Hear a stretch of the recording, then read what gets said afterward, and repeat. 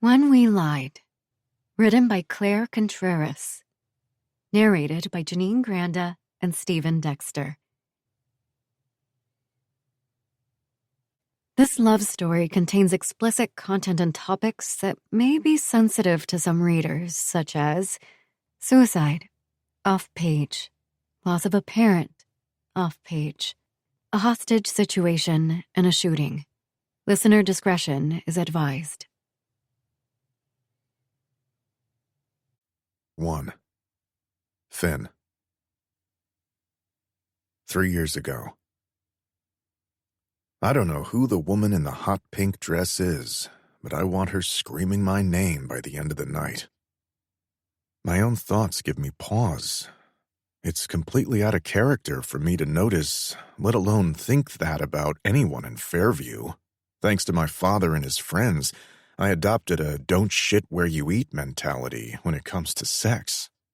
It shouldn't apply to me since, unlike them, I'm not married or in a relationship, but it's been years since I hooked up with anyone from Fairview, and up until now, I planned to keep it that way. Fairview has been growing substantially each year. Our social circle is small and incestuous. You'd be hard-pressed to find someone that a friend of yours hasn't already fucked or tried to fuck. This woman isn't one of them. She's talking to my sister, so I assume she's around the same age. If that's true, she went to my high school and would have been a freshman when I was a senior. It's doubtful that I wouldn't have seen her around back then. I wouldn't have forgotten if I had, not with a body like that. And that face. Fuck. I want to see it up close. Preferably looking up at me while she's on her knees. She's beautiful, but a lot of women are. Yet something about her demands attention. Maybe it's the way she smiles like she means it, or the way she throws her head back, unrestrained when she laughs. I can't remember the last time I saw someone act so reckless with their feelings, so free. That's what emotions are in our world, reckless. It's another lesson I learned from a young age, and one I won't soon forget. Movement catches my attention, and I glance over to see Gracie Davis walking over with a determined look on her face. Fuck my life. "Hey," she says when she reaches me. I don't say anything as I scan the room for my asshole friends who were just here a moment ago. It shouldn't be hard to spot them, since, unlike most nights, the lights aren't turned off and this place isn't at capacity. Pure is a nightclub, but because it's my sister's birthday weekend, we're allowing her to use the first floor of the 3-story club. The first is the general nightclub, the third is the VIP lounge, and the lower level is what my cousin turned into an exclusive speakeasy sex club, which is completely off limits to Mallory. Before I signed my first professional contract, my cousin roped me into investing money in this place. Much to my financial advisor's disapproval, I agreed. On paper, I co-own it, but I've only stepped foot in here maybe 3 times, if that. This is Lucas's baby, and he treats it as such. I'm more of the absent father who only comes around when he has time, which, in my case, is never. My sister thinks I'm here because it's her birthday, and she definitely went a little extra hard with the guilt trip this time. Unbeknownst to her, I'm only here because some friends are in town and wanted to discuss a lucrative business opportunity. Otherwise, I would have stayed away from Fairview like I have the last 2 years. Year 1 in the league, I came home during the summer. Year 2, I took the summer off and went to Europe. This year, I'm standing in my own nightclub, trying to avoid conversations with stage 5 clingers like Gracie. I finally spot Ella on the other side of the room, and she has the audacity to smirk. "Are you having fun?" Gracie asks. "Not particularly." She laughs. "Do you ever have fun?" "Not particularly." "We can have fun downstairs." She sets a hand on my bicep, and I cut her a glare that instantly makes her drop it. "It's just, I haven't seen you in so long, and I know we'd be good together." We wouldn't be anything together. I think I can change your mind about that. She arches her back slightly, making her tits, which are nearly spilling out of her top, brush against my arm. My eyes drop to them briefly before I look away. I could, of course, walk away from her or go upstairs and watch the festivities from the comfort of the private office that overlooks the club. I won't, though. I promised my sister I'd be here, and I'm staying until my phone buzzes in my pocket to tell me I've been here a full hour. I look around again to see if I can find Hammy. He's the one she should be talking to. They've already fucked, but I have no doubt he'd have another go at her. As I'm scanning the room, I hear a laugh that beckons my attention. The mystery woman. My sister's smiling at whatever she's saying.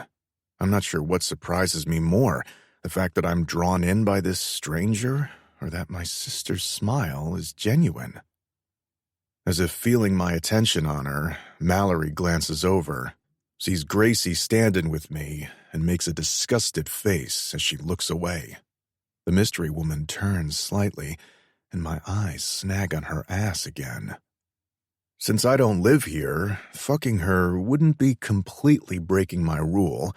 I've never seen her before tonight. Chances are I'll never see her again after. My thought is interrupted as I watch a guy walk over and whisper something in her ear that makes her frown. I hadn't even considered that she might have a boyfriend. I hate her, Gracie says suddenly. I cast her a blank look. The brunette in the tight pink dress. I can't believe your sister likes her. Who is she? Jocelyn Santos. I ignored the disgust in her tone. Jocelyn. The name suits her. I can't stop myself from asking. Why do you hate her? She's a bitch. Gracie's lips pinch like she tasted something sour, probably the taste of her own bitterness. She played varsity basketball for Olympia, so I used to see her when we'd go cheer for the guys. Basketball? My brows furrow as I examine Jocelyn. Even in heels, she's not what I'd consider tall. Really? She thinks she's hot shit. Is she? No. Have you seen her play? She scoffs. She's mediocre at best. Sounds like you're jealous. I'm not. Her eyes narrow on Jocelyn. The guy, who looks a little familiar, though I can't place him, pauses mid-sentence when a few girls walk up to Jocelyn. Whatever they're saying makes her smile widen. One of them hands the guy her phone to take a picture of them together. The others follow suit. For someone mediocre, she sure has a lot of fans. I can't imagine why. She has like 400,000 social media followers. Gracie sucks her teeth. I didn't realize Mallory was one of her groupies. I cut her a look that makes her back straighten. I pull out my phone, see that I have 20 minutes left, and figure I might as well kill the time by finding out who my sister has been hanging out with. Without saying another word to Gracie, I move toward them. 2. Jocelyn. Phineas Alexander Barlow is a walking thirst trap. Tall, hot, and broody, tousled brown hair, chiseled jaw, alluring hazel eyes, perfect teeth, well-groomed beard, broad shoulders, and lips that look good enough to bite. He looks like a Disney prince, if the prince was a broody asshole. At least that's what I've gathered from interviews I've seen and people who know him or of him, which in Fairview is everyone.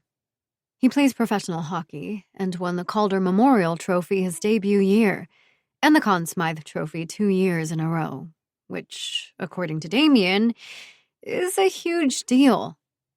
Then again, everything Finn does impresses my stepbrother, and everyone else, for that matter.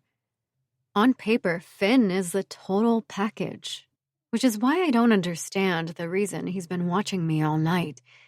The moment Damien walks away, the hairs on the back of my neck stand up. I chalk it up to the cold air coming from the vents above us. But when Mallory stops talking and looks at the person who just joined us, I instantly know he's the reason behind this feeling. Mallory frowns. Are you leaving already? Not yet. The low timbre in his voice makes my stomach dip. It dips again when my eyes meet his. No picture or interview clip could do this man justice. The storm brewing in those dark green eyes of his should be a clear indication of the destruction he undoubtedly leaves in his wake. Not wanting to get caught in the storm, I look away. I'm so happy you're here.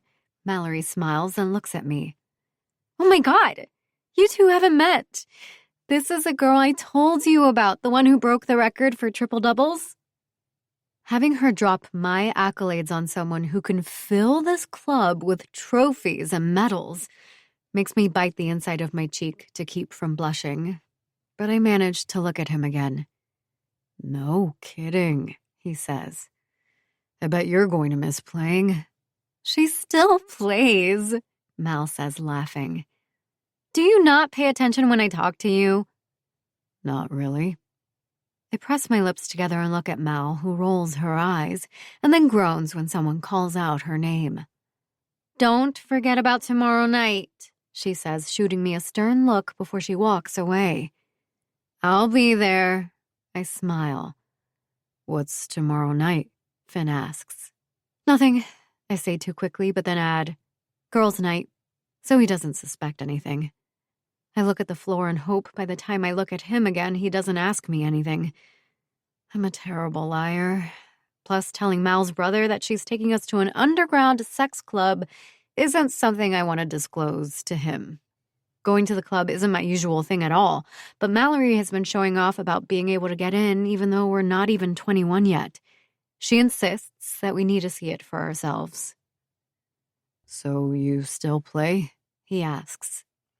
Yep, I got a full ride to Fairview. You have a good program.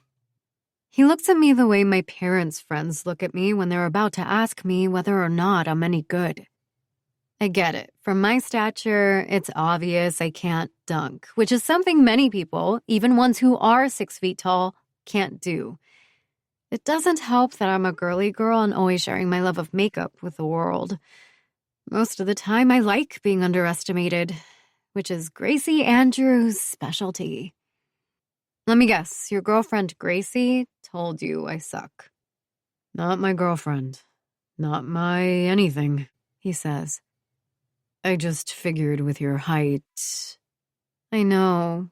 I'm so glad they were able to overlook my height long enough to appreciate my skill set. He barks out a laugh that seems to surprise him and frowns at me like I've done something wrong.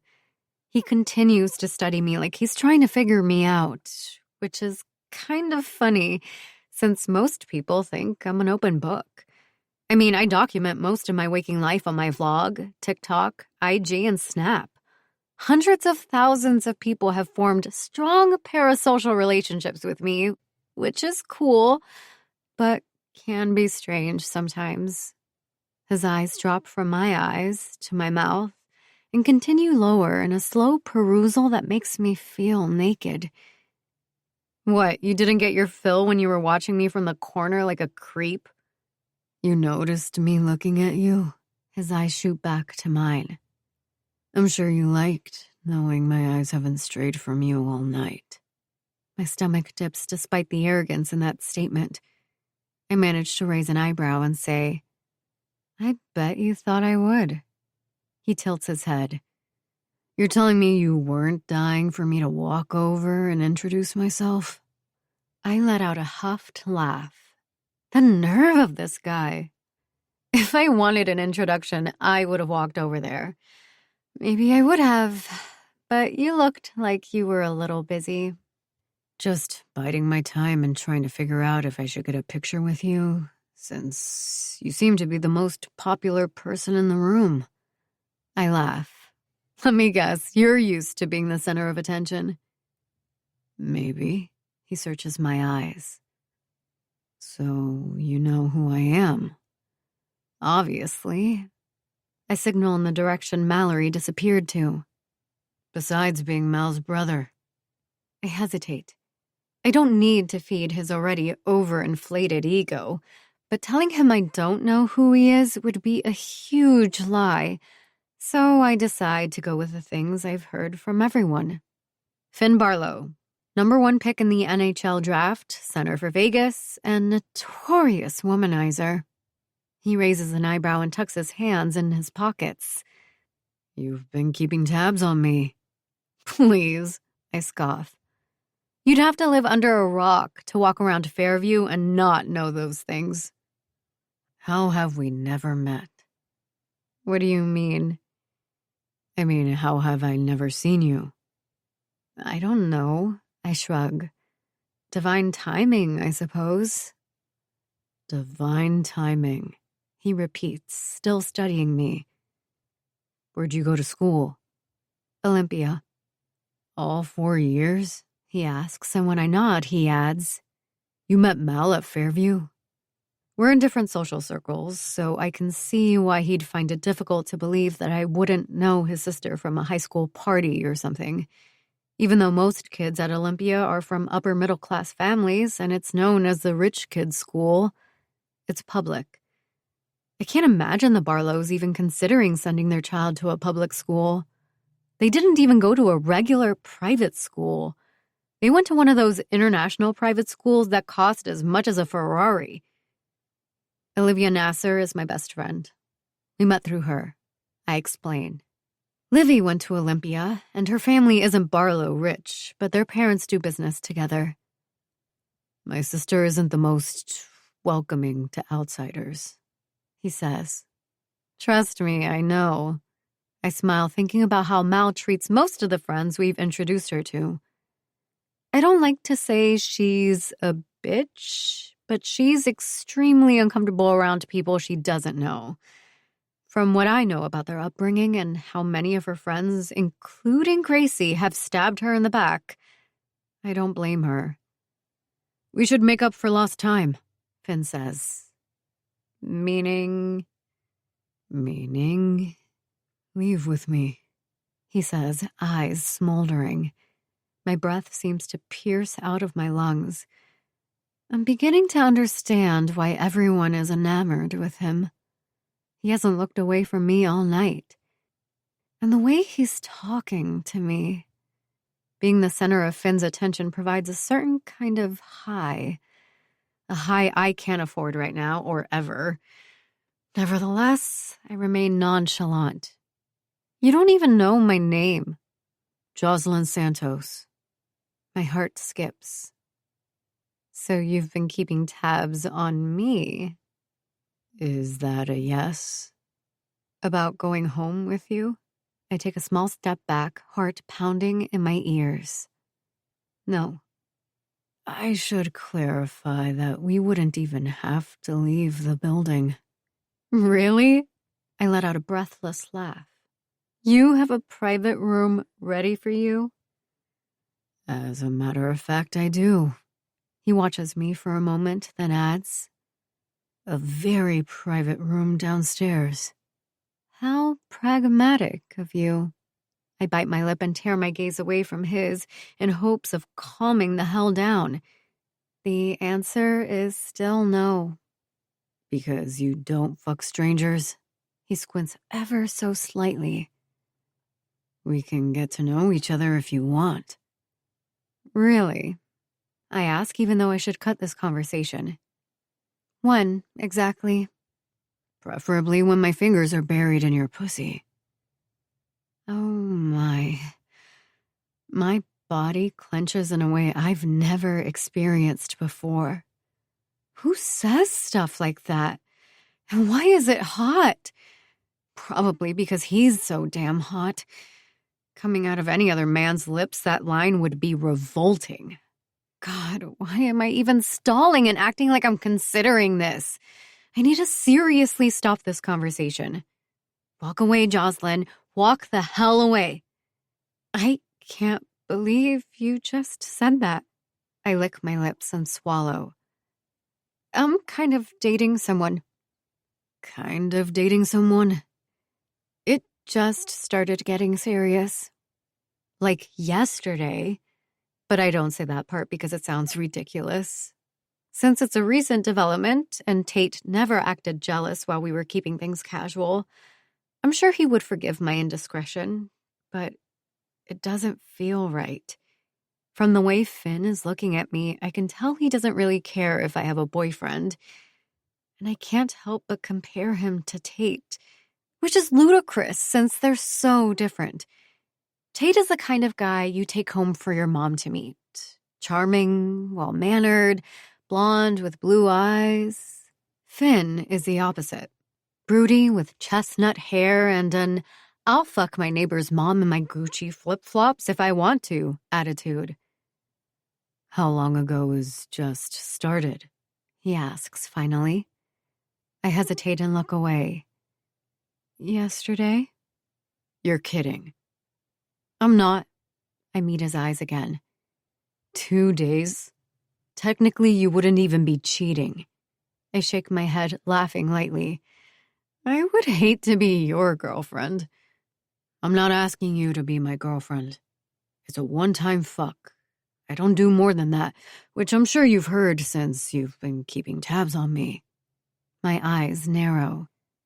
You're so freaking arrogant. I wouldn't say that. I would. I cross my arms. Why me, anyway? Why not Gracie?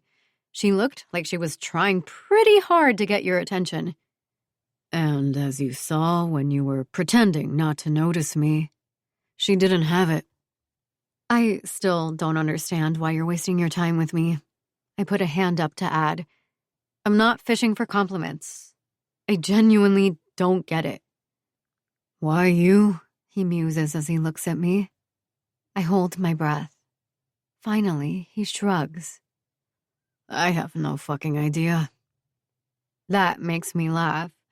I know I said I didn't want a compliment, but what the hell? I open my mouth to respond, just that, when someone bumps into me from behind, making me crash into Finn. We both inhale sharply as my hands land flat on his chest, and he puts his hands on my elbows to steady me. I push away, inhaling his delicious cologne as I fully straighten and look into his smoldering eyes, committing the brief moment to memory. One day I'll think back on this as that time Finn Barlow propositioned me and then caught me when I was falling. As jarring and memorable as the experience might be, it solidifies one thing. I definitely can't have sex with you, I say shakily once I take a step away and find my voice. I definitely shouldn't want to have sex with you. Joss, we need to go. The voice comes from my stepbrother, who breaks the weird spell I seem to be under. I turn my face and watch as he does a double take when he sees Finn standing there. When he reaches us, he wipes his left hand on his black slacks in front of Finn.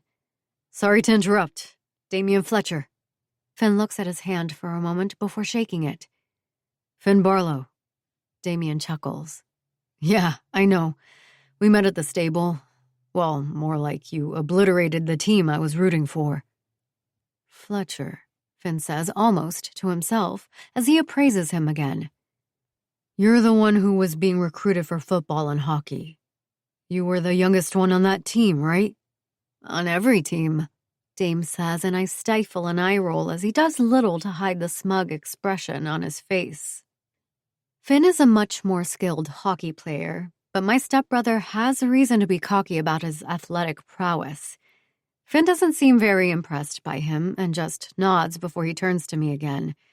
With the weight of his full attention, my heart skips so many beats, making it hard to breathe. He's searching my face like he's looking for something to say, but I beat him to it. It was great to finally meet you, Finn. I smile wide because I really mean it.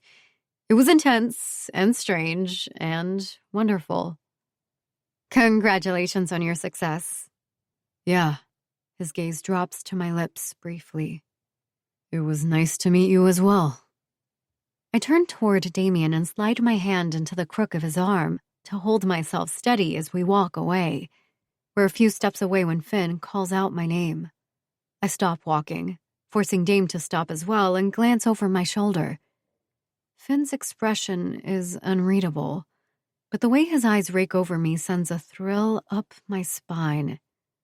Fuck divine timing. We stare at each other for a second until I can't take the fire in his eyes a moment longer and force myself to walk away. What the fuck was that? Dame asks. I have no idea. How was he? I glance up at Dame. I know he's asking because he's been a fan of Finn's for years. Intense. Yeah, Will Hamilton introduced us once, so I know for a fact he knows who I am, Dame says. Why didn't you say that then, you weirdo? I shoot him a look.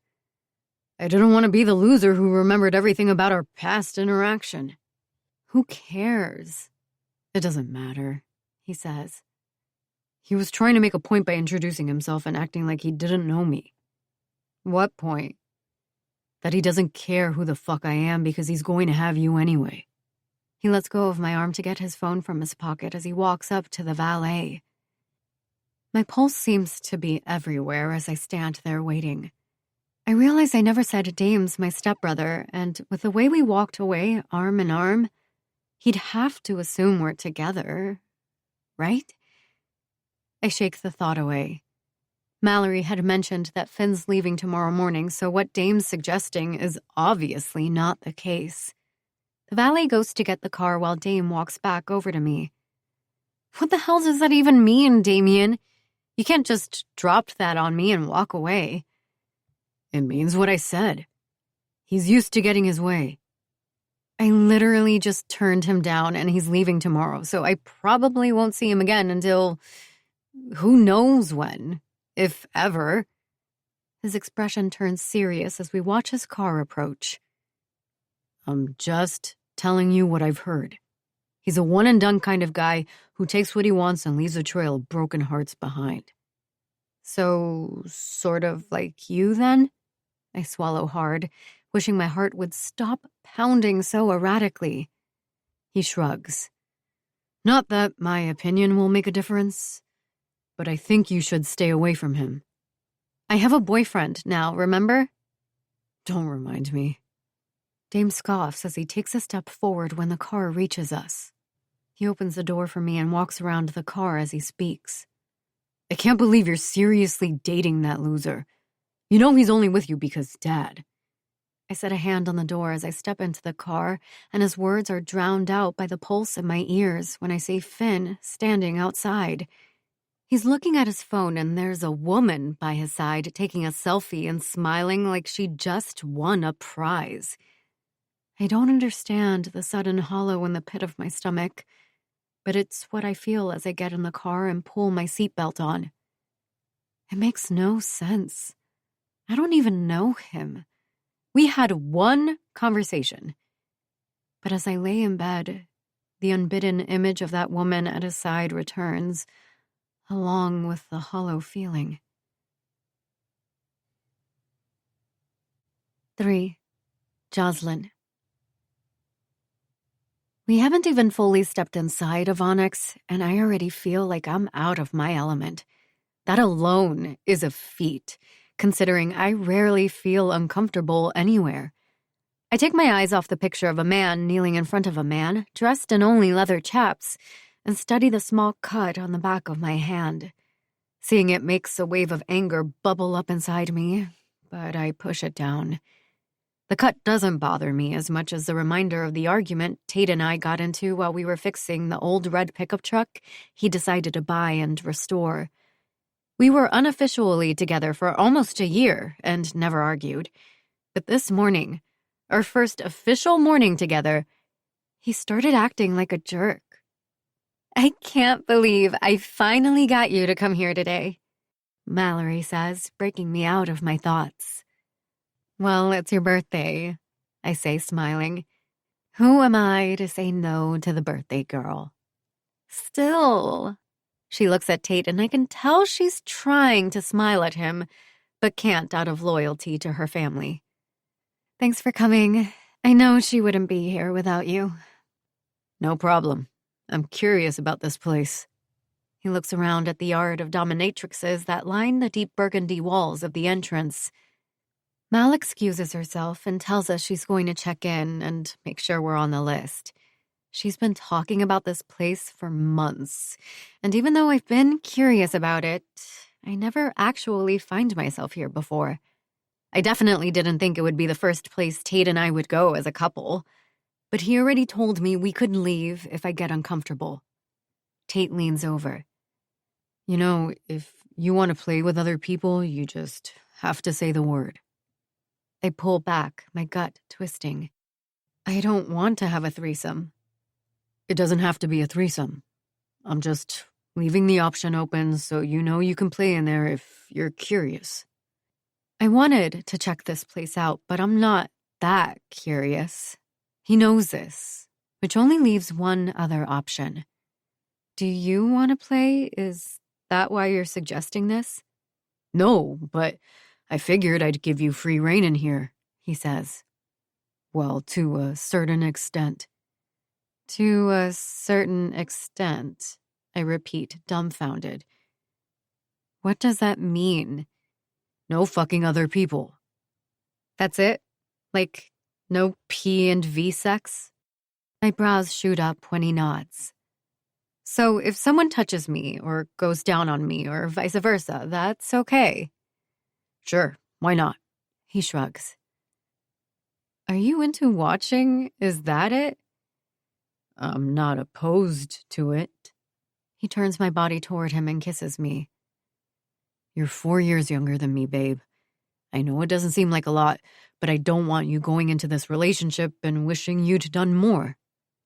Going into it? I thought we were already in it. I pull away from him to put distance between us. You said, and I quote, I want us to stop fucking around and be exclusive already. And I agreed, but if you changed your mind or didn't mean monogamous, I meant monogamous. He reaches for my hand and brings it to his lips. This is forever, Joss, so yeah. If you want to do those things with someone in here just tonight, I'm okay with it. Do you want to? Are you not okay with me doing something with someone else? Is that what you're worried about? I mean, I wasn't. I tug my hand away again. But now that you're saying all these things, would you be jealous? He grins. If you saw me with another woman? I chew on that. I've never really been a jealous person, and I don't think we've been together long enough for me to care. But I haven't been put in that situation, so I answer honestly. I'm not sure.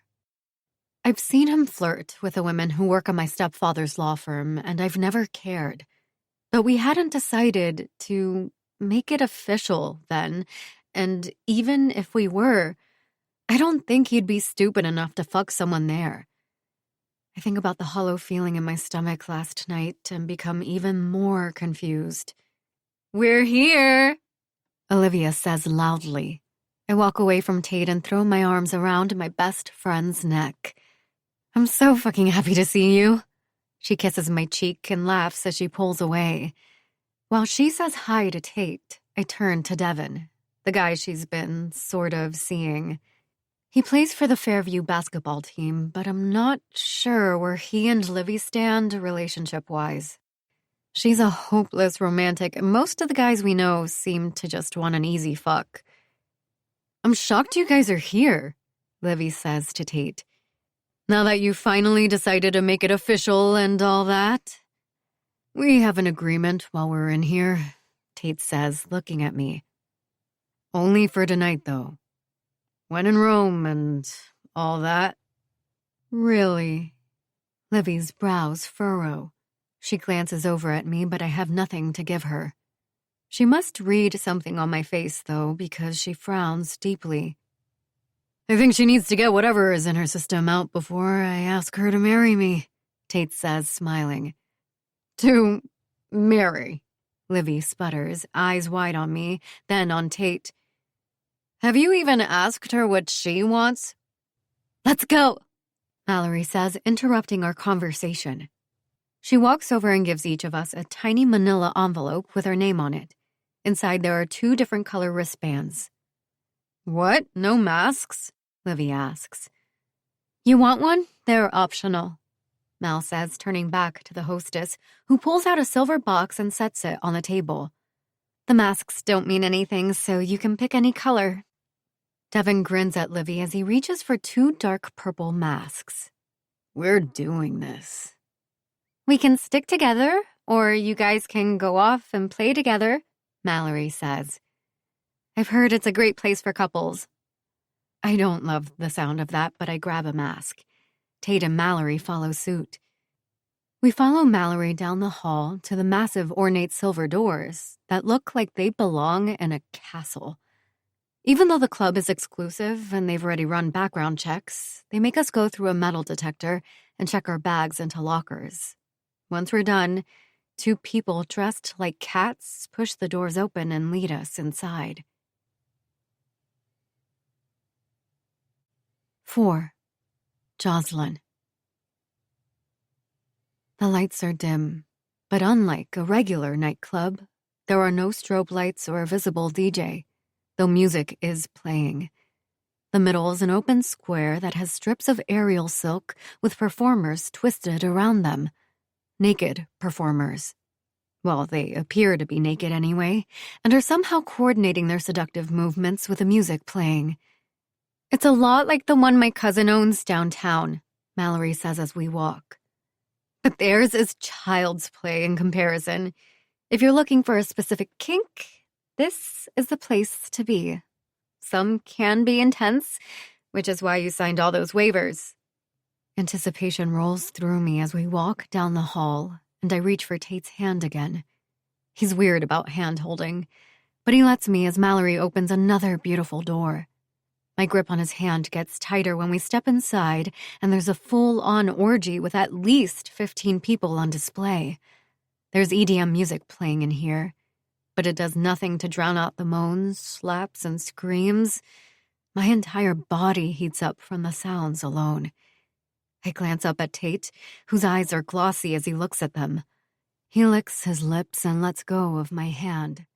He's still looking at them when he says, "I'm going to the bar. You want something?" I shake my head and keep staring at the scene in front of us when he walks away.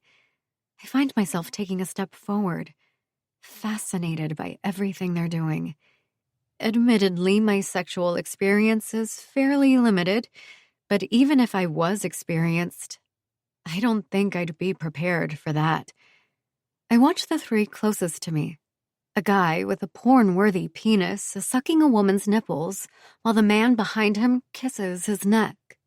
They're both thrashing, begging for more. It's intense. "You can join," Mallory says, her breath in my ear making me jolt. She laughs and sets a hand on my waist, pulling me toward her as she stands beside me. There aren't many rules, which is what I like. And they keep it simple with the different colored wristbands. I look at my bands, one white and one red. I hadn't realized we weren't all wearing the same ones. "What do these mean?" "White means you need to ask about relationship status, so that'll be the first question they ask you." Her eyes sparkle as she brings her face closer to mine. "The red means safe word, so, well, do with that what you will." They used all of the questions you answered to pick the right colors for each of us. Oh. I look at hers, one red and the other white with black stripes. Then at Livy, who only has a red one. Devin's is the same. I look around until I spot Tate at the bar, smiling at something the woman pouring drinks is saying. I can't see his from here, but I think I remember what he had. I glance at Mal's arm again. "What does white with black stripes mean?" "Threesome, or rather, multiples. But most people just go with threesomes." She tears her gaze from me and looks at the scene in front of us. "Or this." Oh. I turn back to the orgy in front of us. She'd told me recently that she liked to experiment, but I didn't think she meant this. She's Mallory Barlow, and while she may not have been born into that family, It doesn't make her any less one of them. They're always so proper. Mal is definitely the black sheep, but even still, she doesn't publicly do anything that'll bring shame to her family name. A wave of heat sears through me when I glance at Tate again and get a glimpse of the white and black band on his arm. I bite my tongue for just a second. I don't understand how someone can go from begging for me to give a serious relationship with him a real shot and talking about marriage in the freaking lobby to wanting a threesome and telling me to go have fun. "What's wrong?" Mal asks, gripping my waist. I bite back a laugh and look around quickly to see if I spot Olivia. I don't, but I know she would probably be laughing her ass off if she could see me. She swears Mallory has a crush on me, which is ridiculous, and told me I shouldn't show her too much affection, which is also ridiculous and not the easiest thing for me to do. I come from a long line of people whose love language is touch. For us, hugs, kisses on the cheek, and hand-holding are natural. With friends, with partners, with parents, it's just how we are. And Mallory, well, she's starved for affection. "Joss?" I blink. Tate has a threesome band on. She drops her hand from my waist and pulls away, frowning as she looks at my bands again. "I thought you guys discussed tonight." "We did, and in the lobby, he all of a sudden decided he wanted me to go have fun." "Maybe you should, then." I bite my tongue so I don't say anything that might offend her. While this may not be my scene, it is Mallory's, and it took her a while to admit that to herself and to us. The last thing I want is to shame her in any way. I take a deep breath and look at her. "I respect that you like this. I think it's super cool that you're able to let yourself go and actually enjoy it," I say. "But you know it's not my thing. I can't imagine why. If I had a body like yours," she shakes her head, "I would take full advantage." "What are you talking about? You're perfect." She smiles sadly. "I went to therapy for years and was told that over and over, but you're the only person who's actually made me believe it." I grab her hand and squeeze it. She sighs heavily. "There's a bar down the hall. It's beautiful and it's fun. No one will be naked or doing anything in there that might make you uncomfortable. Go have a drink or water or whatever." She pulls me into a tight hug, smothering me with her Chanel No. 5. "If you want to leave, I totally understand." "I'm not going to leave. We said we go for pizza after, remember? Besides, I want to be here," I say, which isn't a complete lie. "You go have fun. I'm going to head to the bar." She gives me one last long look before she leaves. I look down at my wristbands again and think about my conversation with Tate last night. He seemed curious, but not overzealous about coming, so I figured it would be perfect for us to check the place out and watch without actually participating. Now that I know he only has a white and black wristband, I take a deep breath and step away from the partition, ready to tell Livy about this, but she's gone, as are Devin and Tate. I look around as I head to the bar Tate was just at. The woman who had been there just moments before is gone, replaced by a man wearing a bow tie and the shortest and tightest black briefs I've ever seen. He smiles wide when he sees me. "Cocktail of the night?" He points at the small digital board that displays a picture of the drink and its contents. "It's included in the admission." "In that case, yes. I have a feeling I'm going to need a little liquid courage." He grins. "First time?" "Yeah." I look around again. I already lost the people I came with. "That happens here." He starts pouring things into a shaker. "It's kind of like going to an art gallery. Everyone has their preferences, so groups rarely stay together." "How many rooms are there?" 10, if you count the pools." My eyes widen. "There are pools?" "Indoor pools, but they're not for swimming. He winks. There's even a little forest outside. No animals, of course. But if you're into the whole caveman catch me if you want to fuck me vibe, it's available. What the... How big is this place? Big enough to fit approximately 150 guests without having them run into each other. We cap it at 80, though, so reservations are highly encouraged. He shakes the drink and pours it into a small tumbler with ice. Don't waste your time looking for your friends. Go have some fun. Yeah, I will. I thank him as I take the drink and walk away. He couldn't have gone too far. If I'm being honest, I'm more upset with Livy than I am with Tate. We have a buddy system, and no one is supposed to get left behind. I walk into the next room, and to the next, and then over to some that are locked. I whirl around and gasp, almost crashing into a blonde woman dressed like a bunny.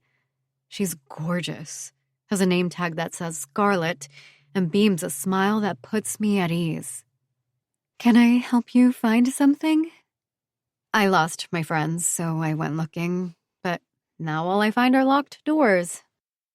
Those are private. She points up at a red light on top of the door. If it's red, it means it's completely private. If it's green, you're allowed to watch or join if they give you permission. Most of the time, they're red. Oh, I look down the hall and see a series of red and a couple of green lights. That makes sense. The doors have small windows, like in a classroom. She walks over to the door behind me and presses the screen next to the door, which illuminates with the word private. This window is shut since it's private. The green ones will be open, so you can peek in without actually going inside. That's so helpful. I smile wide. Thank you so much. They should really say all of this at the door. They assume you're already a member or are with one, she says. If you need anything, ask for me. I thank her again, and we walk in opposite directions. I go straight to the first door I see with a green light up top, and sure enough, there's a window. I look inside and see a man with a black mask on his face. There's a woman kneeling between his legs, pulling his pants down, and another unbuttoning his dress shirt. My heart pounds hard when I see the cursive Carpe Diem tattoo on his right pec, confirming that it's Tate. I'm not sure if it's jealousy or anger for not telling me about this, but my heart plummets just the same. He did say he wasn't interested in playing, didn't he? I take a step back and crash into someone behind me. I automatically start to apologize as I turn around, but the person presses up against me and keeps me from moving. 5. Jocelyn. I have a private room if you just want to watch, Jocelyn. His roughly whispered words skate through me, causing a shiver to go down my spine. I turn around quickly, my breath catching when our eyes lock.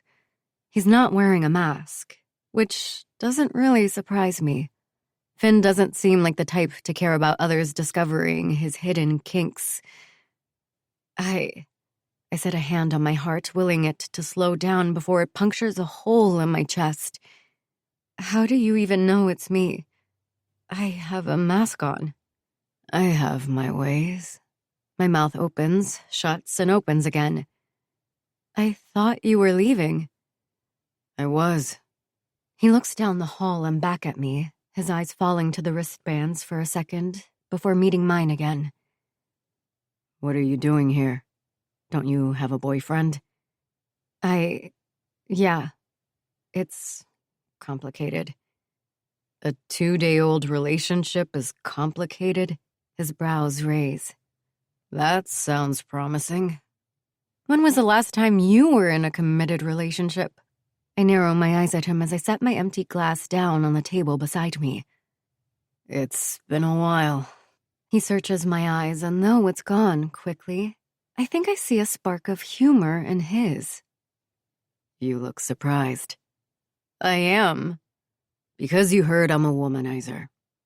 My knee-jerk response is to glance over my shoulder again to where Tate is almost completely naked now, though the mask remains on his face. Everything that's happened tonight is making me question my willingness to be in a relationship. I should have listened to my gut when I met him. He was too proper, too perfect, and smiled too much. No one smiles that much unless they have something to hide. My mom insisted that Tate would be good for me, and my loneliness outweighed my hesitance. And now, here I am, feeling foolish. My jaw clenches. I cross my arms as I turn away. The plot thickens, Finn says, making my eyes snap back to his. He quickly looks at the window behind me and back at me. That 2-day in there? 2-day. I snort. Maybe. He didn't invite you to join? My response is to purse my lips and tear my eyes from his. I stare at the acrobats moving up the silks. Huh. He didn't then, Finn says, demanding my attention again. In case you haven't noticed, I bring my arm up to show off my bands. I'm not interested in threesomes. Yet it's the only one he has on. This is none of your damn business. Nor do I care about any of it, if I'm being completely honest. Then why? Because I'm still here, and I'm bored, and my offer remains, he says, shoving his hands in the pockets of his slacks. My heart gallops, but I ignore it. The offer remains because you're bored? I'm here because I'm bored. His eyes scan my face. The offer remains because I still want to fuck you. I swallow and drop my gaze from his, taking him in. He's wearing a light blue button-down, brown slacks, and matching sneaker-style dress shoes. Everything fits him as though it's tailored to show off his impressive body. And it does. It definitely does. I blink away to stare at the aerial silks again in an attempt to calm my nerves. Then I'm sorry to inform you that there are rules, I say, my eyes still on the silks. No fucking. As in, I can't put my cock inside your pussy? My breath catches again, but I force myself to look at him. Pretty much. His eyes gleam, but he says nothing, as he takes his hands out of his pockets, brings a card out, and turns around. Follow me. He doesn't wait for my response. I watch him swipe a card and push the door open, waiting for me to follow. I do, despite the voices in my head that tell me not to. The room is completely dark until he pushes a button and dim lights appear above us. Though the lights are dim, they're enough for us to go up 4 steps where another door awaits. He slides the card again and steps inside, holding it open for me. 4 movie theater chairs are facing dark floor-to-ceiling windows. Finn walks over and crosses his arms as he stands in front of them, watching the scene as if it's there solely for his entertainment. I finally let go of the door, and when it clicks shut behind me, Finn uncrosses his arms and turns around to face me. Do you own this place? I ask, suddenly feeling 10 times more nervous than I did outside. A friend of mine does. And they just let you have a key card? They do. He takes me in slowly like he did last night. But unlike last night when I felt like I was on the defense, the lust in his eyes makes me feel wanted. Special. He waits until he reaches my eyes again before he speaks. If you come in here, you're consenting to whatever happens. My heart stops. I don't know what that means, but I want it. I've met a lot of guys, but I've never met one as intense as Finn. Something about that, about the way he looks at me, is intoxicating. Last night I'd said no because of Tate, who's now doing God knows what with multiple people in the next room. I signed the papers. I take a step forward. I know what you signed. And I know what you think you want. His eyes fall to my wrist briefly. I'm asking for your consent because once you give it to me, you're mine for the night to do with as I please. I let out a shaky breath. Okay. Just like that? He raises an eyebrow. You don't even know what I want to do to you. I don't care, I say on a shaky exhale. I just want you to do something. His eyes flash, and for a moment, I think he's going to tell me to watch my tone or something. What he ends up saying is much more shocking. 6. Jocelyn. Get on your knees. What? My eyes widen. I'm pretty sure I heard him say, I want you on your knees. I stare at him with a frown on my face, but something about the fire in his eyes makes me slowly sink down. The hardwood floor is cold, but I remain still, waiting. What the fuck is wrong with me that I'm on my knees for a man? I don't know, and I don't care. If Tate asked me to do this, I'm pretty sure I'd laugh in his face. But Finn... He swivels the seat closer to me, his eyes on mine the entire time as he sits and leans back against the chair. His long legs are in a wide stance. The illuminating light above makes him look almost sinister. Crawl to me, he says in a low growl. I don't even hesitate. I freaking crawl. I stop when I'm at eye level with a bulge between his legs. A very large bulge. My breath hitches again, knowing that it's because of me. I sit back on my heels and look up at him. He leans forward slightly, bringing his hand to my face. As he runs the tips of his fingers from my hairline to my chin, I shut my eyes. The calluses on his fingertips make me bite my lip to keep from moving.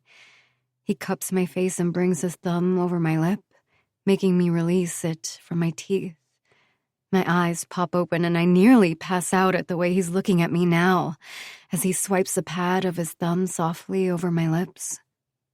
This is a one-time thing. I know. I mean it.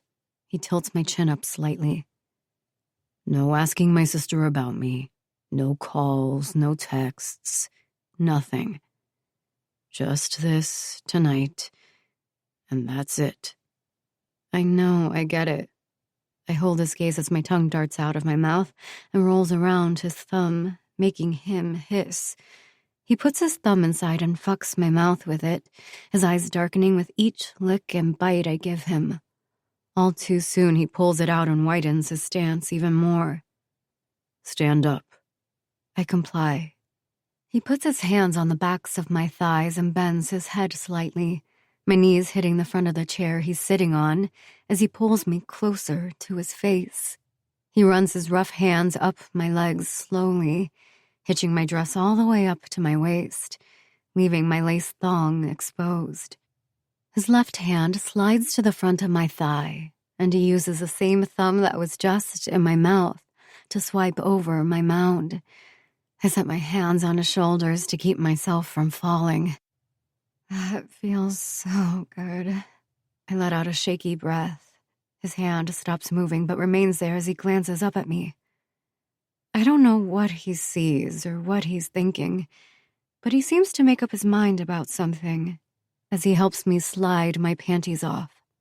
He lets me take my heels off and brings me right back to where I was, sliding my dress up slowly as he plants kisses on my thighs, my hips, and my waist, until the dress reaches my head. He pulls away to lift it over my arms and head, exposing my naked chest. Fuck. He squeezes one of my breasts and runs that same finger over my sensitive nipple. I shiver hard at the motion and yelp when he pinches it. He doesn't let me get a word out because his mouth is right back on me, sucking my abdomen and biting me right underneath my breasts. My eyes fly to the window at the people slightly beneath us who are all over the couches, chairs, floor, and chaises, fucking and doing other things. I look away quickly before my eyes find Tate. Finn pulls back, looks at the window, and then at me. He starts turning his chair so he's facing the window, and I walk with him as he does, still between his legs. Turn around. My breath falters. No. He raises an eyebrow. Anything, he reminds me. But not. I don't want to see. Turn around, Jocelyn. He slaps my left ass cheek, making me jolt up. Now. Oh, fuck. I turn around slowly. I could just close my eyes and not look at the people. I could pretend no one I know is down there. Put your hands on the glass. I do. Spread your legs. I do, holding my breath when his lips meet my right ass cheek, then the other. He spreads them apart and I shiver at the feel of his breath between my legs. Fuck, he whispers. I want to fucking ruin you. My arms shake a little as he slides his fingers up and down my folds. I bite my lip and close my eyes, throwing my head back as he continues his slow torture. His hand disappears, and he starts to gather my hair, wrapping it around his fingers, tugging lightly. My arms shake again. Do I need a safe word? He lets go of my hair. Do you want one? I don't know. I glance at him over my shoulder. I'm not sure what you're going to do to me. Have you ever used a safe word? He asks, not bothering to hide his mocking tone. No, I swallow. But I don't know what you're going to do. Now you want to know what I'm going to do with you? After you crawled to me? After you showed me this glistening pussy? He asks. My breath catches at the things he's saying, at the way he watches me. His mouth tugs slowly into a smile. It's not kind. It's cocky and filled with filthy promises. I gasp when he runs the back of his finger up and down my inner thigh. Did you forget that you gave me permission to do whatever the fuck I want to you? Except fucking. He squeezes my ass cheeks with both hands. Trust me, I'm well aware of that stupid fucking rule. If you don't like something, tell me to stop, and I will. He holds my gaze for a moment to make sure I trust his word, and I don't know why, but I do. I nod. He slaps my ass hard. I want you to look out there and find your little boyfriend, so you can remember how it feels to have a real man eat this pussy. At the feel of his tongue swiping from my clit to my ass, I already know he's going to make good on his promise. 7. Finn. 1 year ago. Can someone explain what I'm looking at? My mom's voice is shrill as she continues to toss papers at us like they're bills for a stripper. We don't know, Eliza. My father sighs heavily, rubbing his eyes before putting on his reading glasses and picking up one of the pages. His lawyer just went home. Growing up, I never wondered whether or not these two were good parents. Maybe I would have questioned it if I'd had other kids' parents to compare them to, but I didn't. It wasn't until I left Fairview for good and unwillingly met other people that I came to the realization that, holy shit, my parents sucked. Or maybe it was the parents who were overly involved in their kids' lives that sucked. I couldn't say. Nevertheless, I was 18 years old when I realized my parents and everyone in their social circle only had kids, not because they wanted them, but to continue their legacy. You! Mom points at me, her normally composed expression cracking with anger, with grief. You knew about this place. I shut my eyes and focus on breathing. I've had a brick sitting on my chest for the past week, and it doesn't seem to be going anywhere. When I open my eyes again, I do as my father did and pick up one of the pages she's thrown at us. They're all photocopies of the evidence the police took with them. They're already calling it a tragedy, but all I see is wrongdoing. My molars grind as I look down the list of times she'd been there. Not only did I know about this place, I stupidly let her join, though let her is a stretch. I couldn't dictate anything Mallory did. My parents adopted her when I was just shy of 6 years old. She'd been born into an abusive household and had seen things that my worst nightmares couldn't conjure. When she moved in with us, her wires were already crossed, and no amount of recircuiting could reset those fuses. She went from that hellhole to high society, where she was expected to look, breathe, talk, and act a certain way. While I'd been solely focused on grades and hockey all through high school, Mal had been a wild child, sneaking out and getting high. If I couldn't get through to my little sister then, I don't know how my mother thought I'd be able to change her ways when she was a 23-year-old woman. Besides, they were here, while I was focused on my career 2,000 miles away. I wouldn't point that out, though, not while they were in the thick of it. "Phineas, answer me!" my mother bellows. I knew about it, but I didn't know this, and you know I couldn't dictate what she did.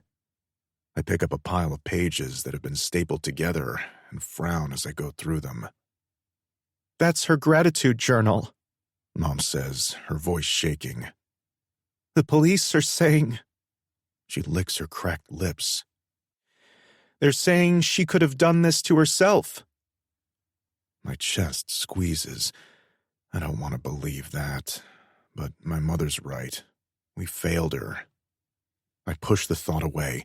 No, she wouldn't have. Someone did this to her. Someone knows what happened. "You need to rest," Dad says, standing and walking over to her. "Let's get you the medicine the doctor gave you." "No!" she yells, her delicate fists hitting Dad's chest as he wraps his arms around her. "We failed her, Rick. We promised we'd take care of her, and we failed that little girl. Oh, God. She told me I was too hard on her. I should have listened." "I'll need to call Jerry and figure something out. I don't think Mallory would want everyone finding out about this." I stare at them as they leave the dining room. Of course, he's already thinking about ways to make this disappear. God forbid the Barlow name is tarnished in any way. I sigh and go back to the pages. None of the journal entries have dates, and she didn't seem to write more than 1 or 2 sentences. I'm thankful for the air I breathe. I'm thankful for the roof over my head. I'm thankful for my new best friend, Joss, and for her family. They feel more like a family than mine ever have. That one gives me pause. I move a little faster as I read them. Joss invited me to Titus's B-Day dinner. I almost felt guilty telling my dad I wouldn't spend his B-Day with him, but they'll be on their yacht in Martinique. I doubt they'll notice. He picked me up today. He promised not to say anything to Joss, so I'm grateful for that. I messed up again. He fixed it, though. So glad to have him. I want out. I want out of all of this. The B-Day dinner was strange. There were so many people there, but he still kept looking at me across the table. Everyone was talking about Dame leaving college for the NHL next year, so they were busy, but still. Mom brought it up again, the matchmaking thing. I hate it. I hate them. OMG, Joss's boyfriend is the worst. I hope she opens her eyes and sees it. So thankful for her. She's a good soul. I told him I want to stop. Stop or come clean. I can't do this to Joss anymore. He reminded me I was the one who started it. I hate this. I saw him again tonight. He took me to a secluded farm, and we lay on the bed of his truck. I love the way he makes me feel. FML. There's a spot in their yard that the cameras can't get to. It's become our secret cove when I go over and go to the bathroom. I hate myself so much. I know I need to stop. I need to stop. I need to stop. I need to stop. I need to stop. I need to stop. I want to tell someone about this, but I can't do that to T. Olivia saw us together, but she was drunk out of her mind, so I doubt she'll remember. I really want out of here. If I can't see them, I won't want them. I flipped to the last page. We're meeting at Onyx. I fucked up last week and gave everyone a scare, so Jay is forcing me to take her with me. She says she'll drive me and wait for me to finish. I really don't want her to be there. I feel like the worst person in the world. I haven't heard from Jocelyn since that night at Onyx. It's what I always demand from women, but most of the time they go out of their way to coincidentally run into me. Not that Joz could have done that even if she wanted, as I've only been back twice since that night. Still, I thought she'd call or text or maybe ask Mal about me. Then again, she was a busy girl and very much sought after. The thought of what she's been up to all these years, of who she's been with, makes my mood sour. I wasn't planning to reach out to her, but after reading these, it looks like I'll have to. I pull out my phone and call my cousin first. "What's going on, man? Are you okay?" he asks, sympathy bleeding through the receiver. I grind my teeth, but force myself to not be an asshole right now. "Yeah, I need any videos we can get of Onyx that night." I look at the papers in my hand. "And I need a PI on Jocelyn Santos and her family." "A PI on..." He pauses. "Who's Jocelyn Santos?" "He's a PI. He'll figure it out." "Okay, I'm on it. If you need..." I hang up before he can finish that sentence. I want answers, not sympathy. 8. Jocelyn. Present. Fairview Owls signed Finn Barlow to a 3-year, $37.8 million deal. The athlete first reported on this a few years ago when Hat Trick Sports Group came to our attention. Read the original article here. 3 Stanley Cup winners and 1 Super Bowl champion, the powerhouse behind Hat Trick Sports Group. A few years ago, when rumors swirled about who was behind Hat Trick Sports Group, the world seemed to stop. It's not uncommon to hear about a group of former athletes doing business together, but 3 former Stanley Cup winners and 1 Super Bowl champion? That's something we hadn't seen before. When Hat Trick Sports Group announced that they were building a brand new NHL team from the ground up, it quickly turned into a media frenzy and speculation swirled about what city the team would belong to. No one expected Fairview. With a little less than half the population of Brooklyn, New York, it's not where you'd expect to have an NHL team, though the city's inhabitants would beg to differ. "We live and breathe hockey," one local said.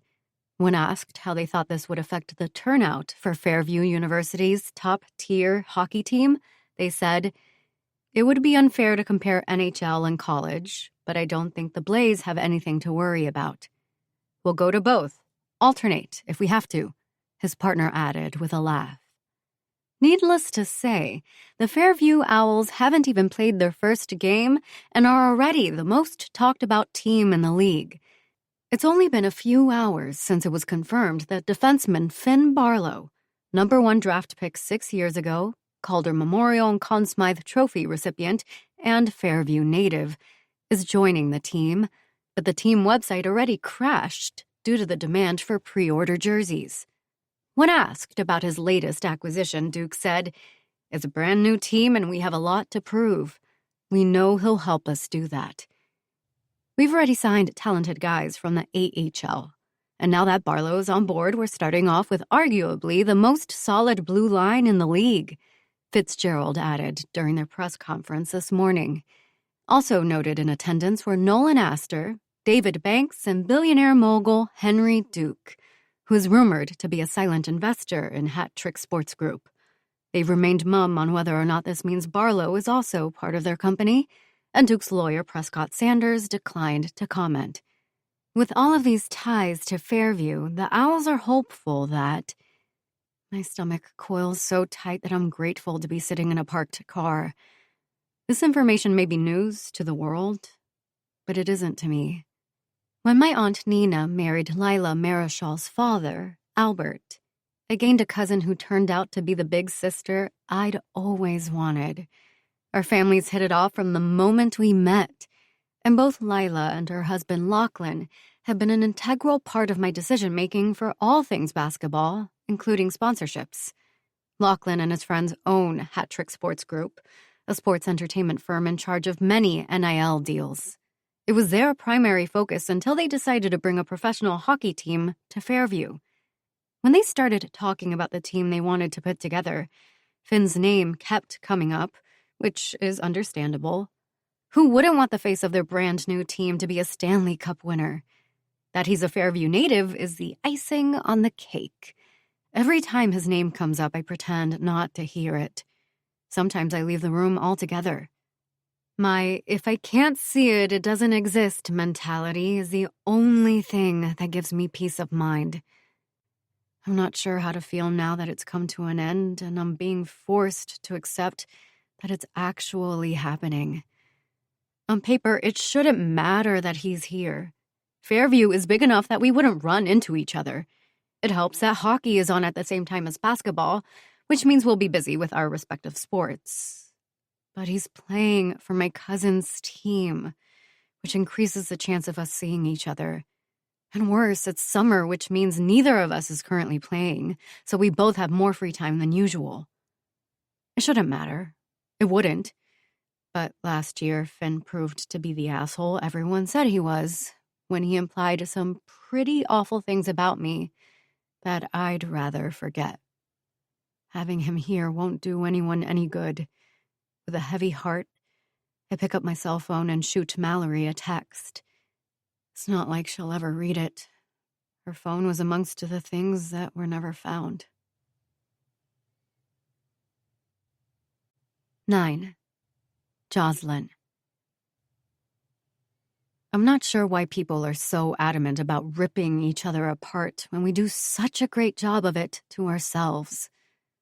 I don't normally dwell on things people say about me, but having hundreds of thousands of people discuss my breakup on multiple social media platforms isn't ideal. The broadcast hurts more than the betrayal itself. We hadn't been together very long this time around, and the last time we broke up, we'd ended things on good terms. Sarah B. Did Tate really cheat on you? Pippa Grant. Tate is an idiot. Mike 67. You can come warm my bed any day. 10M8. Tate finally opened his eyes and moved on from this slut. Sarah B. at 10M8. If you feel that way, get off her page. Ryan 007. Marry me. I swear I'd never cheat on you. At Pat MK. This is the girl I was telling you about. Pat MK. At Ryan 007. Wifey material, for real, for real. Pippa Grant. At Ryan 007. At Pat MK. Get in line. Ryan 007. At Pippa Grant. Does she even like girls? Pippa Grant. At Ryan 007. IDK, but I'm going to shoot my shot anyway. Wink. As I'm reading comments, I get a series of texts from Olivia. I let out a tired laugh as I scroll through. Livy. Don't look at any social media today. I mean it. You're not going to like what you find. If you need me to tell you what it is, call me and I'll fill you in. Please don't look at anything. Me. Too late, but thanks. The phone rings with a call from her, but I send it straight to voicemail and text again. Me. At Lila's watching Theo. I'll call you later. With that, I put my phone away and rub my temple with both hands. I wish I could set all of my accounts to private for a while, but I don't have that luxury. Brands sponsor me, teenagers look up to me, and haters watch me closely to see how I'll react to the latest drama in my life. I refuse to set a bad example for my followers, and I won't crumble under the scrutiny of haters. The only good thing about this is that Tate's been on a family trip to Sweden for the last week, and he isn't due to come back until next weekend. While we've had the official breakup conversation, if you can call screaming at the top of my lungs and hanging up a conversation, we haven't seen each other in person since pictures of him making out with another woman were blasted everywhere. The worst part is that after our breakup, I promised myself I would never, ever get back together with him. And then I did. I didn't even like him like that anymore, but I was sad and lonely, and he was safe. It took him 2 weeks after convincing me to give him a second chance to publicly humiliate me. I sigh deeply and get back to reality. My eyes on the most adorable 6-year-old in the world, who's currently drawing a picture. Done. He sets his blue crayon down like a gavel and slides the paper over to me. This is so nice, Theo. It's your best work yet. Mommy's belly looks like a big basketball. He puts his hands over his mouth as if to keep from laughing as he says it. I smile. She looks beautiful. He drops his hand and grins. He wrote his name up top and drew a stick figure picture of his family. Him, his mom, his dad, and a baby. And a girl I'm assuming is me, since there's what looks like a basketball by her feet, and she is holding his hand. Why is your baby sister in the corner again? I ask, to see what he'll say this time. He shrugs, and I bite my lip to keep from laughing. Theo's a mama's boy through and through, and he's having a hard time accepting that he'll have to share her. He's a lot like his father in that sense. The thought makes me laugh. Your baby sister should be included, Thee. You're going to be her favorite big brother in the whole world. He purses his lip. Yeah, but she's gonna potty a lot, and I don't want to get pee-pee on me. Theo, I admonish lightly with a laugh. He ignores me and points a finger at another stick figure. And that's you. You're wearing a basketball jersey. I see. That's so sweet. I squeeze his cheek lightly and he smiles, hazel eyes twinkling. You're there because you're my girlfriend. Well, I'm honored to have made it into the Duke family portrait. I smile, setting the paper down and standing up. Are you ready for lunch? Yes. He hops off the chair. Dad says I can have ice cream. For lunch? I raise an eyebrow and take his little hand as he leads me to the kitchen. When did he say that? Before he left. You probably didn't hear him since you were talking to Mommy. Really? I squint at him as I let go of his hand and open the fridge. That's funny, since there are 2 containers here labeled for lunch. That was Martha. She didn't know about the ice cream either. I have to bite my lip to keep from laughing. Theo is very serious about his ice cream, and his lies, apparently. He sets up the step stool by the sink, and I rush to set the containers down and stand beside him, without making it obvious that I'm trying to help, since he's a big boy who knows how to wash his own hands. I wash mine at the same time and try to dry them before he hops off. Theo, what did we say about jumping off the stool? That I shouldn't do it, he says with finality in his voice. But Dad lets me. I turn my back to hide my eye roll. I highly doubt his helicopter father lets him do anything of the sort. I've been babysitting Theo since he was 1, and family or not, if there weren't former Marines outside guarding the place, I wouldn't be left alone with him. I can't blame his parents for having security. They even stuck security on me for some time after what happened last year. Mommy says we might be here for Christmas, Theo says. Do you think Santa will know we're here? Of course, I smile. But how will he know? Because Santa knows everything. I ruffle his hair. And your parents will tell him. But how will they tell him? He stops twirling and glances up at me with a frown on his face. Do you talk to Santa? Nope. Only grown-ups can speak to Santa. He waits until he finishes chewing and asks, Do you love basketball? I do. Why? Because I do. But why? I take a moment to think about it. What am I supposed to say? It's what my dad and I bonded over, and as long as I'm dribbling a basketball, I can trick myself into believing he'll show up to one of my games. Instead of saying all of that, I go with another truth. Love is inexplicable. What? His brows furrow. Inexplicable. It can't be explained. I point my fork at his Toy Story plate. Keep eating. I don't want to tell your mom you weren't listening to me. I am listening. He shoves some spaghetti in his mouth, chews, swallows, takes a sip of his water, and looks at me again. Were you sad when you couldn't play last year because of your boo-boo? Yes, I say, offering him a small smile. Theo had many questions about my boo-boo and was very confused when I explained he couldn't see it. He's too young to understand that worst injuries are internal. Can we go watch Cars now? He pushes away his plate. Only because you did such a good job and finished your food. I take our plates and stand up, while he wipes his face and hands like his parents taught him. The movie has barely started when Theo snuggles into me, and I realize he's sleeping. I lay my head on his and keep my eyes on radiator springs. 10. Jocelyn. My eyes pop open when the door announces someone's opened it, and Theo lifts his head and hops off the couch. I yawn and follow along, reaching them just as Lila bends down to hug and kiss him, while Lachlan pockets his phone and opens his arms to pick him up. Theo starts quickly filling them in on everything we've done in the few hours they've been gone.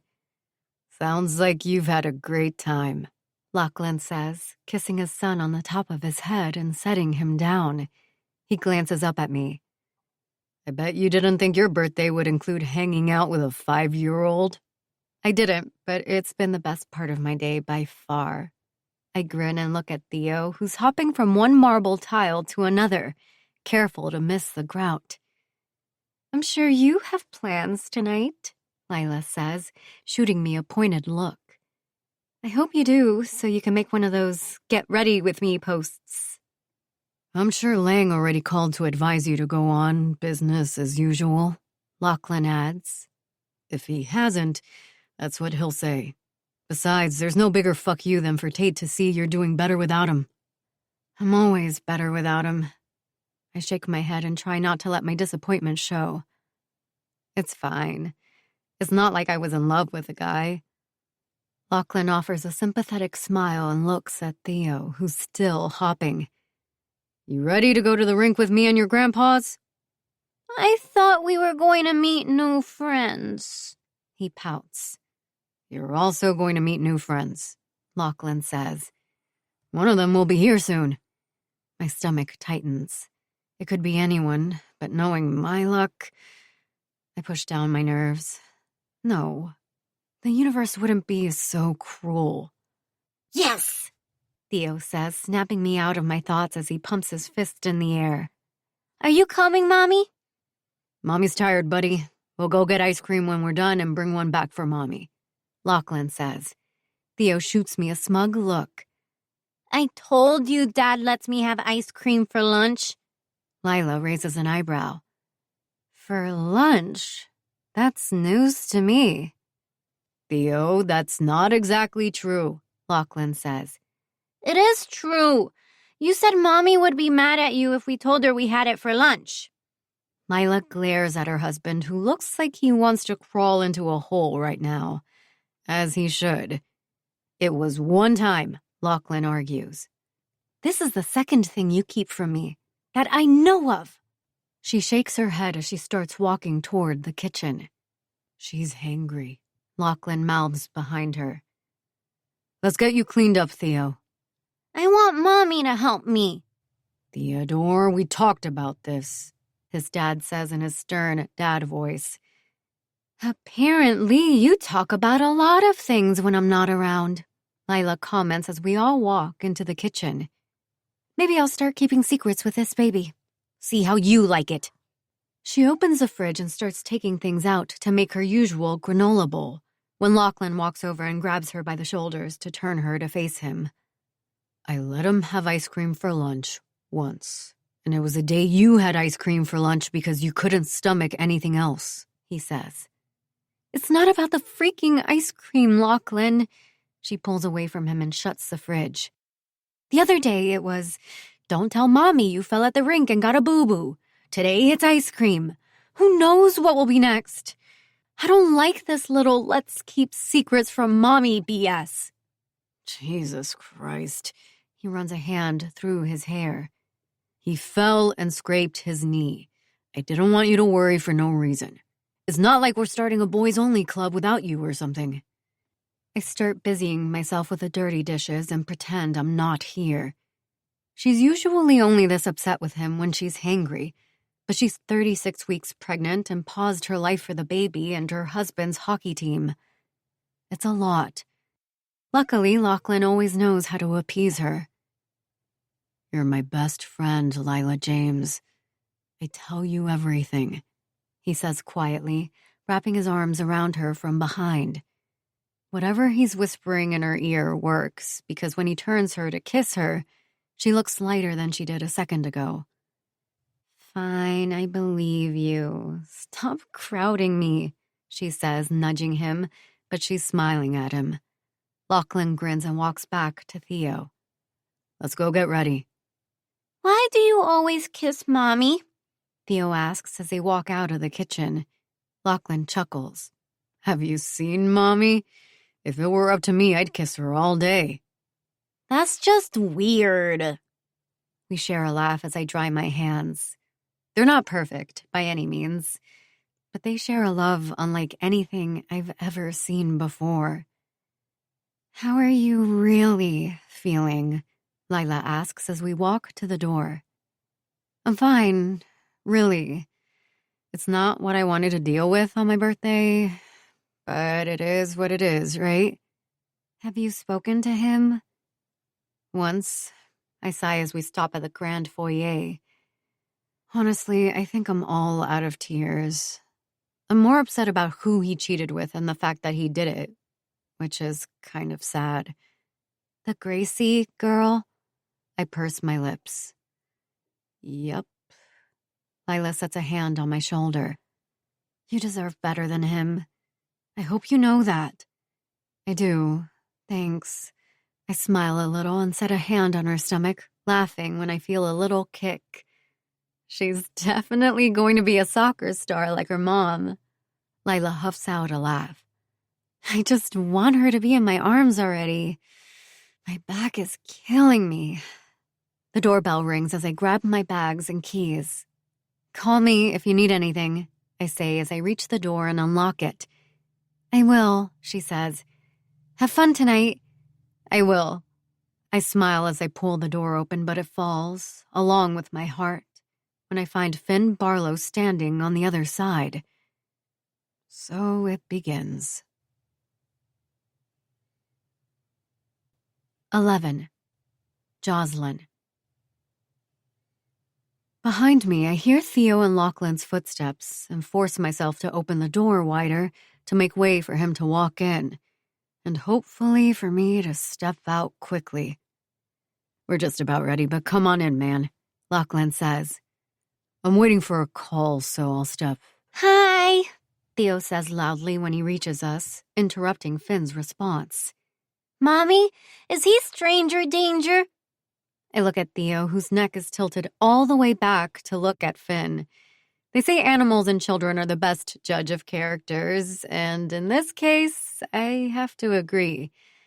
I don't want Finn anywhere near my Theo, or Locke and Lila, for that matter. But obviously, it's too late for that. God, I can't even picture them being friends. Even though his expression is soft, he's not even smiling at Theo. You have to be a major asshole to not smile at a child. No, he's a friend of Daddy's, Lila says. I'm gonna go. I kiss the top of Theo's head and ruffle his untamed hair. I'll see you soon, buddy. Wait! Theo grabs my hand and looks at Finn, making me meet his gaze again. God, I'm going to be sick. Theo gives my hand a little squeeze. This is my girlfriend, Jocelyn. Your girlfriend, huh? Finn makes a slow perusal of my body that makes my heart pound harder in my chest. It stops when his gaze meets mine again, and my entire body reacts, core clenching, nipples tightening. I guess my body doesn't care that he's a jerk. Not that it matters. Finn means it when he says one and done, and even if he didn't, I wouldn't let him touch me again. Have you two met? Lachlan asks, causing me to take a step back. We had the pleasure of meeting once, Finn says. My eyes narrow at his response. There's no way anyone with a brain would miss the way he said that. Asshole. This time, when I drop Theo's little hand, I say goodbye again quickly to the three of them and head back to the door. Finn's saying something to Lachlan and he steps outside behind me. Of course he does. What are you even doing here? I hiss when he catches up to me. He raises an eyebrow. Don't tell me you didn't know I was back. I don't think anyone can miss your stupid face all over the bus stops. I snap. I mean here. When he shoots me a look, I roll my eyes and pick up my pace. I turn the corner, only to see that my car is being blocked by a sleek black sports car that I'd probably stop and admire under different circumstances. How is he even blocking me? This property and the parking area are huge. God, he's annoying. That's on the tip of my tongue as I whip around quickly and nearly crash into him. There are so many things running through my mind that I don't even know what to address next. His idiotic parking choice or what he said inside. I go with that since it's what's pissing me off the most. Also, the pleasure of meeting once? Really? I ask. I was trying to spare you from being called a liar in front of your family, I snap. And I am not a liar. I beg to differ. Whatever, nothing I say will change your mind, so this is a pointless conversation. I turn around and keep walking to my car. Move your car. Don't I get a please, Jocelyn? He asks, his impossibly deep voice causing a shiver to run through my body. Leaving already, Joss? Patrick, Lachlan's head of security, asks loudly as he's walking by. I shoot him a shaky smile, grateful for his presence. I'll be back before you know it. With ice cream, I say with a wink. He chuckles. Instead of walking away, he idles by until Finn moves his car and I'm able to leave. It isn't until I reach the stop sign at the end of the road that I realize my entire body is shaking. I hate him for calling me a liar. And I really hate that he's right. It took Lachlan a year to let me come over, and I'm your best friend. Livy rolls her eyes. But of course, Finn gets a free pass. That amuses me. Apparently, they're actually friends, not just work friends. Her lips flatten. Do they know what happened with his sister? What part? The freaking part where his sister was strangled at a club after we left her there. My stomach sinks. We is too many people. The words are at the tip of my tongue, but I don't voice them. It's something I know she still feels guilty about. I mull over her question. Lila and Locke were in Chicago when it happened. They may have heard about it in passing, But the Barlows made sure any mention of their daughter was wiped out. Even today's best sleuths can barely find information on the matter. I know, because I've tried. Yes, I mean, not all the details, but enough. Friends or not, I doubt Finn would talk about that with anyone, she says. And the Barlows try to wipe everyone's memory of what happened to Mal. I huff out a watery laugh. I wish they'd done it to me. Maybe I wouldn't feel so damn guilty all the time. You couldn't have known it would happen. What happened was awful, but Mal was hanging out with a lot of weird people at the time, she says, pressing her lips together. You have to know it's not your fault. I nod, swallowing to rein in tears. Maybe one day I'll actually feel that way. Taking a deep breath, I set my hands on the area I have set up for my social media content and focus on the video I'm about to make. If I dwell on that night any longer, I'll throw up and cancel this entire outing. It's stupid. I know if the tables were turned, I'd want Mallory to celebrate her birthday without feeling this way. But I can't help it. I take another deep breath, then turn on my camera with a huge smile on my face. Fake it till you make it, right? 12. Finn. Everyone wears a mask, but none wear it quite as well as Jocelyn Santos. It's a feat, considering how much of her life she posts on social media. The entire world seems to think she's their best friend. As a popular athlete, it's something she's been able to capitalize on. She's not the best college basketball player out there, but she has more NIL deals than anyone I've ever heard of. She spends a chunk of her money funding nonprofits she started. One builds basketball courts at schools in underprivileged neighborhoods, and the other provides mental health options to those same neighborhoods. For those accomplishments, she gets a lot of respect, even from me. She was already popular when I met her, but she's the internet's it girl at the moment, which comes as no surprise since she's fucking gorgeous. Probably the most beautiful woman I've ever laid eyes on. Especially when she lets that mask drop, as she did in the newest pictures my PI sent me. She was on a date with some idiot from the Fairview basketball team, and she was smiling, a genuine smile that reaches her eyes. I guess that happiness wasn't worth much, since she dropped him the moment Tate Foster came running back. Tate fucking Foster. I couldn't believe it when I discovered who Today was. My only regret was not fucking her at Onyx that night. The only thing I'd done was wait until the masked man looked up to take the blur off the glass window so he could see her on her knees with my cock in her mouth. Neither of us had a mask on by that point, and I knew the moment he saw us from the way he pushed off the woman who'd been doing the same to him. He had 2 women between his legs, but I had the only one that mattered on her knees in front of me. We both knew that, and to further prove my point, I'd grabbed the back of Jocelyn's hair, demanded she touch herself, and grinned at the fucker. I'd put the fog back on the window before either of us came, because I didn't want to give anyone the privilege of seeing that, and I never looked back out there. I didn't need to.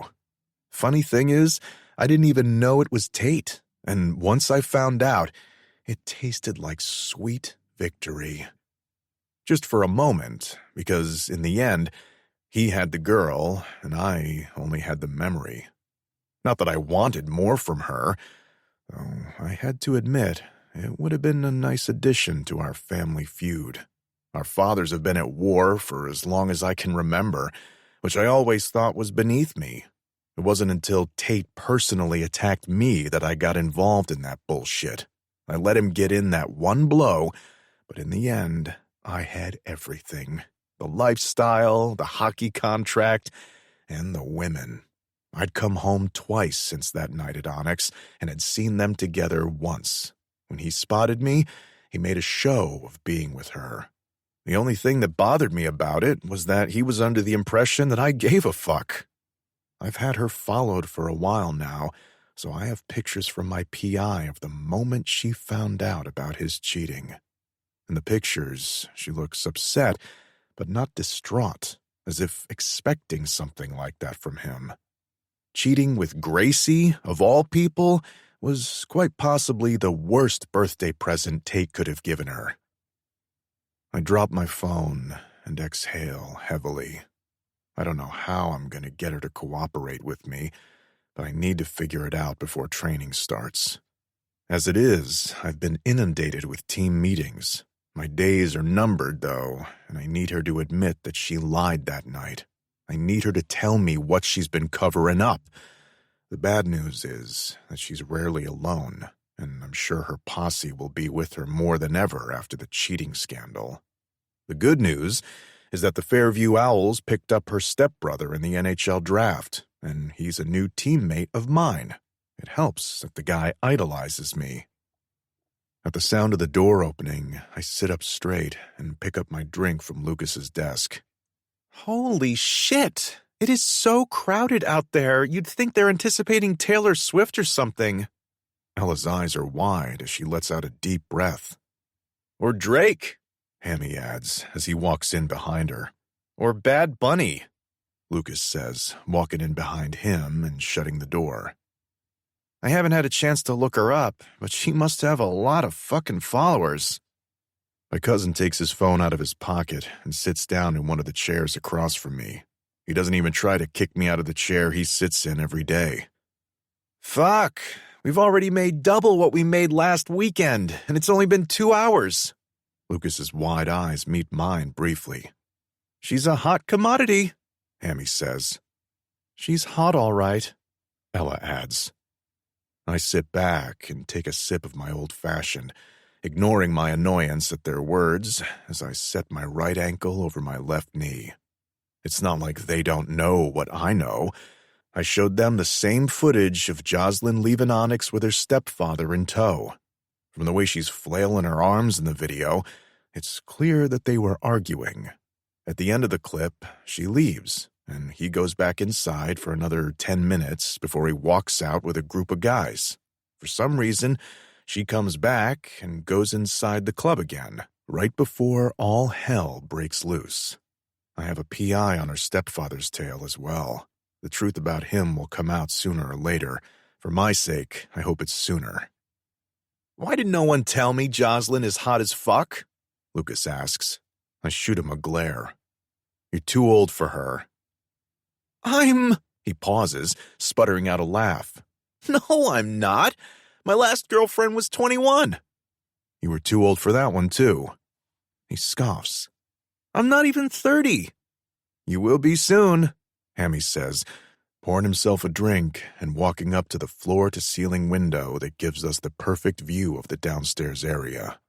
You should pay her to come every weekend, Ella suggests as she joins her brother by the window. Fuck yeah, I will. I'll pay her for a lot of things, Lucas says, still scrolling through Jocelyn's posts. I bite back the annoyed growl that forms in my chest and stand up to walk over to the windows. There's no way I'd be able to spot Jocelyn in the sea of white. Who the hell chose this white party theme anyway? I'm about to turn around when, as if I'd summoned her with my thoughts, Jocelyn walks inside. A few women who had been waiting by the door spot her and flock to her right away, asking for selfies. I've been in the public eye for a while now, and I get recognized a fair amount, but never like this. Even Hamilton, who played for the Blaze up until last year, said the attention stopped after a while. I guess once people get used to seeing you in the real world, you lose your luster. Not Jocelyn, though. She's as dazzling as ever. She definitely can't be wearing anything under that, Hammy muses, causing me to nearly choke on my sip. I can't wait to see how her ass looks in it, Ella whispers. She's here? My cousin practically jogs up to us and stands beside me. Well, fuck. I think I'm in heaven. Can they be any more annoying? I make myself focus on breathing as I track her. She walks through the crowd, surrounded by friends who hold their arms up to part the path for her like she's the fucking Pope. When they finally reach the bar, I try to get a better look at her, but it's impossible with Damien hovering over her. If I didn't know any better, I'd think her stepbrother has a hard-on for her. But I know that's not the case. Everyone around her treats her like she's made of glass. "Fletchy needs to get out of the way," Hammy says. "You guys have the weirdest fucking nicknames," Lucas mutters. "When I played football, we went by last names, and we sure as fuck didn't shorten them to shit like Hammy and Fletchy. What the fuck are you, 5? Hammy shoots him a glare, but goes right back to looking downstairs. "Thank God this glass is tinted," Ella says. Damien finally moves out of the way, and my breath catches as I get a view of that godforsaken dress. A bright light flashes over her, and for a split second, I see the way her flawless golden brown skin stands out against the white scraps of fabric she's wearing.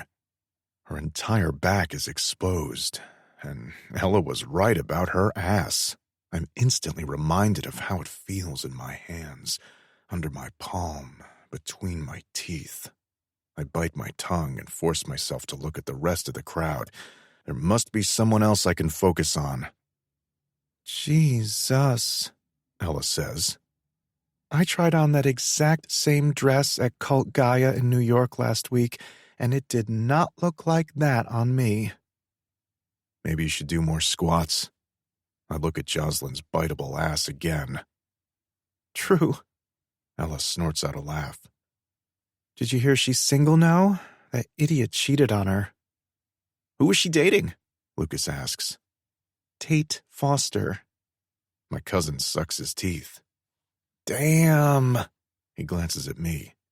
"Did you know that?" I don't say anything because it's irrelevant. I don't care about her love life. I just need her to tell me what happened at Onyx the night she went with my sister, and I want to fuck her so I can quench this annoying thirst I get whenever I see her. That's it. Ella answers for me anyway and tells him I knew. While they discuss all things Jocelyn, I walk back to the bar and scan the bottles I've looked at 5 times since arriving here. I'm normally not much of a drinker, but being around Jocelyn, even if she doesn't know I'm here, has me on edge. "Finn, did you hear me?" Ella asks as they walk over to me. "She's single now." "I heard. I just don't understand why the fuck you think I'd care." I stare at the amber liquid I'm pouring. "Because sparks flew when you met?" Sparks flew. I scoff as I set the bottle down and cap it. She's talking about the night we were here. I never told a soul about our night in Onyx. I'm not a kiss-and-tell man, but even if I was, that night was different. It left me wanting more. Probably because I didn't get to fuck her in the traditional sense. At least, that's what I tell myself when I'm in the shower, with my dick in my hand, as I recall her moans, her face, and the taste of her pussy. Fuck. I push those thoughts away quickly. "You laughed with her. Finn Alexander Barlow laughed at something in public." "Yeah, right," Lucas scoffs. "I'd pay to see that." I lift my middle finger off the glass. I laugh. It's not my fault none of you are funny. "I heard you approached her," Hammy says, ignoring what I said. My eyes flash to his. "Do people have nothing better to talk about?" "In Fairview?" He lifts an eyebrow. "In our inner circle?" "No." Whatever. I look away. She's not even my type. "No one is your type," Ella says. "Or maybe I am, and that's why you take me as your date to all your public events." "Please. If you were my type, I would have fucked you by now." I take a sip of bourbon. "I take you because you like going, and I don't want to give the women I fuck the wrong impression." Ella laughs. "Remember when we tried to hook up?" Can you not?" Her brother groans. "Wasn't that hookup what convinced you that you were a full-fledged lesbian?" Lucas asks. That makes me bite back a laugh. Fucking assholes. 13. Jocelyn. After the 4th celebratory shot my teammates make me consume, I decide to take a break. Thankfully, I'm buzzed, but not enough that I can't walk straight, and I don't have to go far to get to the bathroom. I'm almost there when I see a familiar face that makes my heart drop into the pit of my stomach. He looks like someone I'd save on a Pinterest board, wearing a white button-down with the sleeves rolled up and the 2 top buttons undone. His hair looks like he's already run his fingers through it 1,000,000 times, and even though I can't see his eyes well in this lighting, I feel them piercing right through me. One of the people sitting with him, a really attractive guy I've never seen before, waves me over and I comply. Ella Hamilton, who's sitting right next to Finn, smiles wide as I approach. I've never formally met her, but I've seen her in endless pictures with Finn. Seeing her sitting close to him now makes a stupid, uncomfortable feeling settle in the pit of my stomach. Ella and the man who waved me over stand up as I reach them. Hi, happy birthday! We've never met, but I love your content. I'm Ella Hamilton, and that dress looks incredible on you, Ella says, smiling as she sets her hand out for me to shake. Thanks so much. My smile is genuine as I shake her hand. I see the resemblance between you and Will, I say, and turn to the man next to her who's even more handsome up close. Lucas Barlow. I own this place, he says as we shake hands. Barlow. My eyes fly to Finn, and the man holding my hand chuckles. We're cousins, but I'm much less of an asshole.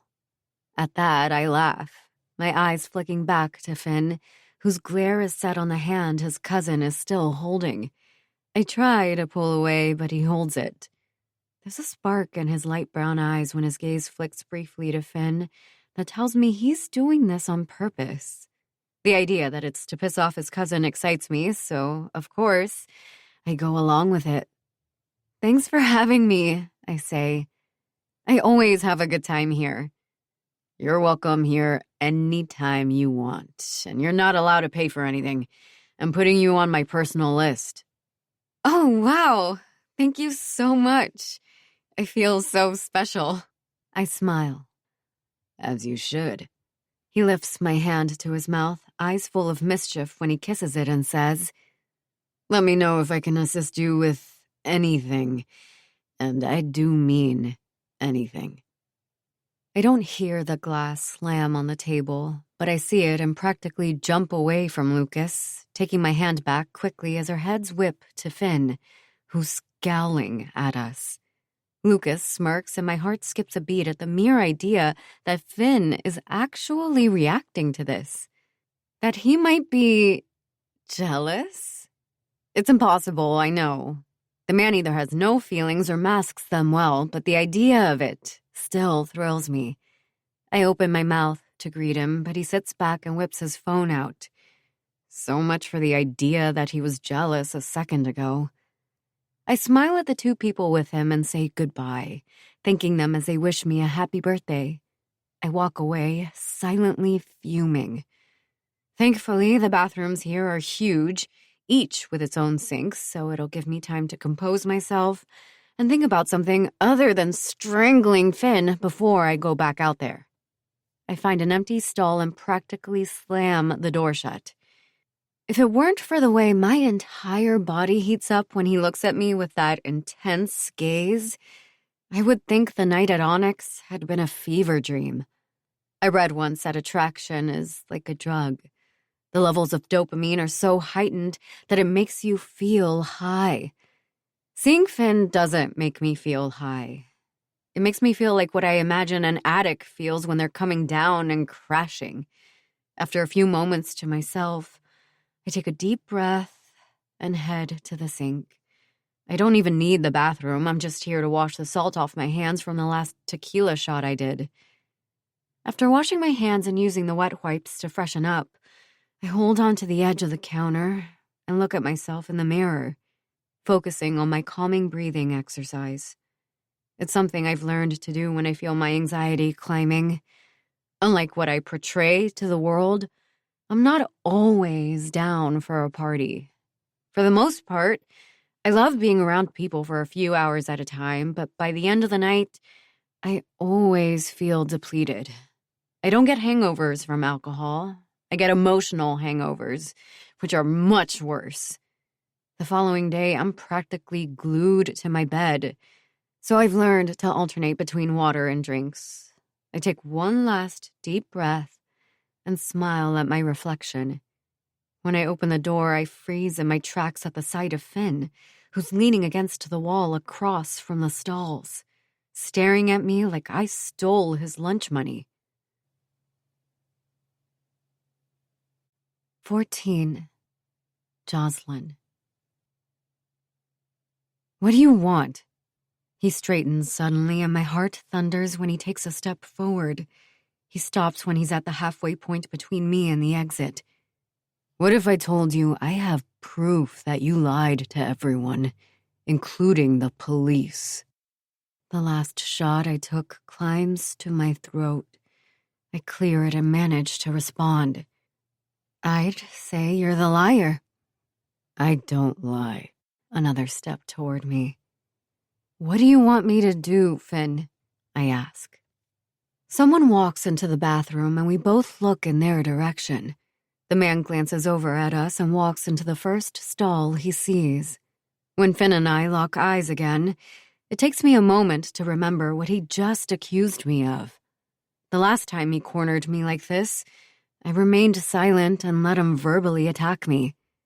He was confused, pissed off, and grieving, and I knew from experience that he needed someone to yell at. It's in our nature to look for someone to blame when we're hurting, especially when inexplicable things happen. I'll never forget the fierceness in his eyes or the way he seethed. So strange that you were there that night and nothing happened to you, as if I should have done something. I won't let him berate me again. What do you want me to do? I repeat. I can't go back and undo what happened. I wish I could. Trust me, I do, but I can't. I'm sorry, okay? I'm so fucking sorry about that night. My words catch and I pause to swallow the ball of emotion in my throat that seems to keep growing. You can hate me all you want, but it won't change what happened. He doesn't take his eyes off mine as he strides toward me. My brain wills me to move, but my feet won't cooperate.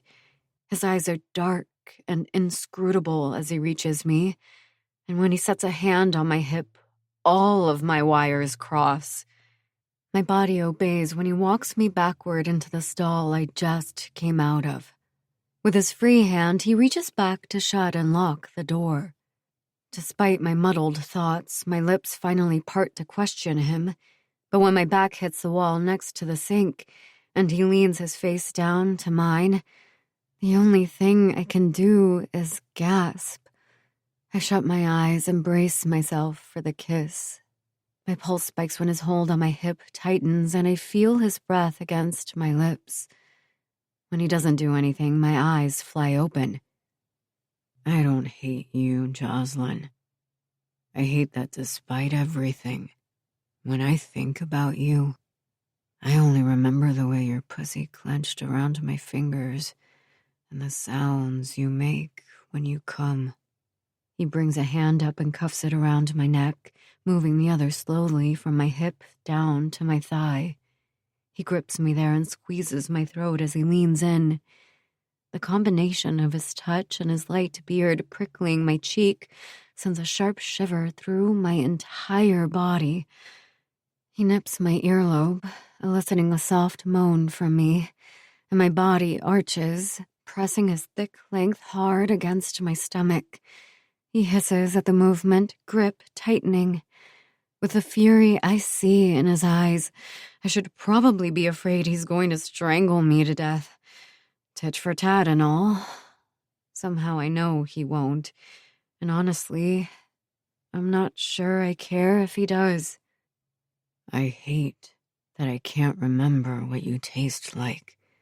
but I know having your pussy against my mouth is the closest to heaven I'll ever get. His grip loosens and I gasp in a breath. I hate that I want to do it again. His grip tightens again. Do you ever think about that night? He pulls back slightly, searching my eyes. The smug expression on his face tells me he clearly knows the answer. Do you get wet thinking about the way you choked on my cock? He squeezes my throat and lets go again. Answer me. Yes, I whisper. A ghost of a smirk tugs his lips. Did you ever shut your eyes and pretend it was me you were fucking instead of your boring boyfriend? My eyes squeeze shut, my breath coming out in soft pants now. I hate how much I crave it. When he squeezes my throat and lets go again, my eyes fly open and I glare. Yes. His dark chuckle vibrates through me. I bet you're soaked right now. Finn, I plead shakily. Please. Sweet, perfect little Jocelyn. Do you even know what you're begging for? His grip loosens and I realize he's right. I don't know what I want. It's definitely not for him to let me go. I want him to do something, anything. That's always been my problem in the bedroom. I don't really know what I like in men. Well, men are naturally selfish beings. They usually don't ask. Finn didn't ask either, though, and everything he did to me was utter perfection. I realize he's waiting for an answer from me, but I don't know what to say. I just want him to do something to alleviate the throbbing between my legs. Please. You're going to have to be specific. His grip tightens again when he brings his mouth a breath from mine. Do you want me to walk away? I shake my head as much as his hand will let me. Do you want me to finger your pretty pussy right here? He rasps as I bite my lip to hold back a moan. Do you want me to taste it? Yes, I pant, back bowing at his teasing words. He pulls back, raising an eyebrow. Yes to any of it. All of it, please. His eyes darken and he makes a satisfied hum in the back of his throat. He moves his hand from my hip to the bottom of my dress and slips it underneath, inhaling sharply when he finds me bare. He pinches the hood of my clit and my entire body shudders. Fuck, birthday girl. I knew you were naked under this, but I didn't expect you to be soaked. His fingers leisurely move between my folds. When he flicks my clit, I gasp loudly, bringing my hands up to grip his bicep. Were you like this before I walked in here, or is this for me? For you, I breathe, hating myself for admitting it, for being this wanton. I should drag you downstairs right now. He bites his lip for a moment, sliding a finger between my folds. Oh, fuck. I grind against him and he makes that satisfied sound again, dropping the hand around my throat to replace it with his mouth. I should fuck you in front of all your stupid friends so they can watch the girl they treat like glass shatter around my cock. He flicks my clit again, sucking and licking the dip between my clavicles when I moan and throw my head back. You'd like that, wouldn't you? I bite my lip, trying and failing to keep another moan from escaping. I've never been to the speakeasy sex club here, nor have I heard anything about it. It's that secretive. I've definitely never been interested in having an audience watch me have sex, but I can't deny that his words turned me on even more. Suddenly, his hands leave me and he takes a step back. I set a hand on my chest as I try to catch my breath, so I can plead with him not to leave me like this. It's embarrassing, but right now I don't care. He drinks me in slowly, biting his lip like he's savoring the sight of me like this. His throat moves as he visibly swallows, and that alone makes my core clench. Hike your dress up to your waist.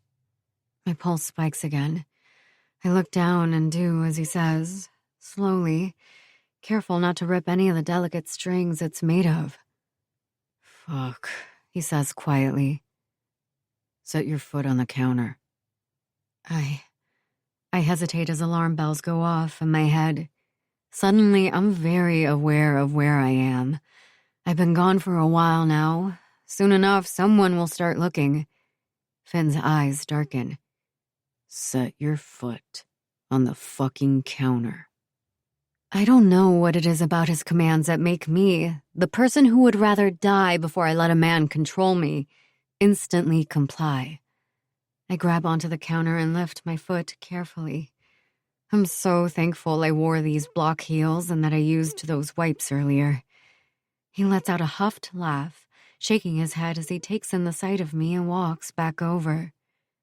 You should be illegal on every fucking continent. He steps between my open legs and pushes me against the wall, gripping my thigh and waist. My hands fly to his shoulders as his eyes meet mine. Relax. I won't let you fall. I don't trust this man for a second, but right now, falling is the last thing on my mind. If I fall, I fucking fall. My eyes screw shut when he leans in and kisses the side of my neck, his lips moving slowly down my body, gently, slowly, like we have all night to do this. When he reaches my breast, he bites my nipple lightly over the fabric and lets out a breath that makes me shiver. Another time. Another time. I'm not going to ruin this by reminding him of his own rule. As it is, this is our second time. Or does he not count it unless we're actually fucking? His lips on my inner thigh drown all of my thoughts. My grip tightens as he moves lower. When he crouches in front of me, I'm forced to let go.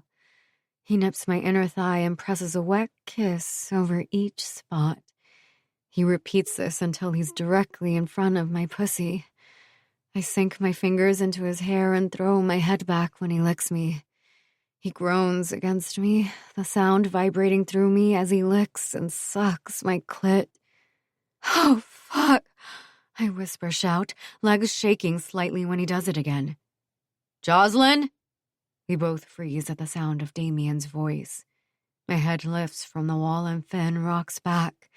I take my hands off his hair and try to straighten as he stands, but he grips my hip and thigh, keeping me splayed open for him. Get rid of him. How? My eyes widen. I can't.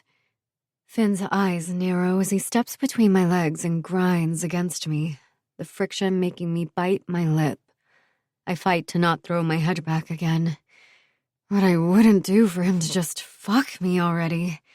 When Dame says my name again, I grip Finn's arm in warning, but he grinds again. Get fucking rid of him, he whispers harshly, bringing one hand between my legs. Unless you want him to hear you screaming my name. Joss? I clear my throat, heart pounding harder now. Yeah? I'm in here. Are you okay? I open my mouth to respond, but I shut it and bite my lip hard when Finn crouches between my legs again. He licks me, then flattens his tongue against my clit, keeping it that way as he grabs my hips and moves me against it. I grip 2 fistfuls of his hair as he does this, my stomach clenching with the friction. Jocelyn, what the fuck? What's taking so long? Are you taking a shit? What? I squeak. No!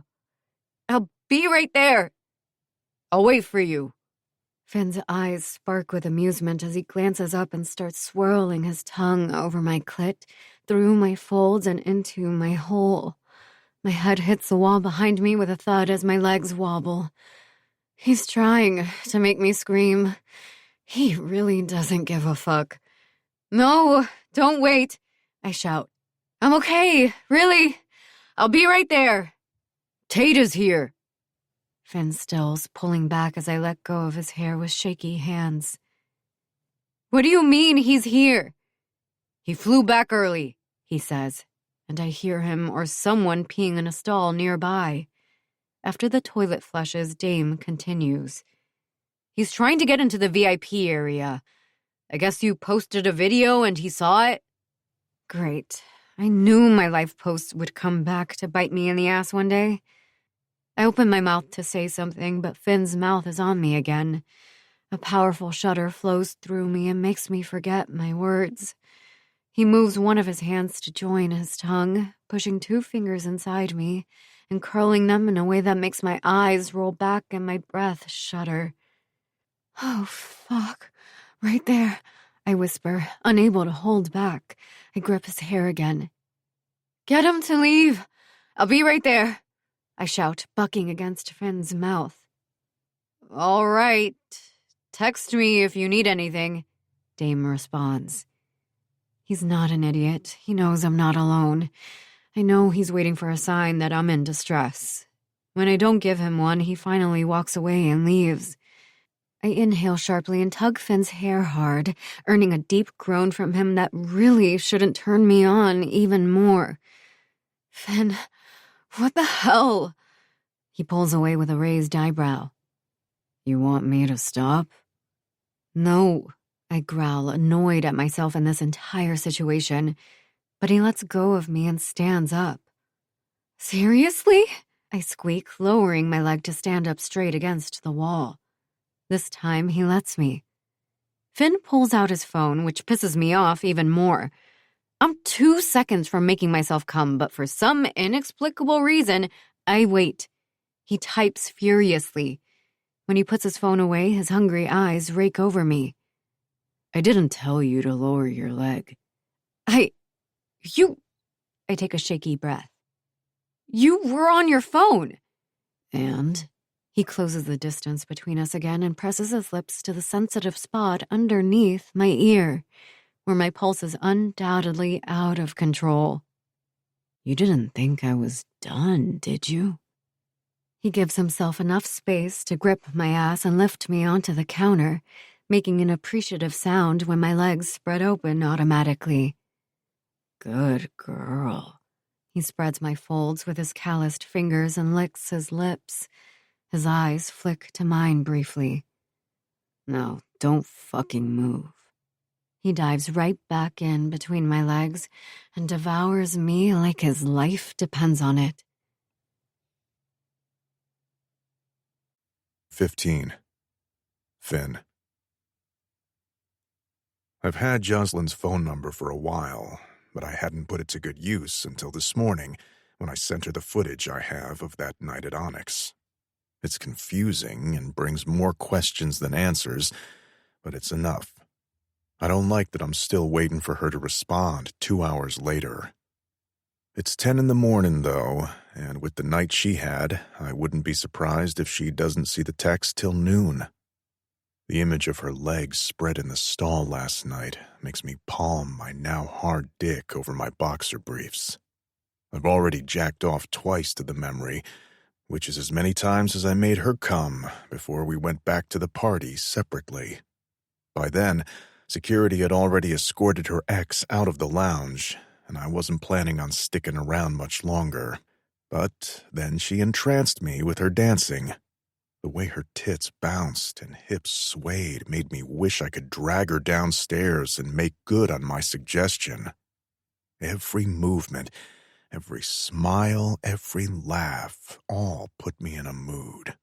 The way she lives inside my brain puts me in a mood. I've never gone down on a woman twice and gone out of my way to make sure we saw each other again. On the contrary, my MO is to fuck people I know I'll never see again. Yet there I was, watching her take pictures with people and fend off guys who seemed to have a fucking death wish with the way they were touching her. Every time a new one approached her, she glanced over at me. Whatever she saw on my face made her smile, which is ludicrous considering I'd crafted and honed my blank expression. Nevertheless, she'd take one look at me and shut down their advances. When did I start caring about such trivial things? I don't know. She confounds me. She always has, which is why I fucking knew from the day I saw her that I shouldn't have touched her. I also knew it would be impossible to deny myself that. When Lucas offered his services to her last night, the need to claim her consumed me. I should have fucked her and put an end to this madness. Instead, I took my time eating her pussy. God, this is madness. I rubbed my hands hard over my face and snapped back to the present. I need to fuck her soon and find someone else to fuck right after. I don't normally do that. People paint me out to be a notorious playboy who fucks every chance I get, and maybe when I was younger, I was deserving of that title. Nowadays, I go weeks, sometimes months without sex. After Jocelyn, I know I'll need a quick palate cleanser to get my shit together. I look at my phone when it buzzes, and a meaningless text from one of the detectives working on the case pops up. Every so often, he likes to remind me that it's still an ongoing case, but the police aren't doing shit. They're convinced it was a tragic accident, and my parents are happy to accept that. I'm not. There isn't much in my life that can make me feel guilty, but what happened to Mallory has haunted me. In her journal, she mentions T a few times, and even though there are endless people with a name that starts with that letter, Titus is the one that stands out the most. Mallory spent a lot of time at Jocelyn's house and practically wrote in code about each time she went. She also spoke very highly of Titus a few times, which wasn't the norm for her.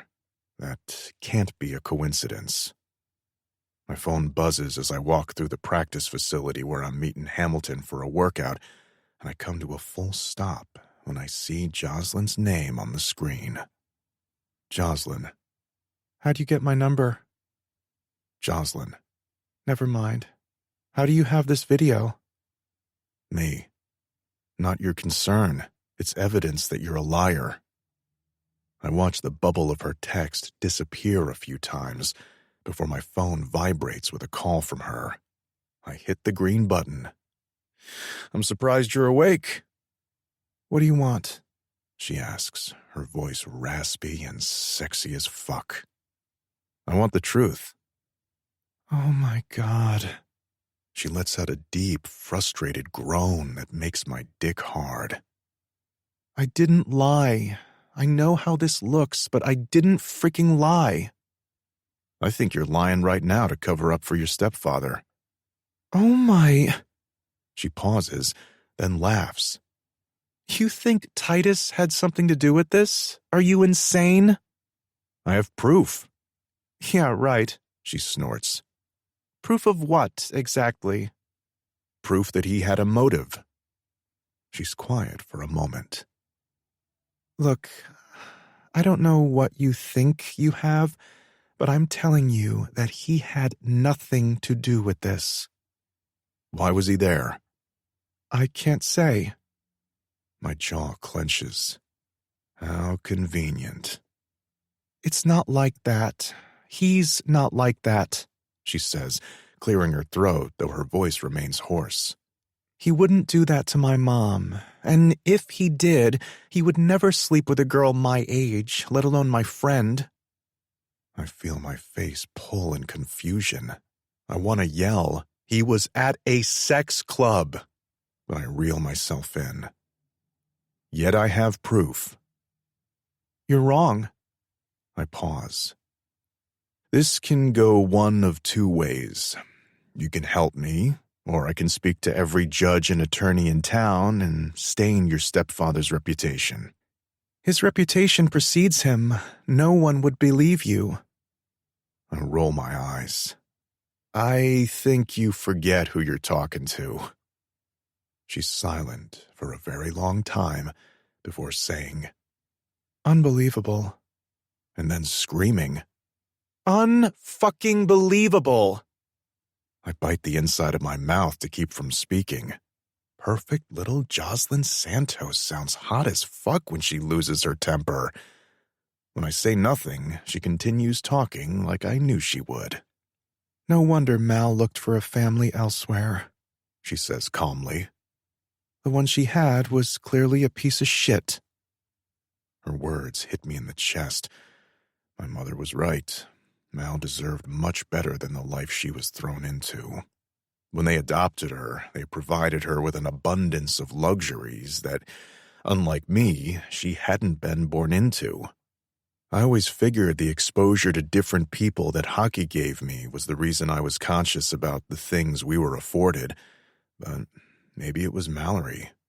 Maybe it was the innocent way she used to balk every time she walked into opulent rooms. In my parents' minds, they were doing her a favor by bringing her into this life. It makes me think of the time a puck bunny I met told me that since all men were trash, she'd rather be a doormat trophy wife to a wealthy man than an equal partner to another. If I'm going to cry anyway, I'd rather wipe my tears with money than rags. For so long, I thought Mallory was a little brat for demanding so much from our parents. She couldn't just accept their lavish gifts. She wanted their attention, and worse, affection. It's just not the Barlow way. Not unless you're Lucas and Asher, who won the mom lottery. At some point, Mal must have realized that, because even though she must have felt unworthy of it, she started leaning into the Barlow name and lifestyle. Everything became a competition. That's something that's never sat well with me about her friendship with Jocelyn. My sister was riddled with jealousy. She'd always found it difficult to make friends with other girls, and rarely had kind things to say about them. She wouldn't have written all of those wonderful things about Jocelyn. She certainly wouldn't have spent that much time with her family if there wasn't more to it, unless Titus was seducing her, or vice versa. It wouldn't matter if it was the latter. Between their age difference, her daddy issues, and her need for affection, she would have been easy prey for someone like Titus. I inhale, exhale, and decide to switch my tactic. "Does your mother know where he was that night?" I ask, taking her silence as confirmation.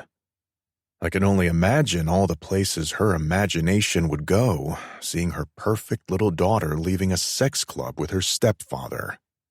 "Oh my... Jesus Christ, Phineas!" she growls, and fuck me, I want to hear her say that again, and again, and again. A vision of me flipping her over and spanking her ass and her pussy until she comes, screaming those words, plays out at the forefront of my mind. I take a breath and shift my legs to fix my now rock-hard cock. "Does Damien know you were both there?" Another pregnant pause. When she speaks again, she sounds a little defeated. "What do you want from me? Just tell me what you want and I'll do it." Well, there's a loaded question if I've ever heard one. "I want you to help me prove Titus did this." "But he didn't." Her voice shakes, and I think she might be crying. "You know that for sure? You'd be willing to stand in court and swear on a Bible?" I open my mouth to continue, but Hamilton turns the corner with his equipment bag over his shoulder.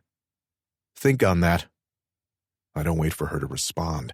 I hang up and look at my screen, clicking the text message she just sent. "Jocelyn. FYI, I don't believe in the Bible, and neither do most people who stand up there and put their hand on it, so why don't you think on that?" Jocelyn. "And fuck you." Jocelyn. "Fuck you." I put my phone in my pocket just as Hammy reaches me. Are you smiling?" He frowns deeply, his blue eyes searching my face. "I'm not smiling. Am I? If this is the kind of shit that makes me smile, maybe I am an asshole." I turn and walk toward the dressing room. He follows me with a laugh. "Tell me you didn't ask Jocelyn for her number last night." I didn't. I shoot him a look that warns him not to start that topic with me. He shrugs and plops down on the bench to change his shoes, while I head to where my jersey is hung up next to my brand new gear. "Are you coming to the pool party?" No. You're such a bore. It's fucking summer. We don't even have to be here right now. I look over my shoulder. That's the kind of mentality that's gonna fuck us up on the ice. It's summer. Half the team is in Europe right now, he says, which is true. Only a handful of us are in town, and they're mostly here settling their families down before they leave on their vacations. I think Joss will be at the party. My heart, that little bitch, skips, but I ignore it. So? I'm just saying, Jocelyn in a bikini. He puts his fingers together and kisses them like he's an Italian chef or something. You think I'm gonna go just to see her in a bikini? I shoot him a blank look and smother the urge to kick the bench he's sitting on. I turn back around and admire how dope the jersey looks. I heard Tate is going. I whip around to face him.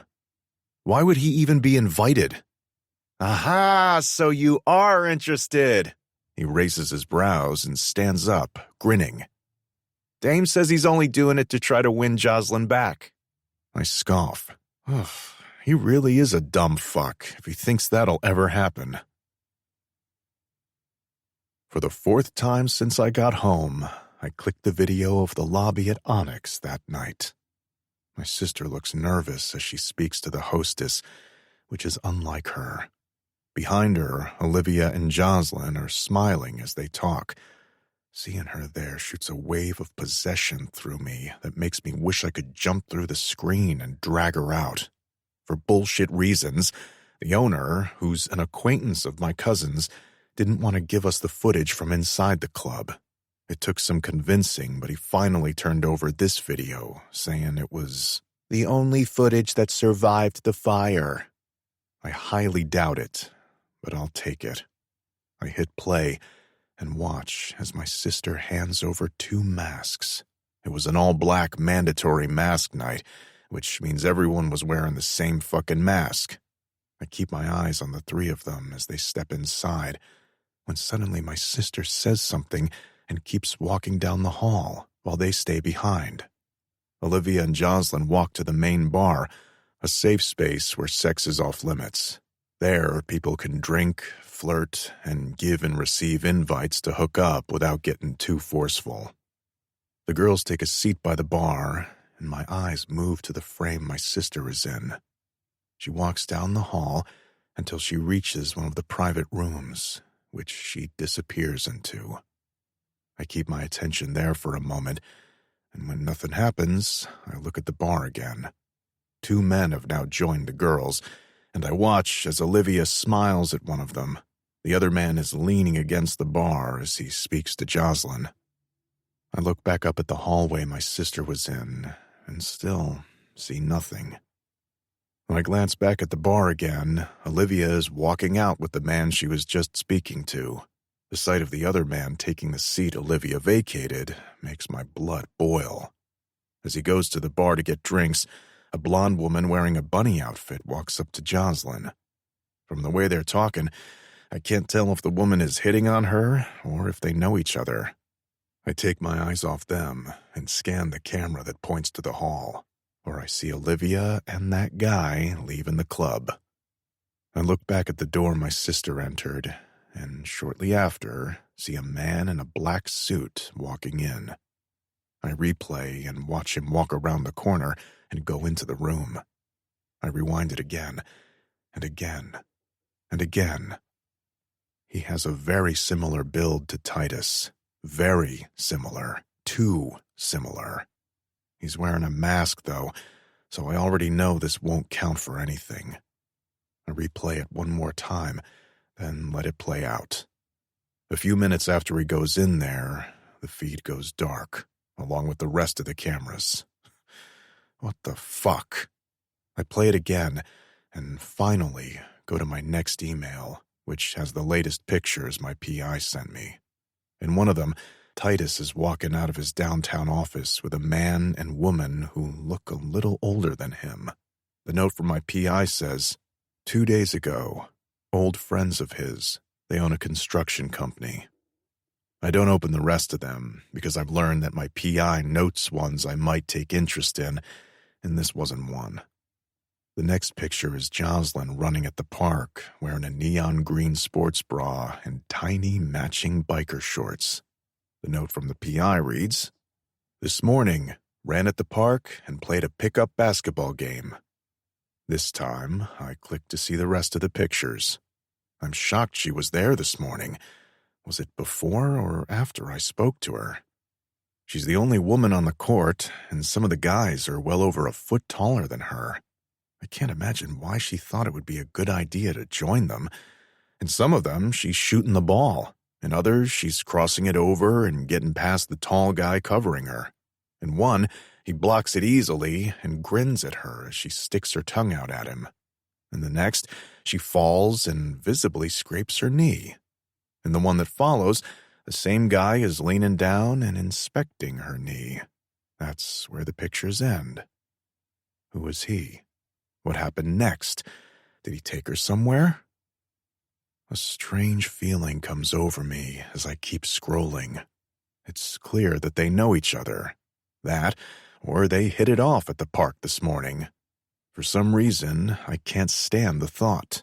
After the 10th one, I stop looking and log on to the first social media icon I find. My heart leaps to my throat when I see a pre-recorded video of Jocelyn wearing a black bikini. A tiny black bikini. Minuscule. She's talking about the pool party she probably won't go to, but asks them to vote for the outfit she should wear if she decides to go. My fingers itch to type, "not a bikini," but I don't.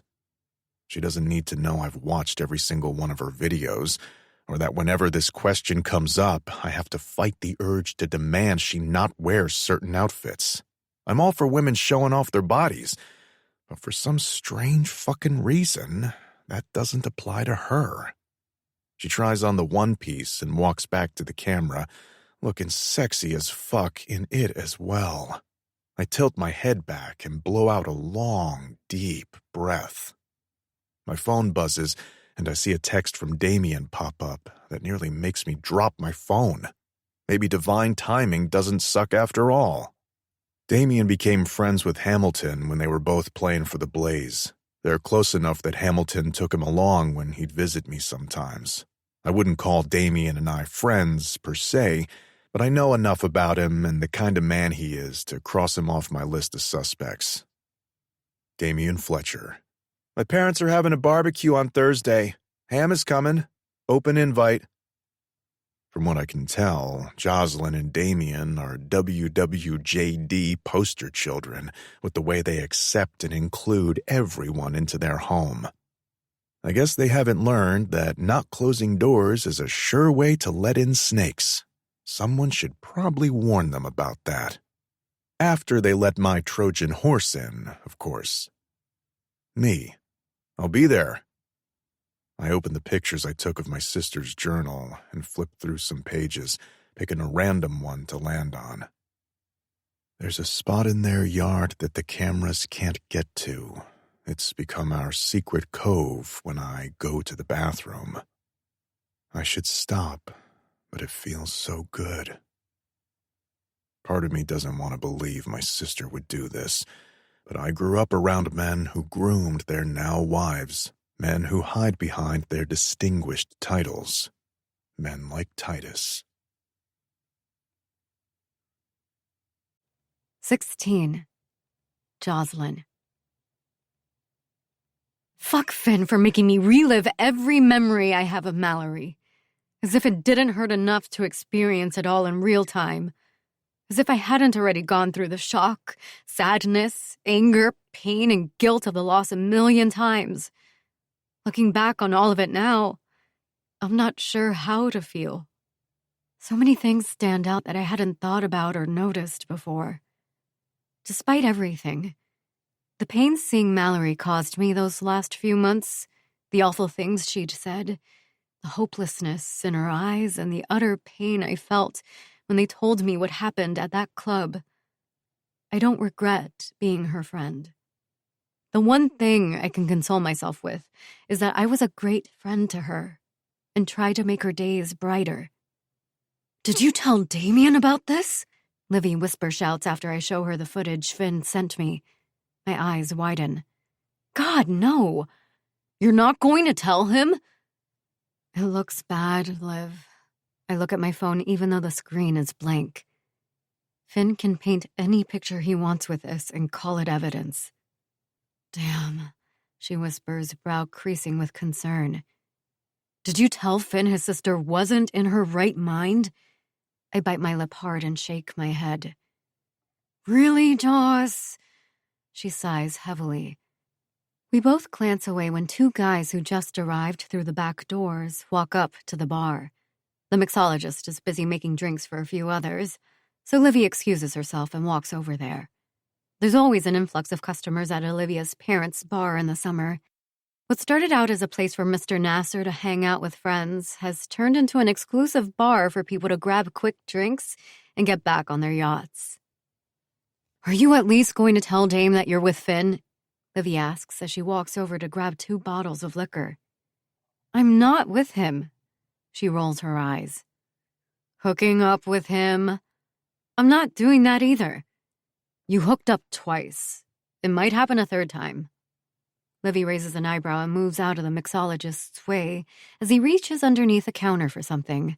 She shoots him an apologetic glance and clicks on the screen until she finds the recipe for whatever she's making. "I can't keep letting things happen between us." I press the heels of my hands to my forehead, even though the only headache I have is Finn. "He thinks I know something." "But you don't," she frowns. "And Mallory was..." She shakes her head as she walks away. At least the look of disgust she used to say those words with is gone and replaced with sadness. Olivia may have been the one who officially introduced me to Mallory, but they hadn't been on speaking terms for nearly a year before that night. There was a lot of animosity there on both sides, and Livy only went that night as a favor to me. The sick feeling that accompanies me whenever I allow myself to think about that night settles in my bones again. Finn can call me a liar all he wants, but I don't remember a thing about that night. I remember going, of course. I remember Mal and Livy acting cordial. I remember Mal's annoyed face when Livy held onto my arm as we walked toward Onyx. And I remember Livy leaning over and whispering in my ear. It was the same thing she'd been whispering for years. "Mal is jealous of anyone who gets near you," she'd said. "She hates that we're best friends." I remember the words Mal said to me as she walked away and out of my life forever that night. "Enjoy your time with your best friend." It was catty and harsh, and not the first time she'd said things like that. But it was when I realized she hadn't been joking. My only true memory is waking up on my couch to the sound of pounding on my door and seeing Titus and 2 uniformed police officers standing on the other side. It was almost unbearable to hear that there had been a fire at the club and that Mallory had been stuck there. She'd been so badly burned that they had to use her teeth to identify her. That night changed a lot of things, including my friendship with Livy. And that hurts worst of all. I've since forgiven her, but things just aren't the same between us. She was supposed to stay with me. She knew I was only there to ensure Mal got home without endangering herself or anyone else on the road, the way she'd been doing for weeks. After Liv left, I'd been drugged. There was no doubt in my mind about it. That or I'd become a master of memory repression. "Tiago's here," Livy says, making me jolt. As she smiles and waves, she glances at me with an apologetic smile. "I told him you'd be here." Her apology makes me frown. We hang out with him all the time. We hang out with a lot of the athletes at school, especially the basketball players. I saw Tiago this morning at the park. I'm about to question her apology when she gives me an apologetic look that I can only assume means one thing. "He texted earlier and asked if he has a shot with you, and I kind of encouraged him to find out." She flinches a little. But that was before you told me about you and Finn. There is no me and Finn, I say, tearing my eyes from her to glance over my shoulder just as Tiago reaches a spot where the ceiling lowers and he has to duck his head to avoid hitting the rattan lamps. Why don't you go on a date with T then? Because we're friends, I say, turning to look at her again. And he's too nice for me. I think it's cute that you're so protective of him. He's not an innocent virgin, you know, she says. I don't respond. Tiago is basically Olivia in male form. They're both in love with the idea of love, but neither has a discipline to keep it once they have a shot at it. Livia's a strong woman, though. She knows what she wants, understands her worth, and has an attitude that'll crush anyone who tries to hurt her. Tiago is too kind-hearted. Since I met him 4 years ago, I've witnessed his heart break countless times. He may be a big deal in Fairview and all around the country after doing so well during March Madness last year, but he's a small-town mama's boy at heart. He doesn't make any decisions about business or life without speaking to her first. Not his lawyer or his friends, his mother. He's not meant for today's fast-paced dating world. At one point, I thought Mallory was interested in him, and I was quick to talk her out of it. Not only was he not her type, but he didn't have the bank account Mal required from the people she was interested in. I knew I'd find beautiful women at the bar tonight, Tiago says as he quickly hugs me and leans over to kiss Livy on the cheek.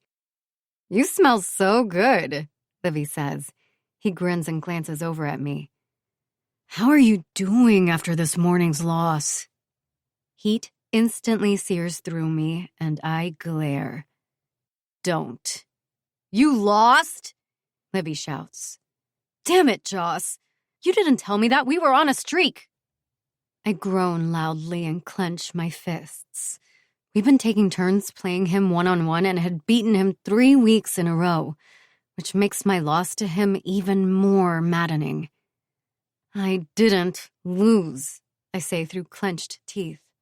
I dominated, Tiago says. You did not dominate. I hop off the bar stool and push him lightly, making him laugh harder. You won by 2 points when it should have been 1 point, and you called some technical bullshit on the 2 I'd scored 5 minutes before. So no, you didn't win. Amusement lights up his brown eyes. You're being a sore loser. I'm not being a sore loser. You didn't freaking win. I argue. Did you cheat? Livy demands as she looks at him. You're the worst kind of cheater, T. What? He rears back. I don't have to cheat. We adjust the game accordingly for you two to even stand a chance against me. That's bullshit, I mutter. And we've been winning, Livy says, eyes narrowed. You change the game whenever it's convenient for you, I add. He rolls his eyes and starts speaking again, but we're interrupted. Whoa, whoa, whoa, what are we fighting about? Will Hamilton's voice startles me. My heart drops hard into the pit of my stomach when I turn to face him and see Finn standing beside him. He's wearing a white dress shirt and navy sports coat. His hair is mussed, and he's sporting somewhere between a 5 o'clock shadow and a beard. As usual, he looks too fucking hot for his own good, which renews the constant tug-of-war my body and mind have when he's around. I want you to help me prove Titus did this. His words come back to me, and a wave of discomfort accompanies them. I look away quickly, wishing I could summon the anger I felt when he spoke them over the phone. But I'm too pragmatic.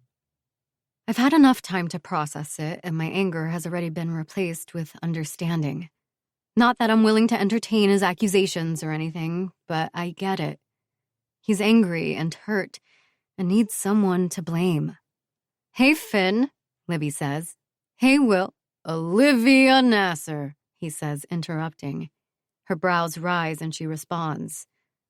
William Hamilton.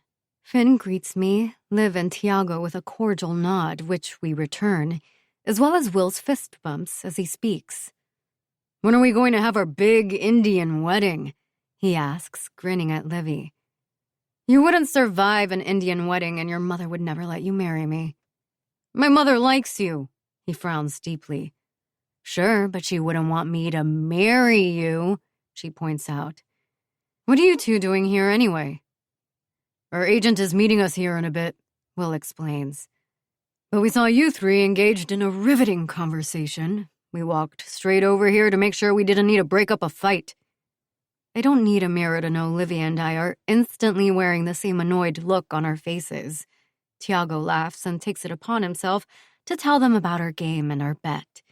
Livy pipes up to expose his cheating ways. What park and at what time? Hamilton asks. I'll be there tomorrow. Tiago tells him the park we play at and looks at me. 9? I shrug, still annoyed. You're really going to the park the one time I can't go? Livy argues. I'll go watch you next time as long as it's before the season starts, Will says with a wink. Please take a video of tomorrow's game, Livy says. Why, so you can study my game and try to beat me? Tiago asks. I roll my eyes. More like to have proof of your cheating. You're ridiculous, he says, grinning at me, and despite myself, I feel my lips twitch into a smile. It's hard not to smile back at Tiago. Can I get you guys an old-fashioned? Livy asks. It's the only drink she knows how to make without screwing up. I explain when the three of them look at her like they can't figure out why she's not giving them a menu. I'm shocked when I hear something that sounds like laughter coming from Finn, and I glance over quickly. A rush of heat spreads through me when our eyes lock for a moment too long, and I force myself to look away. Tiago starts speaking about the fundraiser coming up and encouraging them to donate things to auction. Suicide among student athletes is skyrocketing, and the ALMA organization is helping provide mental health support, Tiago says proudly as Livy mixes our drinks. Is this Fletch's nonprofit? Will asks. Dame helps a lot, Tiago says. But it's actually Joss's. Really? Will's eyebrows shoot up. That's impressive. I smile and glance away, hating the sudden attention. I can sit here in a bikini or sports bra talking sports all day, but I always feel exposed and get tongue-tied when I talk about the Alma Foundation. I signed a puck and stick last year and got him to do the same, Will says, nodding at Finn. Thank you, I say with a smile. It's only the 3rd year, but it's made a big impact already. I'll probably go this year since I'll be in town, he adds. I'm sure you're busy with the Owls being a brand new team and all, but you should come as my +1 if you can spare a few hours, Livy says, looking at Finn as she sets our drinks in front of us. We're encouraged to take dates. Something akin to jealousy coils inside me. Olivia would never make a move on a guy I've hooked up with, but the discomfort in my chest remains. Something about him makes me feel territorial, which is absolutely ridiculous since Finn Barlow doesn't belong to anyone but himself. Hamilton snorts like he knows there's no chance Finn will be interested in attending. When is it? Finn asks. God, his voice. It's as smooth as the bourbon and Liv's old-fashioned and sinks into me with the same warmth. Next week, she takes her phone out. I don't think I have your number. Joss can text you the details. She says it nonchalantly, but my face heats anyway. I stare at the drink in my hand and ignore her statement. Who are you taking? Tiago asks, turning to me. Not Tate. I make a face. Hell no. Why are you encouraged to take a date? Finn asks. Well, not just any date.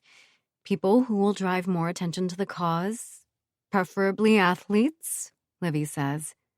Don't fret, Barlow, Hamilton smirks.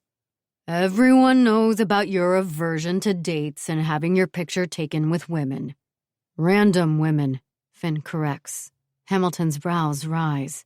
Which are all of them when it comes to you. I bite my tongue and focus on my drink. Finn doesn't argue, and I don't dare look over to see what his expression looks like. Not that I'd be able to decipher it, as confusing as he is. What does that mean? Do you not date at all, or is it the pictures you don't want? Tiago asks. I don't date. Finn responds. Ever? Tiago asks, raising his eyebrows. Livy snorts. Not everyone wants to find love, Prince Charming.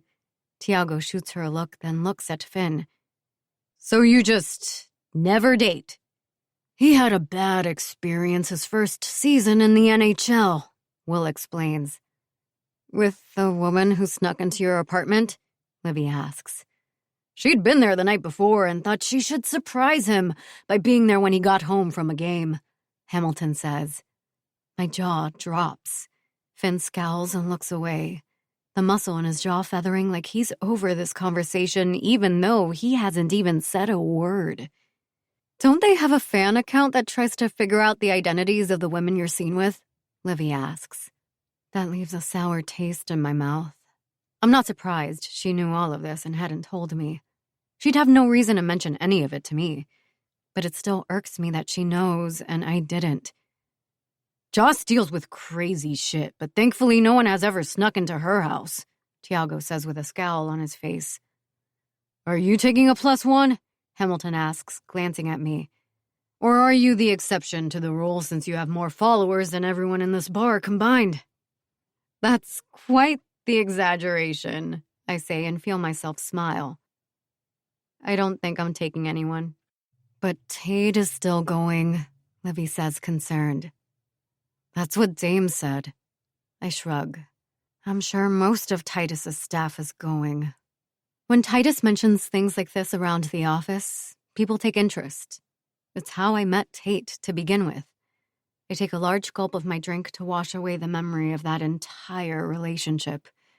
I'm pretty sure Tate only wanted to get back together with me because he thought it would help him get a major raise or get him closer to becoming a partner now that one of the guys is retiring. As if that would make a difference to Titus. And again, my stepfather treated him like a son, the way he treated all of our friends. The thought brings an uncomfortable feeling to my chest, and I instantly glare at Finn for his implications. My stepfather is known for being a shark in the courtroom, but everyone knows he's a huge teddy bear and genuinely cares about people. You didn't tell me Tate was going, Tiago says beside me. I'm not sure that he is. It's just what everyone assumes since he always goes. Maybe we should go together. I mean, the internet is always trying to figure out whether or not we're dating, Tiago suggests. Livy snorts. I'm sure that's why you want to go with her. I shoot her a warning look. I feel eyes on me and look at Finn, who looks pissed off as he studies Tiago. Our agent's here, Hamilton says, shooting back his drink and setting the empty glass on the table. He looks at me and Livy. Let me know about the fundraiser. We will, Livy says. Thanks for the drink, Finn says, setting down his empty glass. He looks at me one last time before walking away. I stare at their backs as they go and notice the people around them halt mid-conversation to look. It doesn't matter that they're all wealthy or distinguishable. The rest of them aren't Hamiltons or Barlows. I let out a breath and continue speaking to my friends. An hour goes by before I announce I'm going to leave. Tiago agrees that he should go as well, since he doesn't want me to be more well-rested than him tomorrow morning. I make it a point not to look in Finn's direction, but I swear I feel his eyes burning into me as we leave. 17. Jocelyn. Finn, did you go home with him? Butterflies take flight in my belly, but I instantly push them away, ashamed of their presence. He must have texted after I switched my phone off. I should respond and tell him to go to hell. It's where he deserves to be. Instead, I ignore him and silently curse my mother, who ingrained the mentality, be kind, everyone is going through something, in my brain. I grab my water jug, keys, and phone and start walking toward the door just as the doorbell rings. I open it and smile at Tiago. Impeccable timing. He winks. Something I'm known for. I laugh as I walk out and lock the door. That and your humility, no doubt. Humility is overrated. Apparently, it's a hot commodity these days, I say. He squints as we reach the elevator. Is it? Considering no one I know has much of it, I'd say it is. We normally jog to the park, but today we decide to walk. As we do, I snap pictures of us and post them in my stories, and he does the same. Coach will be proud, I say, smiling as I respond to some private messages. Tiago laughs as he types out a caption for his post. Coach Agumake loves it when we play against the men's team. She says our game improves tremendously each time we do it, and we all agree. It helps that we're all competitive and have major shit-talkers with chips on their shoulders on both our teams. Tiago stops bouncing the ball suddenly and says, I guess Hamilton wasn't kidding about coming to watch us. I glance up from my phone and see Damien, and sure enough, Hamilton's there. But it's Finn's presence that makes my heart drop. I left him on red, and now I'm walking up to the court with Tiago. He's definitely going to think we slept together. Maybe it's better that he gets the wrong idea. It'll make him leave me alone and move on quicker. That thought really shouldn't make my stomach turn, but it does. You brought a crowd, Tiago says as we reach them. Finn's eyes lock on mine, and what I find in them makes me hug my water jug closer to my chest to fight a shiver. I greet everyone the way I always do, with a quick hug. My pulse thunders in my ears as I reach him. The scent of his cologne hits me first, and it takes everything for me not to inhale deeper as I lean in. Quick hug. Quick hug. Unlike the rest of the guys who set their hand on my back and pat it once when they return the hug, Finn's arm wraps around my waist. I inhale sharply, grateful for the water jug between us. I use it to pull away from him. My heart's thundering in my ears when I meet his gaze. As I move to turn away, he grabs my wrist, and even though he lets go quickly, the look in his eyes makes my stomach flip. I texted you. I take another step back. I know. His jaw tightens and he looks over my head toward the court. I turn around and head over there, determined not to let him make me feel any type of way about this. I shake my arms and legs when I reach Tiago and get into competition mode. I always want to win, but knowing these people are here to watch sets me on fire. We establish the usual rules, and I run the ball down the court. Half court, he says behind me. I shoot it, make it, and raise an eyebrow at him. Fine, but the shot counts. Like, fuck it does. That was full court, and we're playing half. I swear to God, T, if you don't count that shit, I'm never playing with you again. You are such a poor sport. He laughs and then laughs harder when I launch the ball at his chest. What happened? Dame shouts as they walk around to stand closer to the court. Nothing, I say at the same time that Tiago says, unsportsmanlike conduct. I narrow my eyes at him and growl when he starts dribbling again and bumps me with his shoulder. Unsportsmanlike conduct, my ass. He's a damn cheater and he knows it. It's comical since the man is better than me, but I can beat him one-on-one. I'm shorter than many of my opponents, and since I rarely jump to block a ball, I have to rely on other skills. Dad taught me that skill isn't useful without quick thinking. I'm good at reading my opponent's body, the way they move, the way they handle the ball, and I'm always one step ahead. When I get the ball back, I shoot a 3. Tiago takes it and starts going back to the other side, but I manage to steal it from behind and score another 3. We go back and forth like this until I score 21 points and beat him by 1. 1 point, Tiago says, hands on his knees as he takes a breath. A win is a win, I say mockingly the way he did yesterday. I laugh and run away when he lunges at me. I manage to dodge him, only to run right into Finn because, of course. He grabs my shoulders to keep me from falling back, and when I look up at him, it's not the expected scowl that I find, but an expression of respect and appreciation that makes my heart skip a few beats. You've got a killer 3-point shot. Thanks, I grin. You didn't answer my question, he says when I take a step back and go to turn. I stop and look at him over my shoulder. Does it matter? Does what matter? Hamilton asks, walking over. We both ignore him, and Finn says, "Yes." My heart skips another beat, and I force myself to tuck away the emotions that threaten to consume me. Pretending nonchalance, I uncap my bottle and drink water. "It shouldn't," I say, looking at him as I'm capping the water again. "But it does." I stare at him, wishing I could read whatever is going through that complicated head of his. Finally, I shake my head. For a split second, I think he's going to say something, maybe apologize for trying to blackmail me. But Damien walks over and interrupts. "I told you she was good," he says proudly.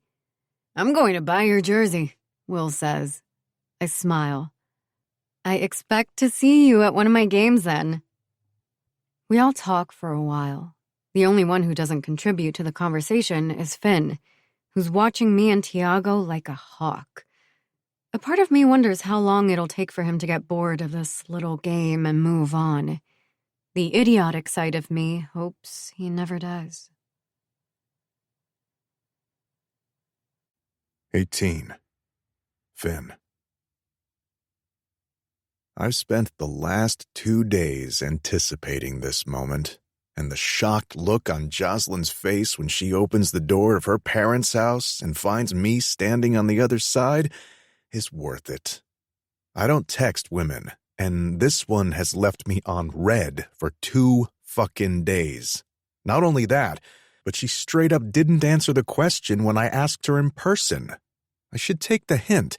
She left the bar with that fuckface Tiago and walked to the park with him the following morning. It's more than just a hint, really, but something inside me doesn't want to accept it. Maybe it's because I've always gotten my way. Maybe it's that I haven't had her, not fully. Regardless of the reason, thinking about her with someone else twists me up inside, and I don't like it. It further proves that I need to fuck her and move on. As she steps outside and shuts the door behind her, I take a second to take her in fully. Fuck. How is she even real? I've never had a type, but if I did, Jocelyn would be it. She's wearing a dress with flowers on it that manages to make her look both sexy as fuck and innocent. It's very short, leaving her toned, tanned legs on display. It's obvious she didn't know I was coming over, and the thought of her prancing around like this in front of whatever guys are here makes me feel a certain type of way, especially Tiago. "What the fuck are you doing here, Phineas?" My brows shoot up. She's the only woman who has ever called me by my full name. Twice now. The first time she was mid-orgasm, which was the hottest thing I've ever witnessed, but hearing it in this raspy voice is just as much of a turn-on. Her lips are glossy, and the thought of how they'd feel around my dick. She snaps her fingers in front of my face, and I blink, trying to remember what the fuck conversation we're having. Surely it wasn't about me choking her with my cock. She huffs, grabs my arm, and pulls me to the side of the house until we're in front of the 3-car garage. She narrows her eyes. "Why are you here?" "I was invited." I lift the bottle of wine in my hand. "No, you weren't." "How else would I know this address?" "Please," she scoffs. "You're a Barlow." "So? I don't use my last name for gain." "Yeah, okay." She laughs, a real one, and I'm mesmerized, until she adds, "You need to leave." "No." "What do you mean, no?" I quirk an eyebrow. "What happened to the cordial Jocelyn from the other day?" She flashes me a smile. "I can be cordial. I just don't want you anywhere near my family." I stare at her. She crosses her arms and stares back. I don't regret sending her the footage, and I don't regret telling her I want her help on this. But a small, minuscule part of me regrets being aggressive about it. It's the same small, minuscule part of me that wanted to revolt when I saw her smiling up at that Tiago fuckface, who she's most likely fucking. My molars grind as I push that thought aside. I'm not here to cause trouble. I lift the bottle of wine. Sincerely. Sincerely, she snorts out a laugh. Who even says that? My eyes trail down from the bit of cleavage the dress shows to the white sandals she's wearing. She has pink polish that matches the flowers on the dress. My eyes remain glued to the hem of her dress on her upper thighs. I don't know where she gets her clothes, but I want to find out and crash their fucking website. This dress is obscene, I say, more to myself, though I'm sure she hears me. Phineas, she snaps. My eyes fly back to hers, and I take a step forward, pressing her back against the garage door. I place the hand holding the bottle against it and use the other to tip her chin. She inhales sharply, but doesn't try to move away. I like that about her. She's strong-willed and unbreakable, but she bends to my will. Maybe it's stupid of me, but somehow I can't imagine her being this way with anyone else. Her eyes widen when I lean down until our noses are touching. I'm sure she thinks I'm going to kiss her, which I haven't. I'm not sure why, or if I will before I'm done with her, since I'd rather do other things with her mouth. I won't do it now because I won't be able to stop once we start. From the moment you opened the door, I've been wondering what you're wearing underneath that dress. I push up against her so she feels how hard I am. I don't give a fuck if you're hooking up with that basketball player. If you keep saying my name like that, I'm going to slide my hand underneath your dress and find out. She seems to stop breathing for a moment, and that gives me a sense of satisfaction. Finally, she tips her chin up a little higher, a mix of defiance and lust swimming in her beautiful brown eyes. It's a romper, not a dress, she says shakily as she pushes me away. I stare at her for a moment, replaying that comment over before I start laughing. My amusement caught in my throat when she brings her hand up to my face. The feel of her fingertips against my jaw makes me want to simultaneously lean in closer and pull away, but the softness in her expression holds me captive. Jocelyn, with her smiles and laughter and fiery attitude, is dangerous for me to be around. I've known that from the start, yet I can't seem to get enough. Even under the circumstances, she makes my chest feel lighter. Still unable to look away from her, I lower her hand. Brows slightly furrowed, she pulls away and crosses her arms as she tears her gaze from mine. I instantly regret the loss of her attention, but I ignore it and remind myself that this is how she makes everyone feel. Millions of people follow her just to feel like they have her attention, even if it's from the other side of a screen. It's what drove my sister, who wasn't friends with many women, to befriend her. It's why the fucking idiot Tate will keep trying to get her back. It's why I can't stay away. Are you going to answer my question about the other night? I ask, unable to help myself.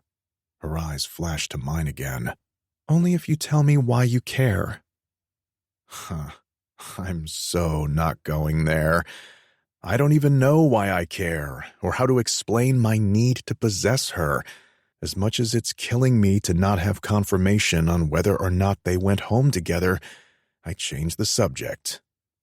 Damien invited me, and I'm going to remain completely unbiased while I'm here, I say. It's not a complete lie. Will that be a problem for you? Would you leave if I said it was? Only if you leave with me. What? Her eyes widen, and she lets out a shaky laugh as she uncrosses her arms. You're the most confusing person I've ever met in my life.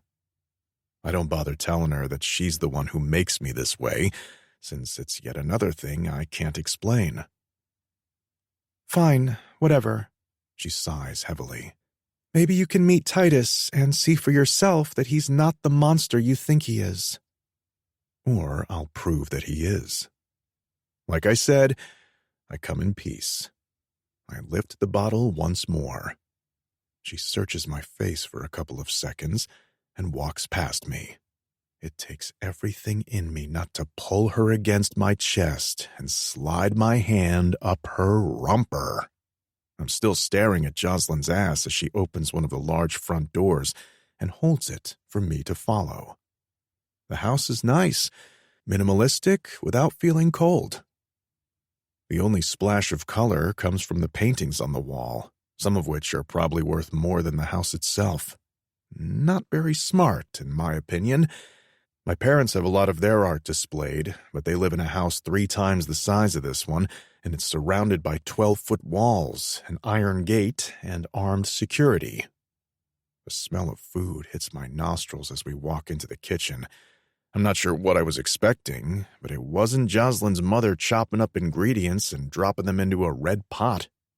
The only time I've ever seen my mother in the kitchen is to taste food and assess the plates the staff is using.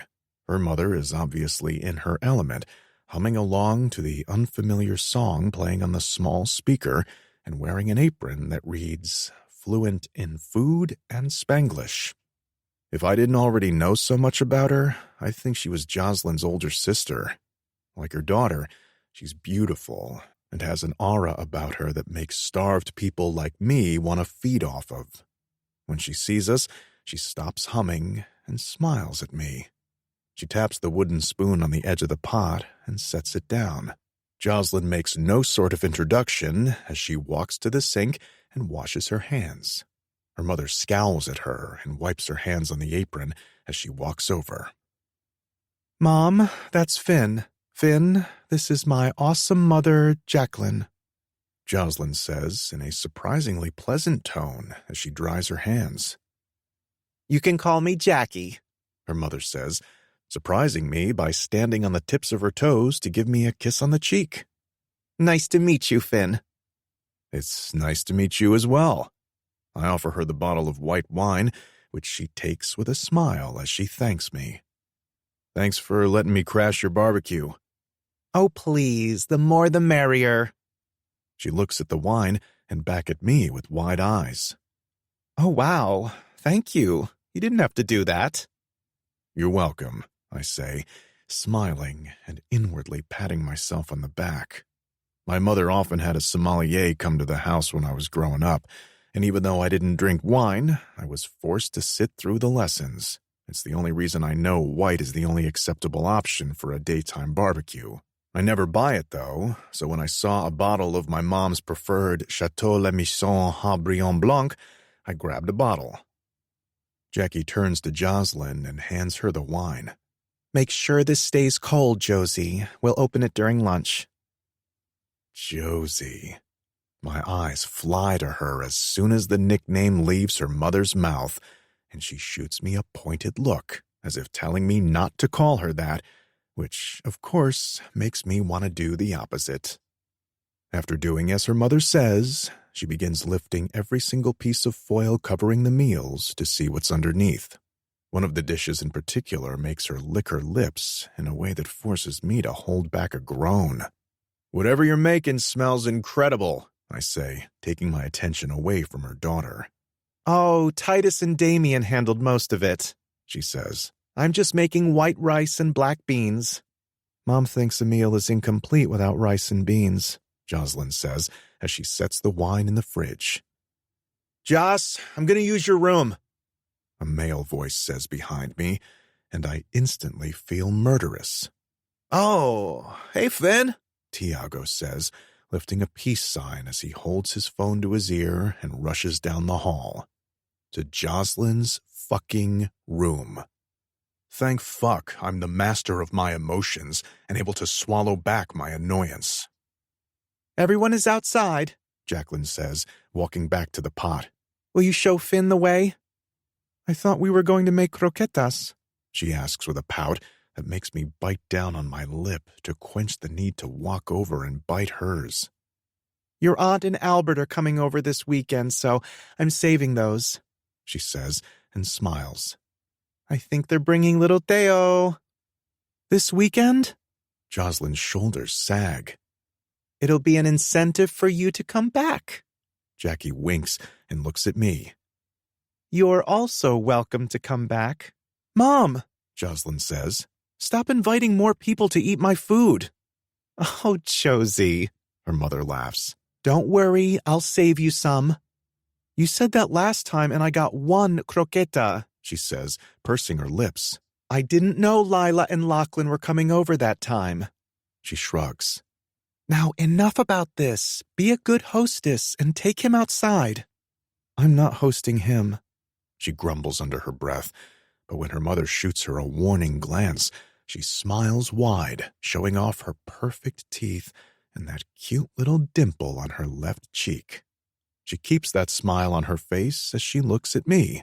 Let's go, Phineas. I bite my tongue. She's so gonna pay for that. 19. Jocelyn. Apparently, my stepfather has a lot to say about my ex-boyfriend, which is funny considering he'd been Team Tate for a while.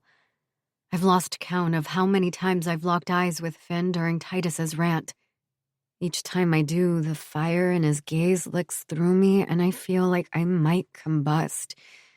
He really shouldn't be here. We've always had mutual friends, but this is a bit much. And flashing my mom that charming, sexy-as-hell smile, complimenting her cooking, bringing a bottle of wine that costs as much as a month on a luxury car payment. I know this because after my mother reacted the way she did, I Googled it. He glances away and points at the grill where Damien is cooking burgers and hot dogs. Whatever he says makes my stepbrother laugh. My chest tightens. Dame's been through a lot. I've been through a lot. This family has been through a lot. Obviously, Finn doesn't know that, and they don't know about his little theory, but knowing them, they'd still invite him over to break bread. I hope being here makes him feel like an asshole. Joss. Titus's voice snaps my attention back to him. Yeah, no, I don't want you to fire Tate, I say quickly. He's a good associate and he works hard. I pause, finding that I can't think of any more redeeming qualities about the asshole. Look, we're adults. I genuinely don't care. And I find that I'm telling the truth. Maybe it's because I hadn't fully opened up to Tate this time around, or that I've been so busy thinking about Finn and that whole situation. But when I think about running into Tate, I don't feel anything. Even when I envision running into him with Gracie, I don't care.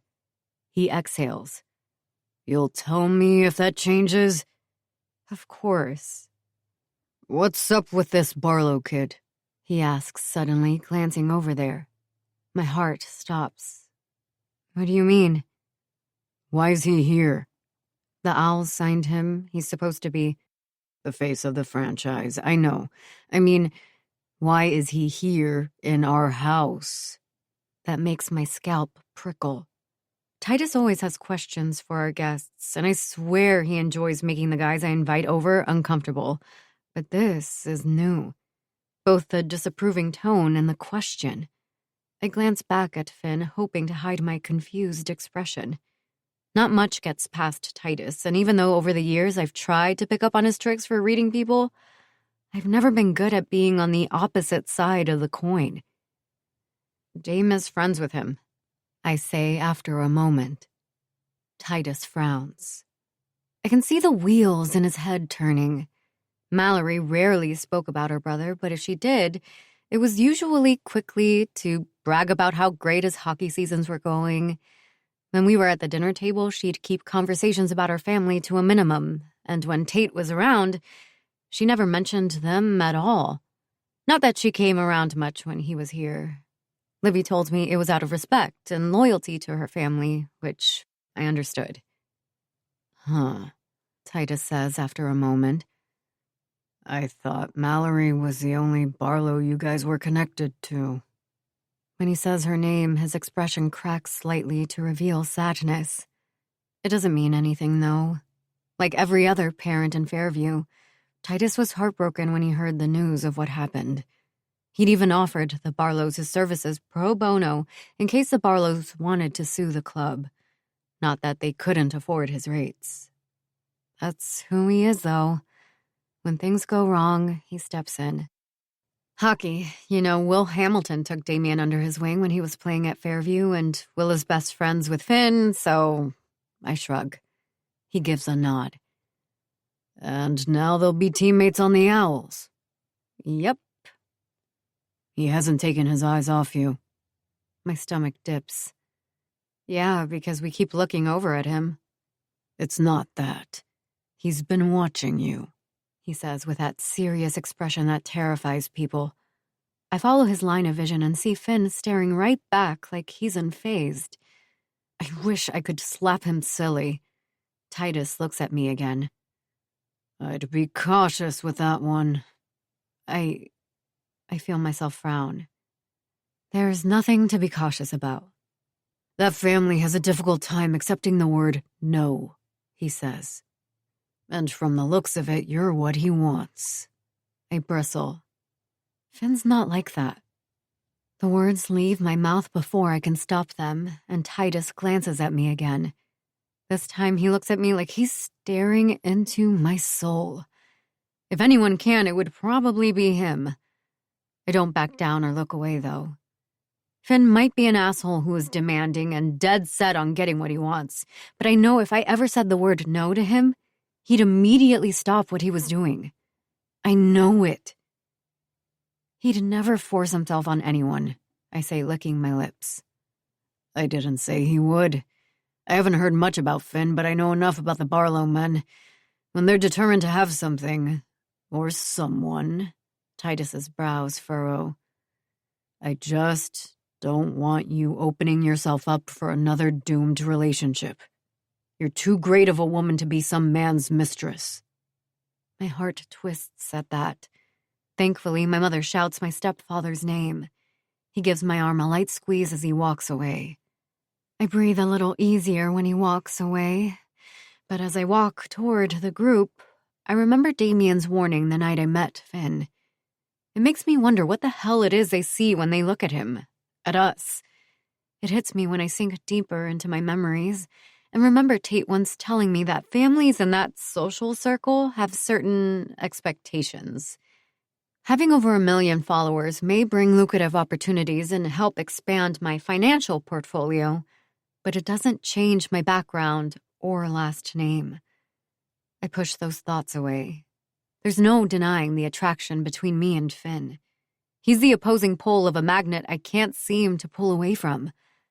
Even now, when he's deep in conversation with Livy, Dame, and Hamilton, I can't look away. But ultimately, none of that matters.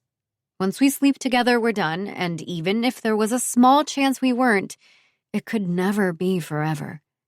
At the sight of movement in my peripheral vision, I tear my gaze from him and watch as Tiago jogs over to me. From the look on his face, I can tell the call didn't go how it was supposed to. What happened? He shrugs, exhaling. The call wasn't terrible. No, I ask, heart still in my throat. She'll need to do a few more sessions of chemo, but they say it's gone. He responds, eyes still sad. I'm going to stay with her for a couple of days next week, just in case. I reach for his hand, squeezing it in solidarity. I hate the sadness in his eyes. Even though he's already been told his mom is going to be okay, thanks to the early detection of her cancer, I understand why it's hard for him to see her that way. You're a good kid, Tiago Lewis. I offer him a small smile. If I ever have a kid, I hope he's just like you. At that, a slow grin appears on his face. I'm willing to give you one. I laugh, taking my hand back and shoving him playfully as he laughs. When we reach the group, Livy hands me a berry-flavored seltzer and taps a cheers with hers before we take a sip. What'd Titus say? She asks. Nothing, just as usual, show-up support speech. I take another sip and look at the guys who are standing around Dame, talking about restoring an old Mustang. We all follow Dame toward the table. When he sees me there, he gives a nod. Did you tell my dad Tate's not welcome at the fundraiser? She's too nice to suggest that, Livy says, raising an eyebrow in challenge. I'm an adult, I say, taking another sip of my drink. Adults know how to ask for help, Livy responds. I roll my eyes. Moving on. She laughs and changes the subject to this year's new uniform.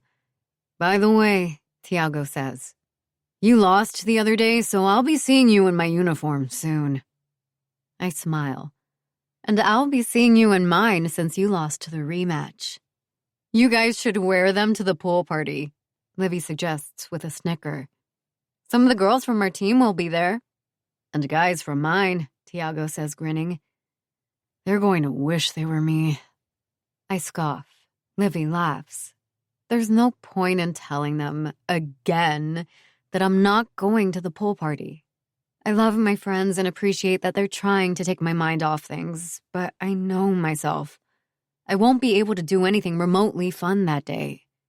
Tiago directs us to one side of the table where he sits between us.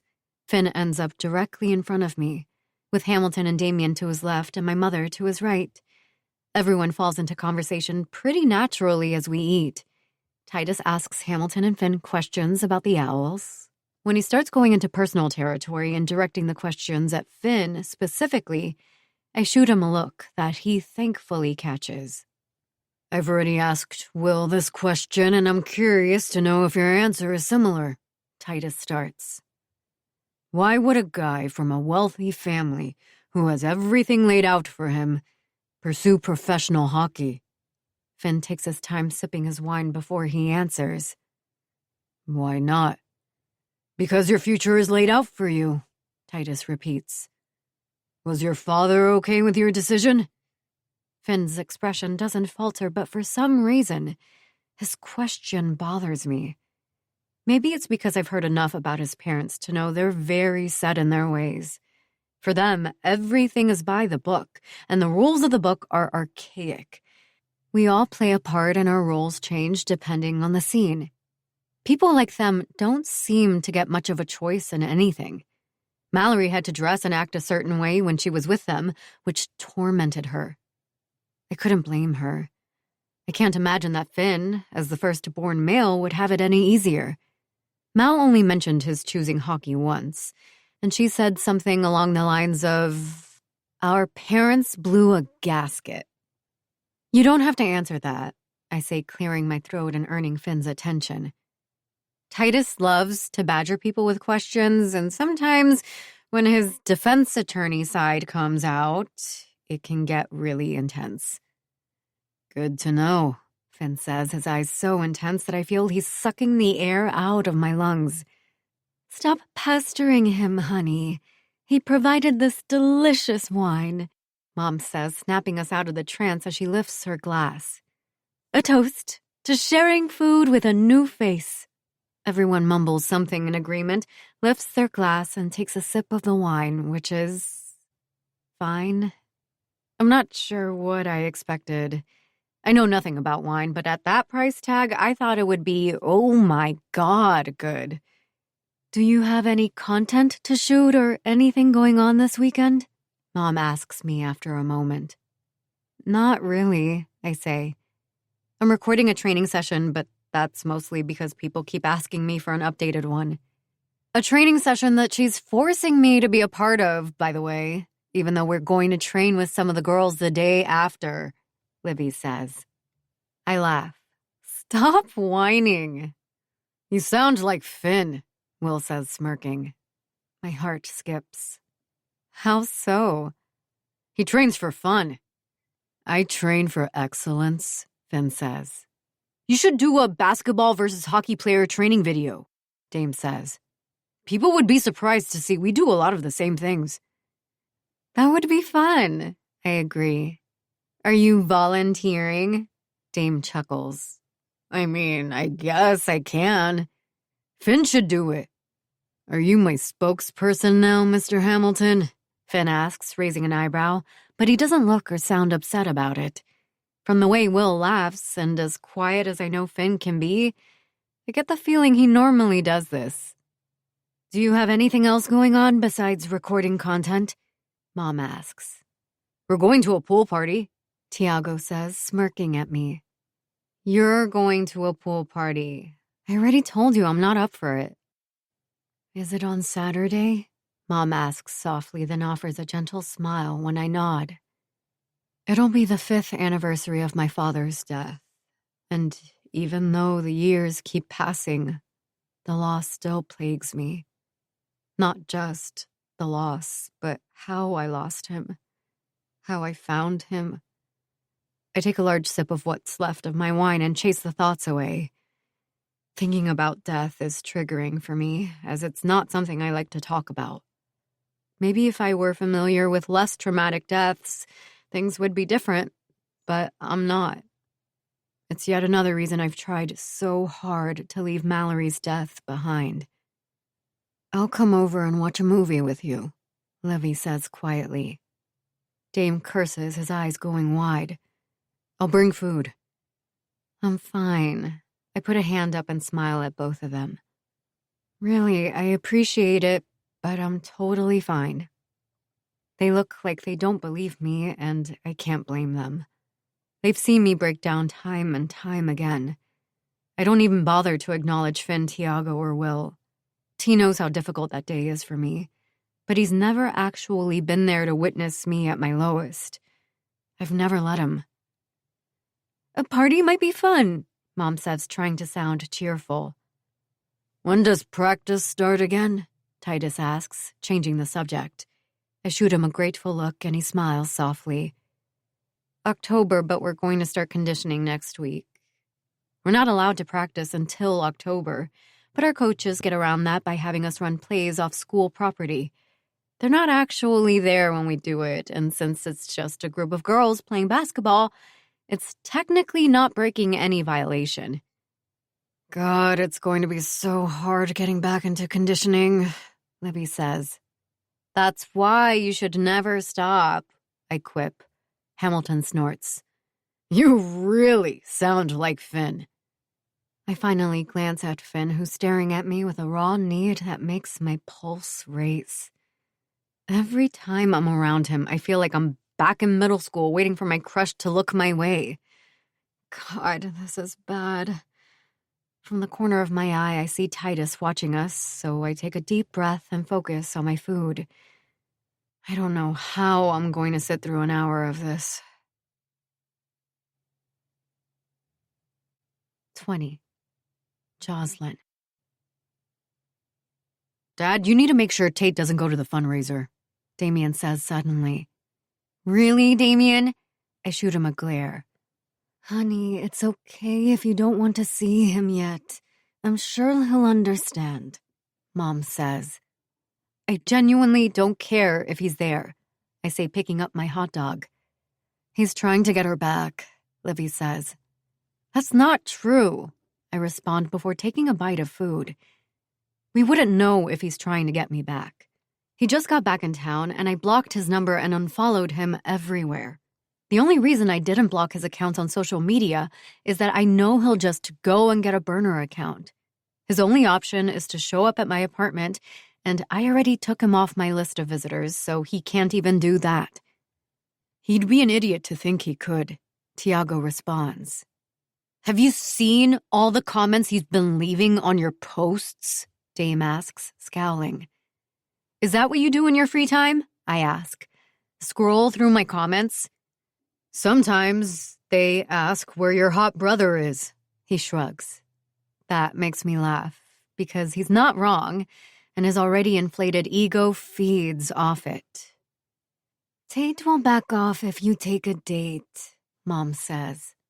I'm sure Damien can get one of his Blaze teammates to accompany you. My jaw drops. I don't need Dame's help to find a date, thank you very much. She really doesn't. As it is, some of them are already calling dibs on her since I won't be there to threaten them. Dame shoots me a pointed look.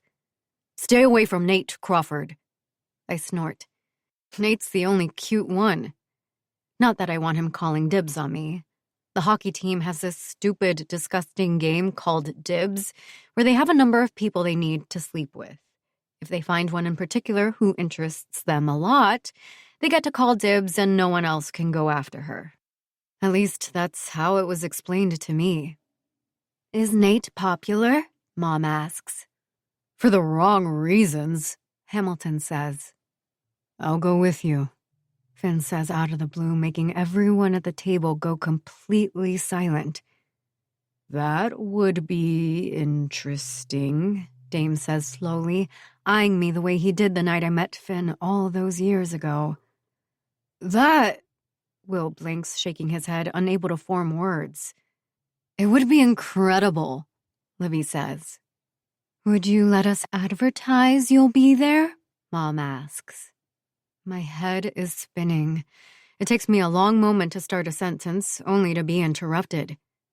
You'll be photographed together, Tiago says and looks at me. I think we should go together, people. I think we can all agree that my being there with her will get more attention, Finn says, interrupting. My brows shoot up at his blatant arrogance. But he's not wrong. Finn doesn't abide by anyone's rules. He'd rather pay fines and speak to the press. He doesn't give interviews, and he hasn't been very public since he got here. So I'm sure people are dying to speak to him. I wouldn't be surprised if the entire Fairview Blaze team somehow got together to buy a table just to fawn over him. You'd bring enough attention by getting a table, Tiago argues. Finn smiles, though it's cold and frankly, a little scary. After a second, he says, I'll donate the cost of a table, but I will be accompanying Jocelyn. Tiago lets out a low chuckle, shaking his head. Just like that, without even asking her. I'm sure she knows this is the right move, Finn says, his eyes flicking to mine briefly. I remain silent. I'm not sure what to make of his offer, but he's right. If he goes with me, the media attention would be intense, which is why I don't understand why he's even offering. We all know it'll get more attention if Joss and Finn arrive together, Livy says and raises her brows at Finn. A lot more attention. It's smart, Titus adds, which shocks me. If we start feeding the rumor mill, more people pay to watch the live feed, Mom adds and shrugs when I stare at her in shock. What? It's the publicist in me. Hamilton isn't even bothering to conceal his surprise, looking at his friend like he's grown 3 heads. I don't know. I start, but I'm once again interrupted by Tiago. Did you hear that part about having your picture taken? He asks, dumbfounded. Finn's expression hardens. Loud and clear. It's not just your picture, I say, shooting Tiago a quick warning look that says I'll hurt him if he interrupts me again. I know you have a large fan base, but most of them are just hockey fans. And puck bunnies, Hamilton quips. And puck bunnies, I add, rolling my eyes. The people who follow me are very loyal psychos, Livy pipes up. Can you guys let me fucking talk? Finn's mouth twitches. Don't worry about them, sweetheart. I'm listening. My stomach does a somersault. Sweetheart. Oh my fucking... I've always thought that was the corniest endearment, but holy shit. God, who even am I? Don't call me sweetheart, I managed to say, though my complaint sounds as weak as my knees feel. My followers genuinely care and are invested in my life, and it may not seem like it, but I'm a private person. Everyone at the table laughs loudly, and I turn my glare to each of them. Finn is the only one who's not laughing, but he definitely looks amused. I am, I argue. I only share what I feel comfortable sharing. She's not lying, Livy says, wiping away tears of laughter. She didn't even post pictures with Tate this last time. At the mention of his name, Damien and Tiago groan and mumble things under their breaths. I ignore them, as usual. It's true. I'm never posting a guy on my grid unless I'm 1,000 billion% sure of him, I say. I may have to wait until I'm married. I ignore them and address Finn. You value your privacy, especially when it comes to your love life, so I think you should think about it. Hamilton snorts. Love life. Finn shoots him a look before glancing at me. I'm aware of the repercussions. All right, I shrug. I'm not going to turn down this opportunity or what it could mean for the Foundation. Your funeral. Everyone resumes conversations, which is a huge relief. I manage not to look at Finn the rest of the time. Long after we're done talking about it, Tiago leans over and says, I'll go with you if Finn backs out. I lift my eyes in time to see his jaw set as he shoots daggers. I don't know if he can hear what T is saying or if he's upset that he's near me. Either way, I can't fight the warmth that his reaction spreads through me. Something is seriously wrong with me. I'm going to grab another bottle, I say, folding my napkin and picking up the empty one as I push my seat back. May I use your restroom? Finn asks, tossing his napkin on the table as he stands up. Of course, Mom says, smiling. Josie, show him where it is, please. My heart feels like it may burst out of my chest as I head inside. My stomach is coiled tight and every nerve in my body is hyper-aware of him walking behind me. We're quiet as we walk past the kitchen and through the living room. When we reach the hallway and are completely out of everyone's line of vision, the thick silence between us becomes too much. Why'd you volunteer to go with me? It's for a good cause, he says, the rasp in his voice causing my heart to ricochet. That's fair, but just so you know, you don't have to go with me. I stop in front of the bathroom and turn to him. I know I don't. Okay, I say, meeting his eyes and nearly losing my breath when I see the blatant lust in them. I swallow and point at the door. Here's the bathroom.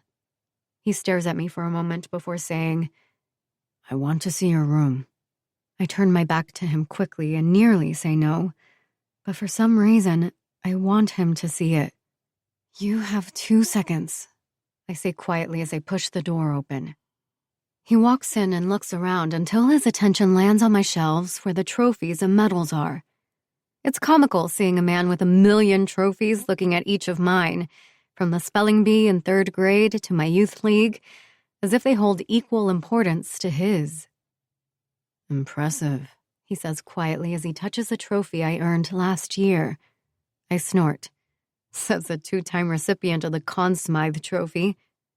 One corner of his sinful mouth lifts as he faces me.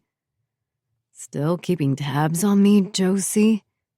My heart skips even as a wave of heat rocks through me, though I'm not sure if it's annoyance or something else. Don't call me that. He lifts an eyebrow. I let out a breath and start ushering him toward the door. You need to get out of here. Why? My mom's old school. She still doesn't allow guys in my room. He stops walking and turns around. The look on his face makes me take a step back. Tiago was in here earlier, he says, his voice so low and quiet, it's impossible not to think he's upset. I stare at him for a moment and laugh. Seriously? He doesn't look a bit amused. Are you hooking up with him? That's none of your business. I turn around and walk to the small vanity. But what if I am? I gasp when he wraps an arm around my middle and pulls me against his hard chest. He presses a kiss so soft and gentle to the back of my ear that I shiver violently in his arms. He makes a sound of approval in the back of his throat and licks the spot, sending a wave of heat between my legs. Finn, I breathe. If you are, you should get rid of him, or I will. You...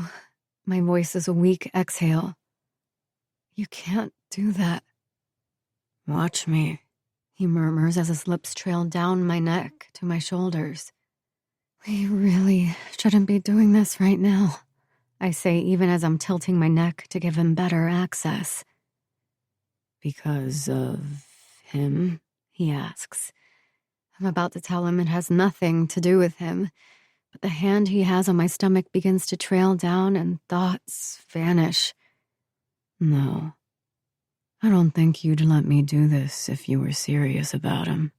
He moves my hair and keeps raining soft kisses on the back of my neck as his calloused fingers slide underneath the wide leg of my romper. Then again, you've done it once before, haven't you? He rubs me over my underwear and I arch my back with a gasp. That was different, I say, my voice shaking when he hits a sensitive spot. Tate and I had an agreement. Right. The agreement, he murmurs, sliding his lips to the other side of my neck and sucking the spot underneath my ear. Finn, I say, a plea as my knees wobble. He takes his hand back instantly and turns me around to look me in the eye. Are you actually hooking up with him? Are you actually jealous? Is that what this is about, making me jealous? He splays a hand over my throat and leans closer, so our noses are almost touching. Do you want me to tell you that every time I think about you going home with him, I'm blinded with rage? His eyes narrow as he moves his hand to the nape of my neck and squeezes. Would you like me to tell you how many times I envisioned myself breaking his shooting arm while he touched you today? My eyes widen. You wouldn't do that. There's very little I wouldn't do to eliminate my competition, he says, tugging my hair to pull my head slightly back before his mouth crashes down on mine. It's a searing kiss that makes my heart pound and my entire body sing. He kisses me desperately, like he's been waiting for this moment forever. That's how it feels to me. Like every kiss before this one was just practice. Everything pales in comparison. His hands are wild on my body as he lifts me onto the vanity, pushing the chair aside as I open my legs wider for him. I wrap them around his waist and sink my hands into his hair. That earns me a low rumble that makes my core tighten. He pulls back, nibbling and sucking my lower lip into his mouth. Fuck, he breathes, setting his forehead against mine. My heart is still jackhammering as I lower my arms and set them over his forearms, gripping his biceps as I catch my breath.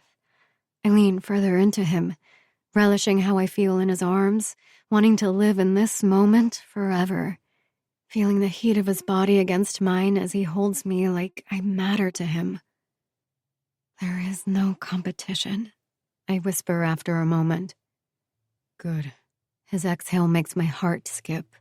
He presses another kiss against my lips, and another. After a moment, I pull away from him. We need to go back out there. Hesitation and a slight frown forms on his face. I don't like him touching you. My heart skips. He's just like that. I'm like that. It's a Latin thing. Some of us are touchy-feely, but it doesn't mean anything. Is that what you like? He asks quietly. His question takes me by surprise. I search his eyes. I've never thought about it before, but I guess affection is a love language I crave. I answer with a nod. Tate wasn't very affectionate, and despite his jealousy, I don't expect Finn to be either. I'm not sure I can even picture Finn in the kind of relationship that would require expectations.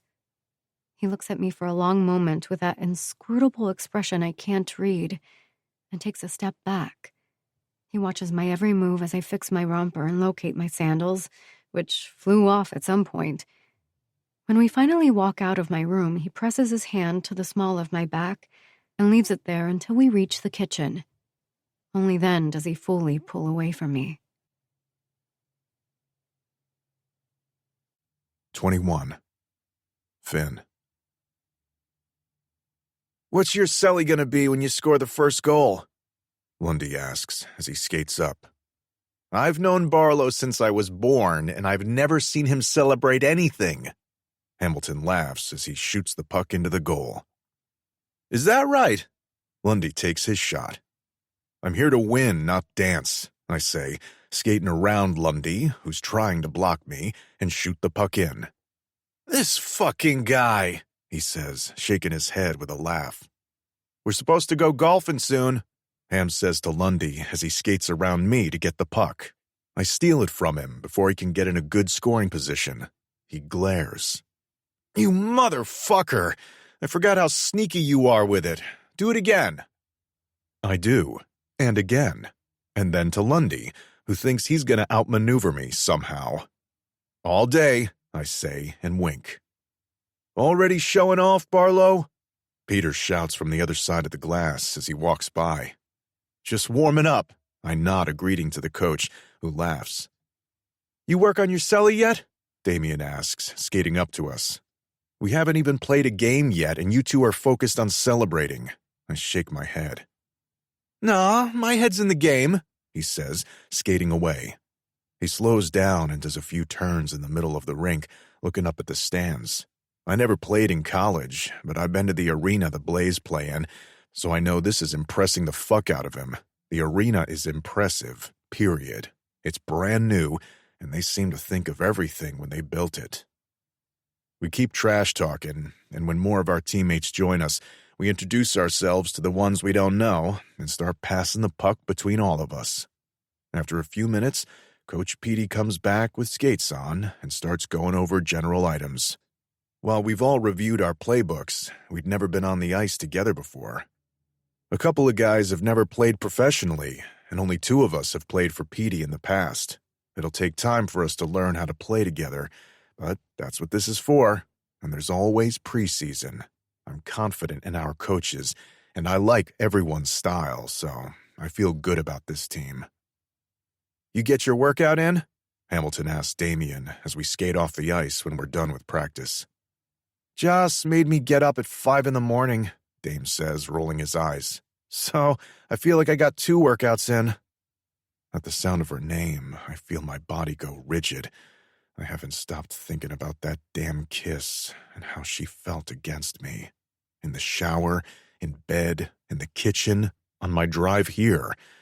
I swear she's bewitched me.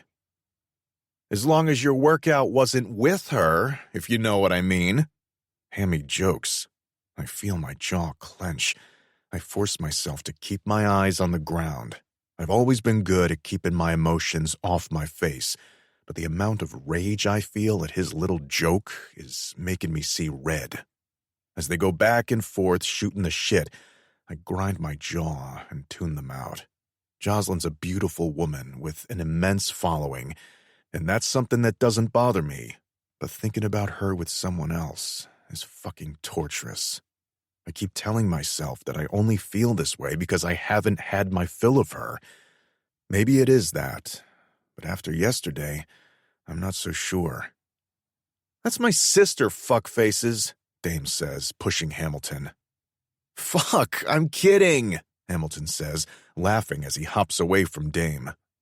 She was a suggested follow on IG the other day, Lundy says, looking at Dame. I didn't click follow. Cassie loves her posts, but she'd probably fucking kill me if I followed Jocelyn's account. She posts some damn good pics, Hamilton says. This time, I do chance a glance at him. He's looking straight ahead, but I swear he's doing this to provoke me. Knowing that should encourage me to shrug it off, but the anger remains. As we walk to the locker rooms, I take a deep breath. Soon, I'll want to cover my nose every time I come in here, but for now, I enjoy the smell of brand new. That was cool of you to offer to go with her to the fundraiser dinner, Dame says to me as we start taking off our pads and walk to the bench. It's no big deal. It kinda is, he says, sitting beside me and unlacing his skates. She won't be upset if you back out, you know. I think she's kind of expecting you to. My stomach tightens. Why would I back out?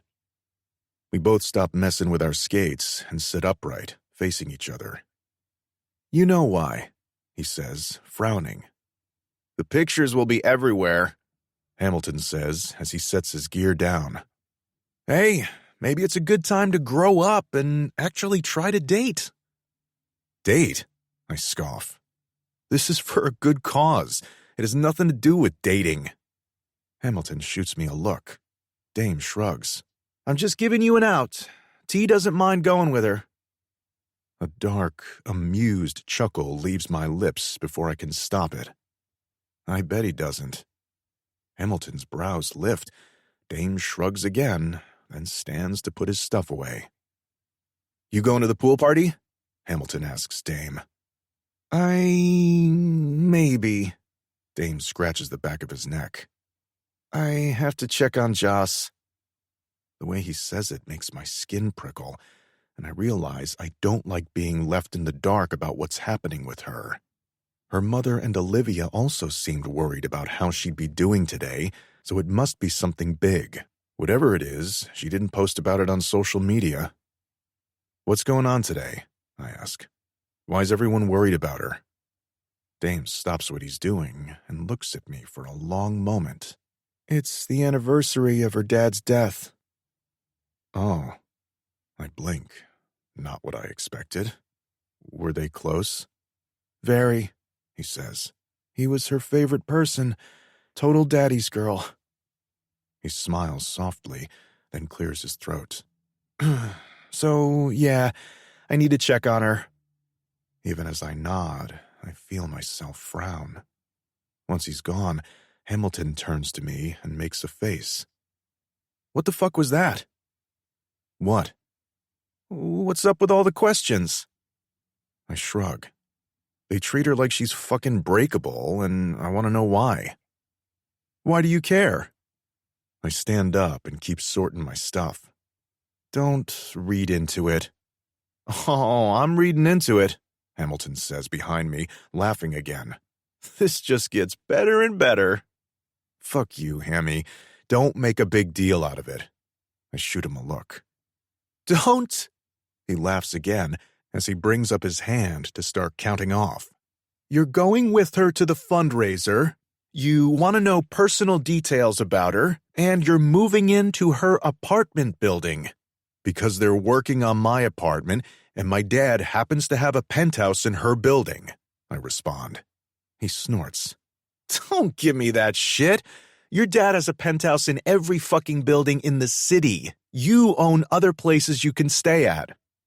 They're being rented out, I say. He rolls his eyes, and I don't know why I feel the need to explain myself, but I try. Maybe I want to keep a closer eye on her family. Sue me for trying to get to the bottom of what happened to Mal. Finn, he says, opening his eyes the way he does when he calls me out on my shit. You've had an investigator trailing those people for over a year now, and nothing has come of it. I get why you're looking into Titus. I really do. I don't agree with it, but your theory makes sense, he says, pausing to take a deep breath as he runs his fingers through his blonde hair. But fuck, man. What's your excuse for following Jocelyn? You know she had nothing to do with it. She was dating Tate. I haven't ruled him out. He stares at me for a moment and laughs, shaking his head as he turns to start walking again. He mutters something under his breath about Tate being too much of a pussy to do anything like this and how I'm out of my mind. Maybe I am. I don't know. I decided to move to that apartment building last night, and I'm not lying about people working on my place. Sure, it's only a cleaning company and a few plumbers changing the toilets, neither of which requires me to move, but I don't like people in my space. And yeah, I could have moved into one of the places not currently being rented, but her apartment building is the closest building to the Owls Arena. It's not so far-fetched that I'd want to move there. A couple of guys on our team live there. Damien lives there. The more I think about it, the more justified I feel. 22. Jocelyn. I couldn't sleep for a number of reasons, the main one being Finn. Last night I was riding high, but then it all sank in and I realized that what happened in my room was probably a mistake. Each time I see him, my brain turns to mush and my body relies on senses that can't be trusted. It wouldn't be such a big deal if Mallory had not cast such a huge shadow over both of us. But the situation is so messy, And Mal's secrets never stop, so even if I wanted to help him in this, there's no telling what she was doing leading up to that night. For months after it happened, I was struck with guilt, wondering if I could have prevented what happened that night. By then, I'd had many talks with her and practically begged her to get help for her self-destructive behavior. I blamed myself for not contacting Finn or trying to get in touch with her parents. There's no doubt in my mind that if I'd done that, my friendship with Mallory would have been over. Back then, it seemed like a high price to pay. After it happened, I went back to Onyx and asked employees questions that still remain unanswered. When Titus found out what I was doing, he forced me to let it go, and I did. Not because I no longer cared, but because it was the only thing I could do for my own mental and emotional well-being. Maybe if Dad hadn't died by suicide, I wouldn't have been so triggered by what happened. But he did, and I was.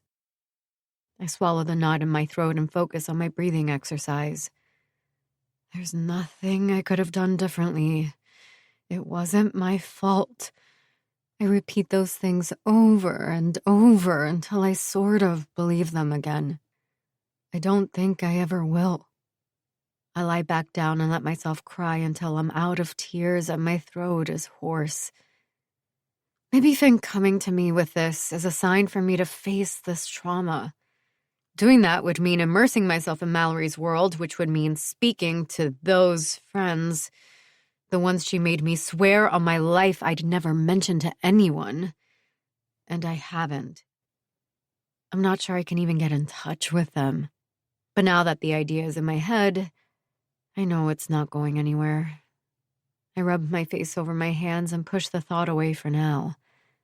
When I finally check my phone, I see a slew of notifications and texts. Unsurprisingly, I see some notifications from Tate, who's been leaving comments frequently on each one of my posts. I don't understand why, with the way people attack the hell out of him each time he does it, and today is no different. Tate, photo cred. Gemma 11, at Tate. Are you serious? Panther P, at Tate. Get off her page. You lost any right to speak to her. Carla M, at Tate. You messed up, asshole. Blaze Bunny, at Tate. F you, cheater. Gemma 11, at Pudding Queen. Can you believe this guy? Pudding Queen, at Tate. You're an idiot. Stop trying so hard. She doesn't want you. I click on my private messages and find some from him as well. I stare at his name but don't open the thread. He started sending them the night I saw the pictures and videos of him and Gracie together, which was also the night I called him and sent him to hell before blocking his number. Blame it on the usual sadness and helplessness I feel today, but I finally unblock his number. Now that he's back in town and I'm much calmer about the whole thing, it's better that I deal with him. Me. Please stop commenting on my posts. You're making things worse. His response is immediate. Tate.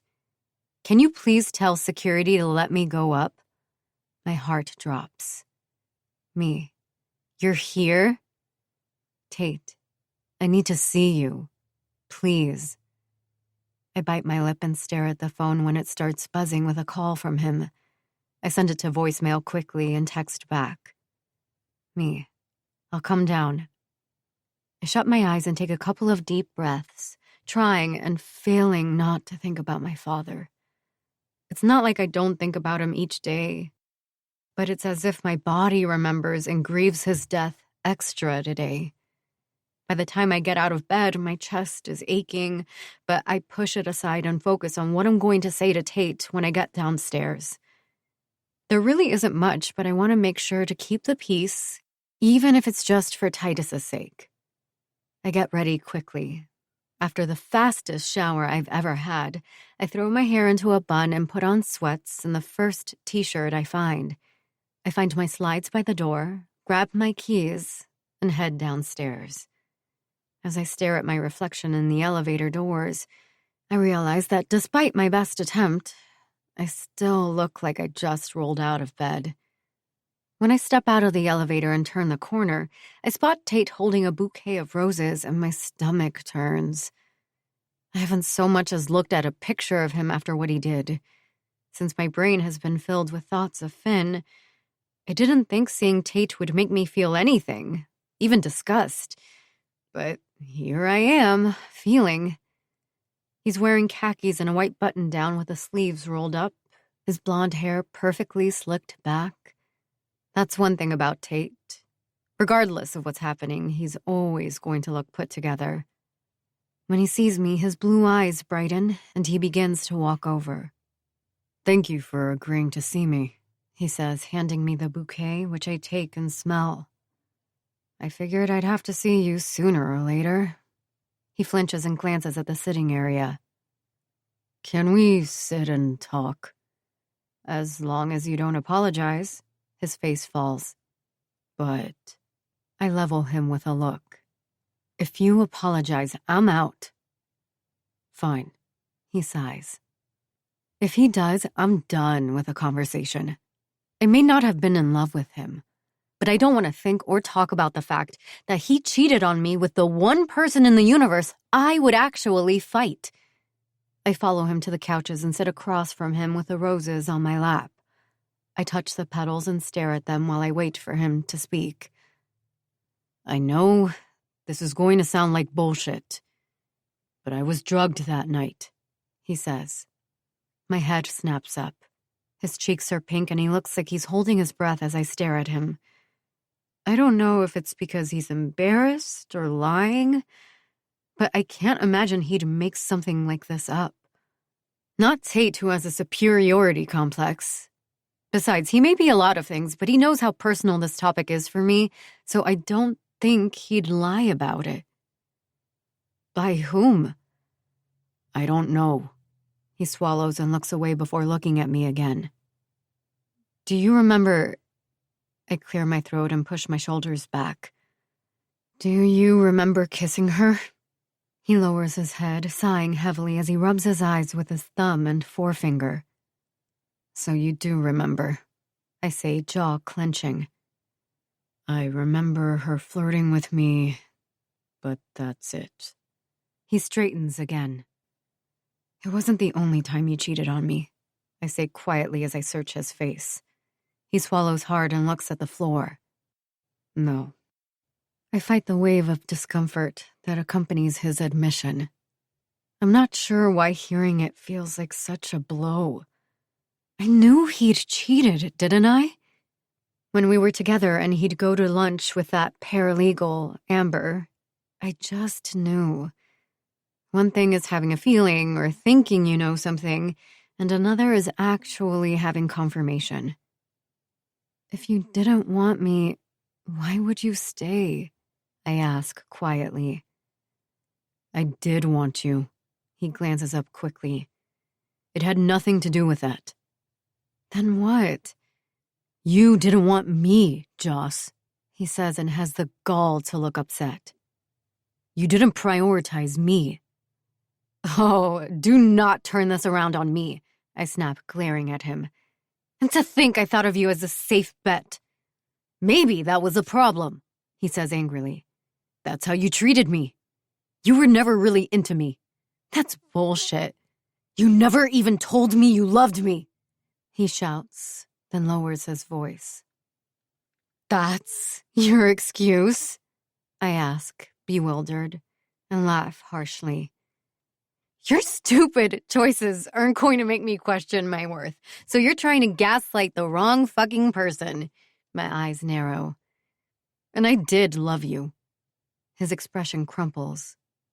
He may not have made me feel the things that I feel when I'm around. I stop the dangerous thought before it blossoms. My mom always told me butterflies were overrated. She said love manifested in many ways. Sometimes your heart doesn't gallop when you're with the person you're supposed to be with. Comfort, safety, and friendship should override the butterflies that will one day die anyway. It was how she felt with Titus, and she was genuinely over the moon happy with him. So maybe I wasn't butterflies in my stomach in love with Tate, but I did love him, and I had enough respect for him to never have done what he did. Josie, he flinches and looks away. Don't fucking call me that, I say through clenched teeth. He never called me that because he damn well knows only my parents are allowed to. I don't know why I did that. He exhales. Look, what I did was wrong, and I'm sorry. Don't. I glare at him. Even if the video hadn't gone viral, what you did was disrespectful. The least you can do is be a man and own up to it. Even your apology is for you because you want me to absolve you. What did you come here for? Let's get it over with so you can get out. His eyes widen. Of course, he's surprised. The only time I've ever yelled at him was on the phone after I saw the videos. I didn't let him get a word in, so he apologized over mine. I'd been the perfect partner for him, always catering to him because that's what I saw my grandmother and mother do. I just settled because that's what they did. But I'm not them. It took all of this for me to realize it. I wasn't put on this earth to serve anyone. I love helping people and making them smile, but I can't live my life walking on eggshells to make that happen. I won't. And I want the butterflies. Even if they fade over time, I deserve to experience it. I hold my breath when my eyes shift behind him as the lobby doors open and Damien walks in. He's engrossed in his phone, but he's standing in my line of vision, and I know the moment he looks up, he's going to see us. This is the worst possible time for this kind of interruption. Damien has been looking for a reason to fight Tate for years now, and if he sees him here, I know he'll try to start something. Tate looks over his shoulder and curses as he straightens again. He'll leave us alone, I say, and as if the universe hears me, Damien walks to the elevators without ever looking up from his screen. I'm about to let out a relieved breath when the doors open again, and Finn freaking Barlow walks inside. Oh, fuck. My heart does about 1,000,000 flips. Unlike my stepbrother, he's not distracted, and as soon as he steps away from the revolving door, he lasers in on me. His expression darkens when he sees who's sitting across from me. For a split second, I think he's going to ignore us and follow my brother upstairs, as he should, but instead, he starts walking over. I'll be right back, I say, scrambling to my feet and practically sprinting over to Finn. I exhale. Please don't. Why the fuck is he here? He asks, his angry gaze on Tate. He just wants to talk, I say. His eyes flash to mine. And you're going to listen? His gaze drops to the roses in my hands and his jaw tightens. He gave you fucking flowers? He works at Titus's firm. I'm going to have to see him sooner or later, and I'd rather it be here than in public. I'm going to have a civilized conversation and hopefully never speak to him again. His angry eyes flash to mine. He doesn't deserve a second of your attention. What's going on over here? Tate asks, coming up behind me, and Finn's entire body goes rigid. That's exactly what I'm trying to figure out, he says. Why the fuck are you here? Why the fuck are you here?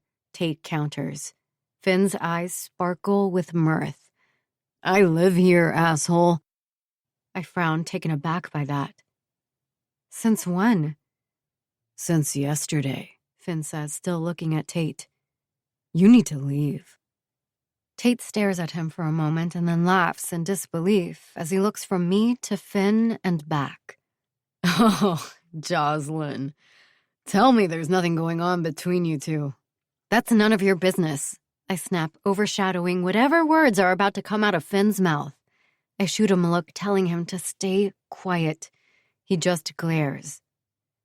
If you think I'm a liar and a cheater, then you certainly have a type, Tate spits, then adds. What? You haven't fucked her yet? Is Is that why you're still interested? I'm going to give you 1 minute to get out of here before I destroy your fucking face. Finn growls and takes a menacing step forward. Phineas, I snap. He glares at me. Just stop. Is there a problem here? The security guy asks as he walks over. Yes, Finn says. At the same time, Tate and I say no. We were just going to step outside. Tate grits between his teeth as he looks at Finn. He grabs my hand and I'm forced to take a step as he starts pulling me. I don't get to take another before Finn pushes him so hard that I stumble before I'm able to yank my hand back. Don't fucking touch her, Finn seethes. This is unfucking believable. Tate grinds his jaw and puffs his chest as he looks at me. You know he's only using you to piss me off, right? He's using you to get back at me because I suggest you keep your baseless comments to yourself, Ford, Finn says through his teeth. Sir, I'm going to need you to... The security starts. I'm going, Tate snaps, fixing his shirt and walking toward the door. He looks at me. I'll be in touch. Finn chuckles, and even though he doesn't say anything, it sounds like a warning. Once Tate is out of sight, I whirl around to face Finn. What is wrong with you? I hiss, looking around the lobby to make sure no one is recording. Do you realize that could have been caught on video? I shake my head and start walking, leaving the bouquet on a table as I walk past it. My arms are crossed as I stand in front of the elevator, only unfolding to stab the button more times than necessary.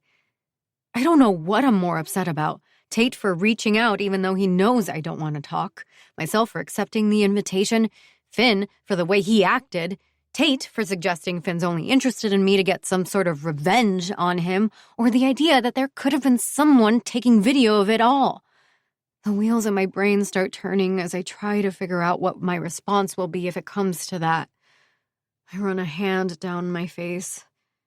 I can only imagine the things people will say online. Personal drama is catnip for them. I drop my hand and take a breath. From the corner of my eye, I see Finn approaching. I'm not sharing an elevator with you right now. I stab the button again. He says nothing, but his face is a mask of anger. When the elevator door finally opens and I find it empty, I begin to step inside but turn to look at him. Take the next one. Surprisingly, he listens. I watch him start pacing as the doors close between us. As I ride up, I bury my face in my hands and realize I'm shaking. When I get to my apartment, I find Damien standing outside with a box of donuts. My feelings are chaotic, and the last thing I want is company. But I know he's not going anywhere, so I push my emotions aside. He glances up from his phone when he senses he's not alone. Yo, where have you been? He asks. Whatever he finds makes his expression harden. What happened? I shake my head, walk inside, go straight to my water bottle, and start drinking. It's shaking so hard against my lips that water starts running down my chin. I set it down. Damien tosses the box on the counter. Joss, what the hell happened? Tate was here. His expression darkens. What did he want? He just wanted to talk. What the fuck did he say to make you this angry? He asks and brings out his phone. I'm going to kill him. No! I yell, then repeat quieter. No, it's fine. Finn got here and they had a little altercation. The last thing I need is for Dame to go after him as well. His brows shoot up. They got into a fight? It was a very heated argument, I say, sitting on the bar stool and setting my elbows on the counter with a sigh. About what? I've seen them in a room together, and each usually pretends the other doesn't exist. My exhale is a shaky laugh. Yeah, that didn't happen downstairs. I focus on the box of donuts, opening it and looking at each of them. I've known my stepbrother since I was 8 years old. Unlike some step-siblings, we never had an awkward stage. When we met, it was as if we'd always been brother and sister. Our dynamic has never changed throughout the years. If anything, after the loss of my dad, we became closer. We always share when we're seeing someone, even if it's casual. But for some reason, I can't bring myself to share this.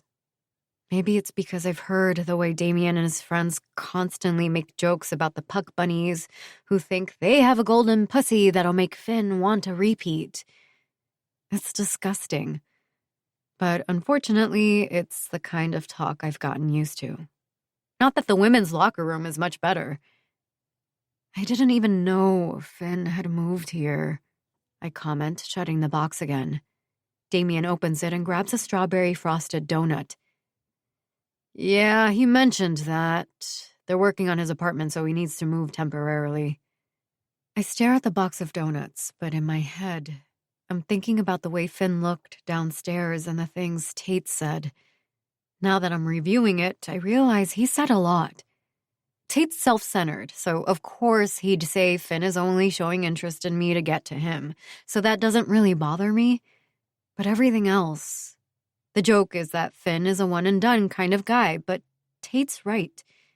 He hasn't actually fucked me yet. It makes me wonder how many women he's done this with. How many has he acted jealous over until he gets them in his bed? Is that his thing? And why do I even care?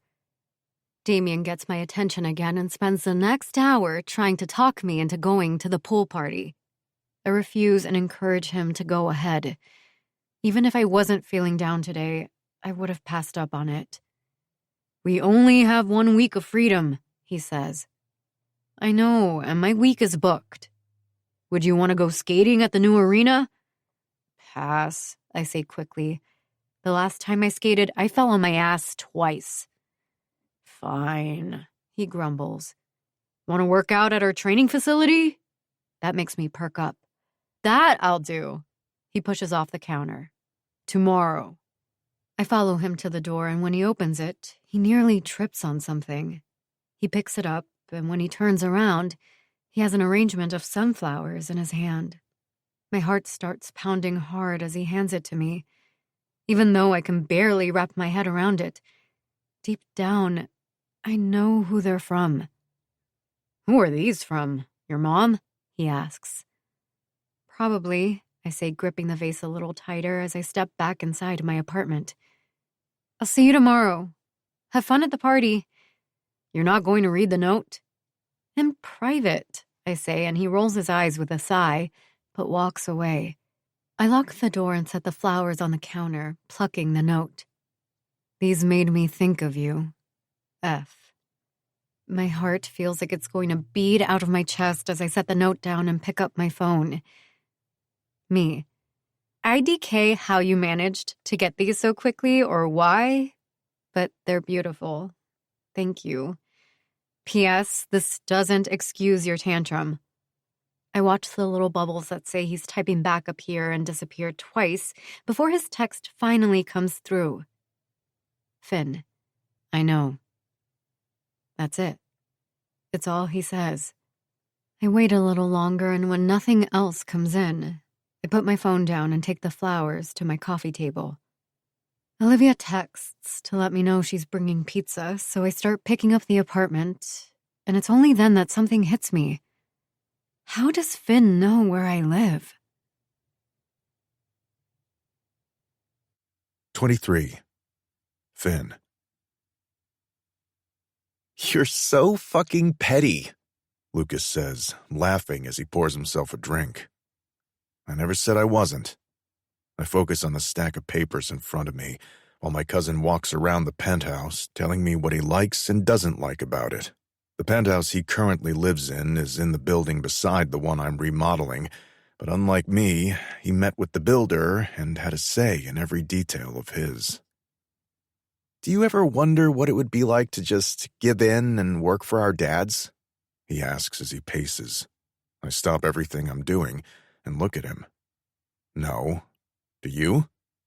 Our fathers were born with silver spoons in their mouths and gained access to their inheritance when they turned 21. While my dad made smart investments, Lucas's blew through a lot of it, something that's very difficult to accomplish, considering the amount of zeros in his bank account. It may have been for the best, My uncle married someone outside of our social circle, which is practically unheard of, and Lucas and his brother Asher were raised in a very normal household. As normal as growing up in a high-class household could be. My aunt was a homemaker and very present in their lives, in mine as well, and kept them grounded. She was my biggest cheerleader when my career took off, and still is.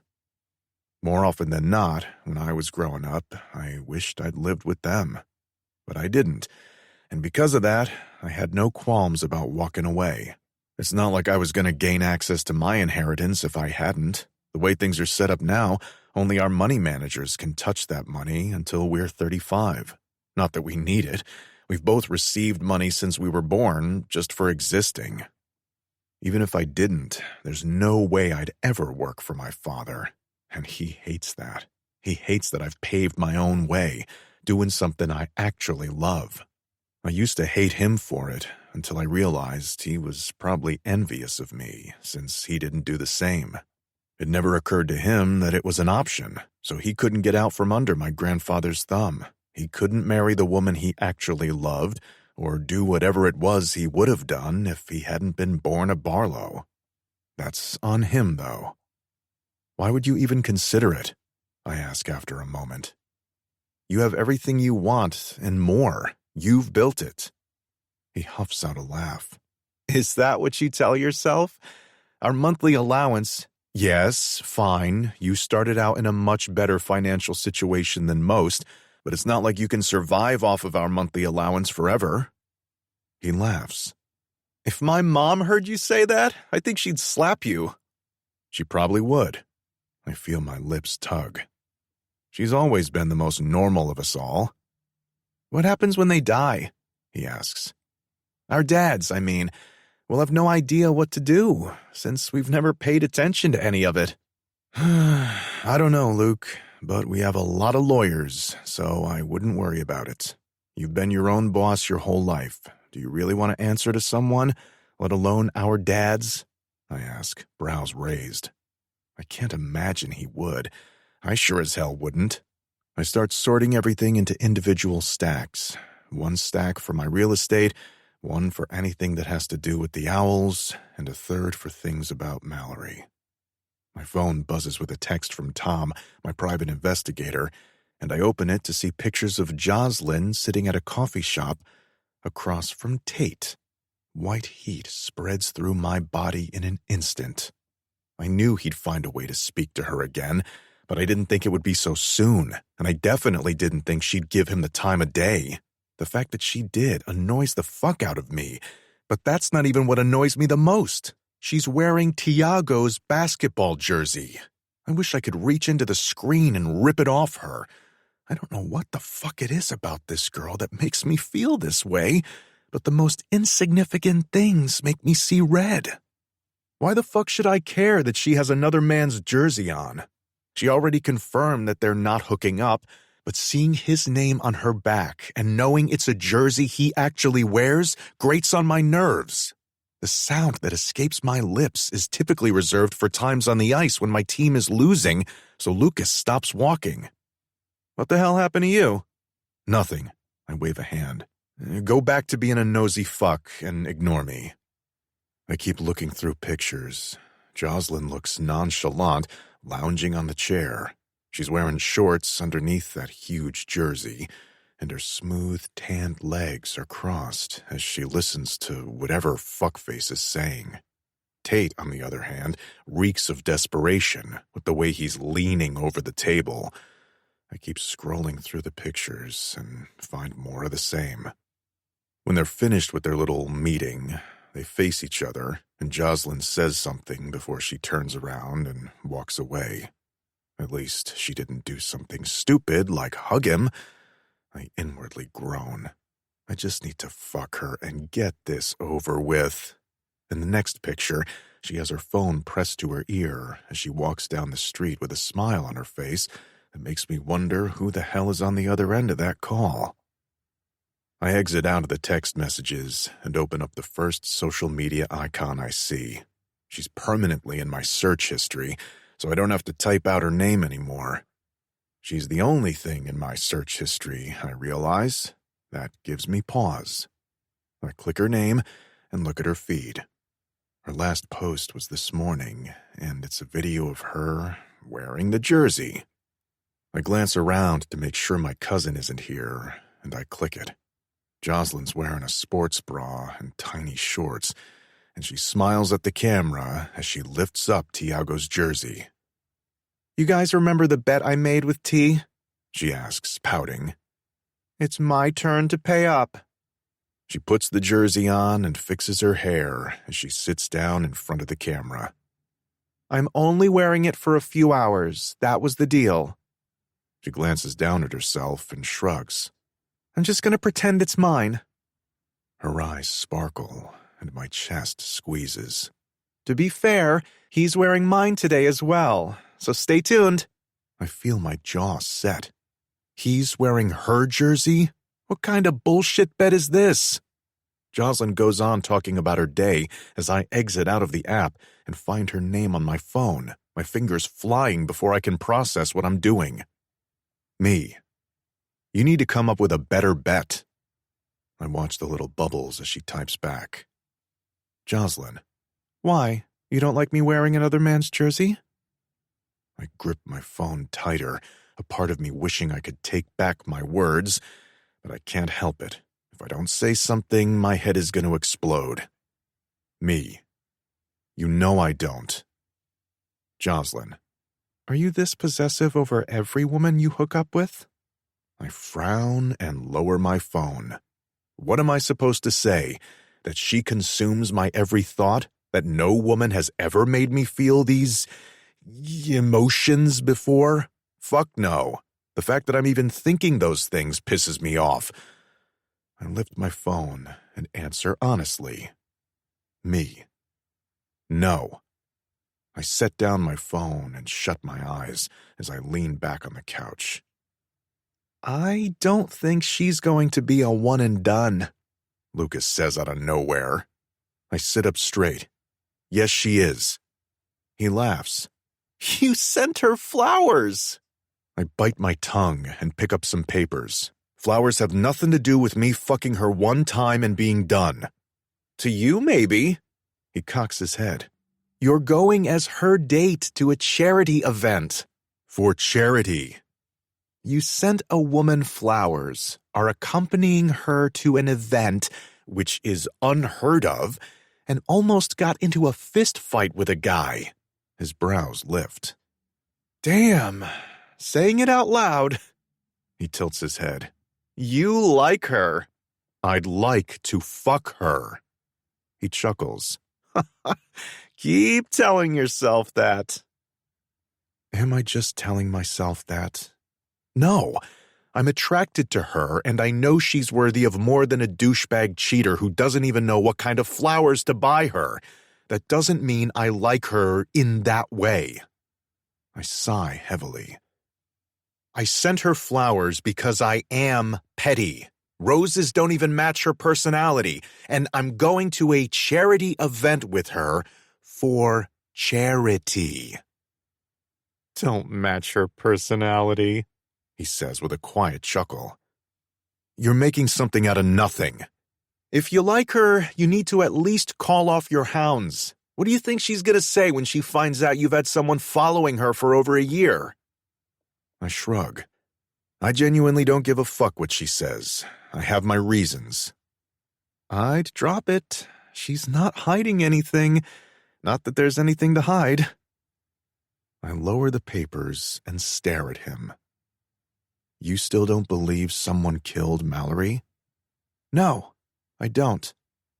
He takes another sip.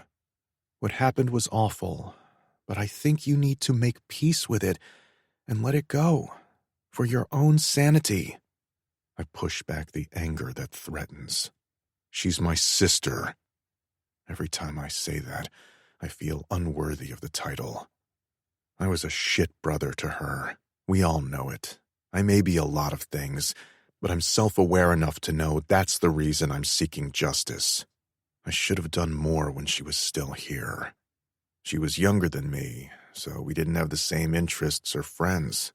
By the time she got to high school, I was on my way out, and things were so hectic that year, I barely had time to see her. Still, we kept in touch. When I left, I made sure she knew I was still there for her. Not that she ever needed me. She'd call, though, when she was bored, to tell me about her day and her friends. It was usually a one-sided conversation, but I didn't mind. Growing up, I had my friends, Ella, Hammy, and a few other guys I've lost touch with. Mallory didn't have that. Her friend group was full of vipers waiting to strike. And still, she must have liked them.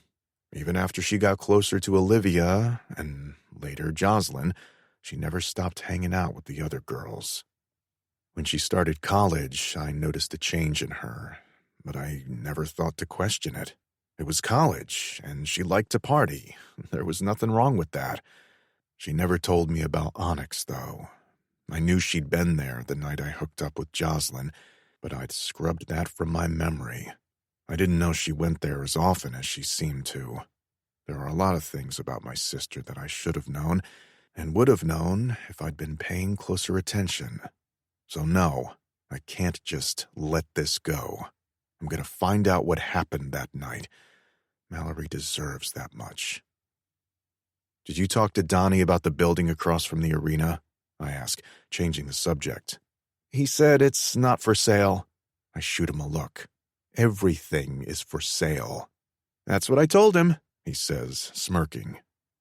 Did you meet with the architect? Not yet, but I need to this week. You've said that about your entire to-do list. Because practice starts soon, and only 2 of the guys have played together in the past. Are you worried about it? I nod my response. They're good, but we haven't had a chance to hang outside of meetings, which isn't ideal. Things flow smoother on the ice when you click with the person skating beside you.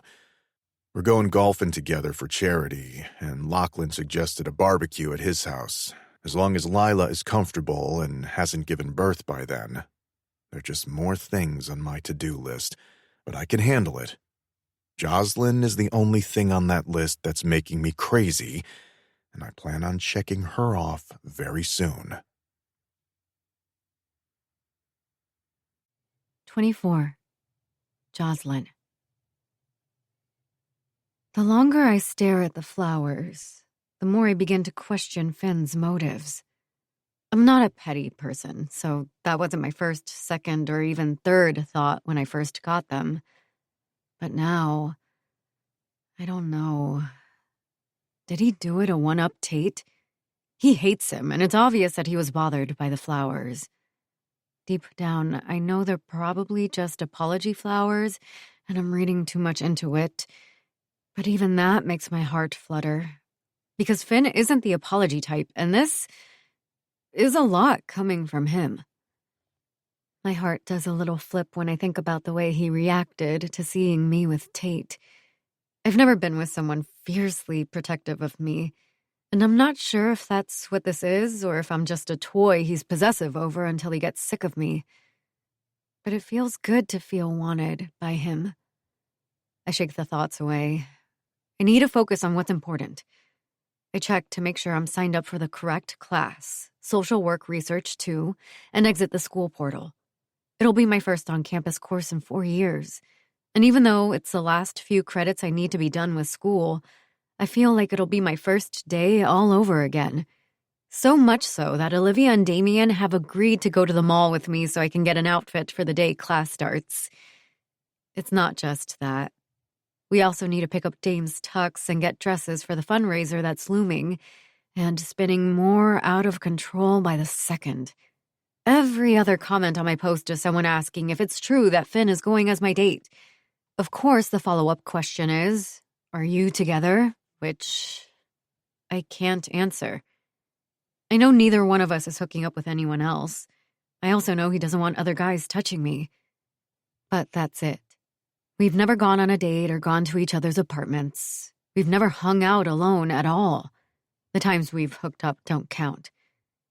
It's a sucky realization, but thinking about it reminds me that I want to get in touch with Scarlett, my only friend and connection at Onyx, to ask her a few questions.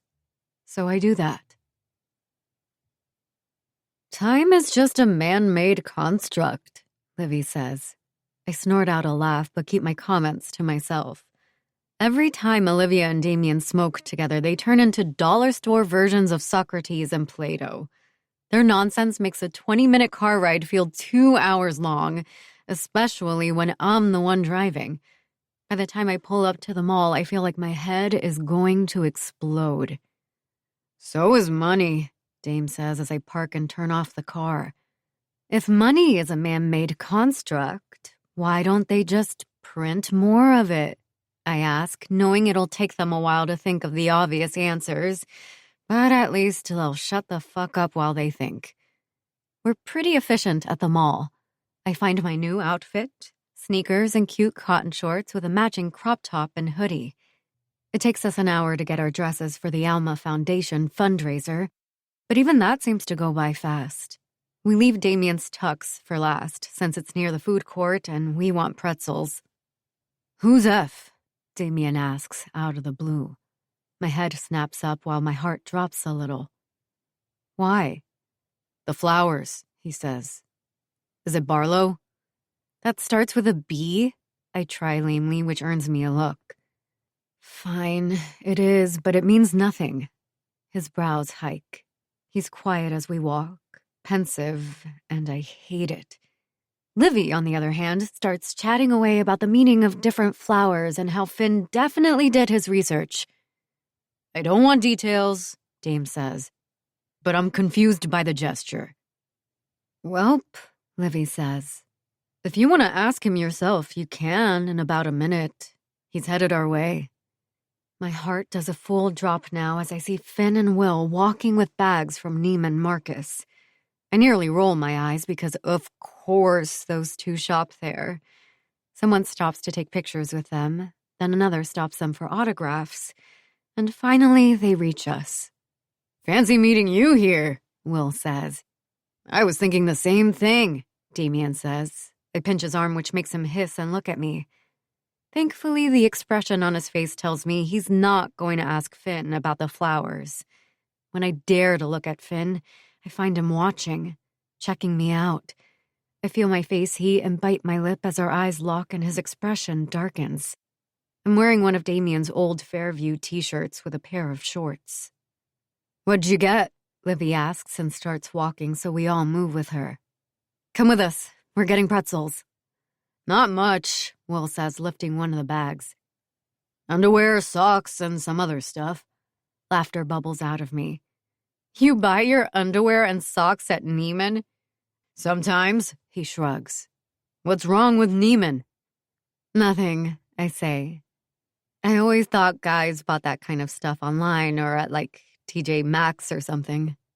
Hammy's probably never been there, Damien quips. Will shoots him a look. I've been there several times. You went once to pick up your grandma while you were on vacation in a cabin in the middle of nowhere, Finn says. Twice, Will counters and looks at me, eyes lit with amusement. Where do you buy your underwear? I look at Finn, whose eyes are locked on mine. He looks tense as he waits for my response. I tear my gaze from his and look at Will.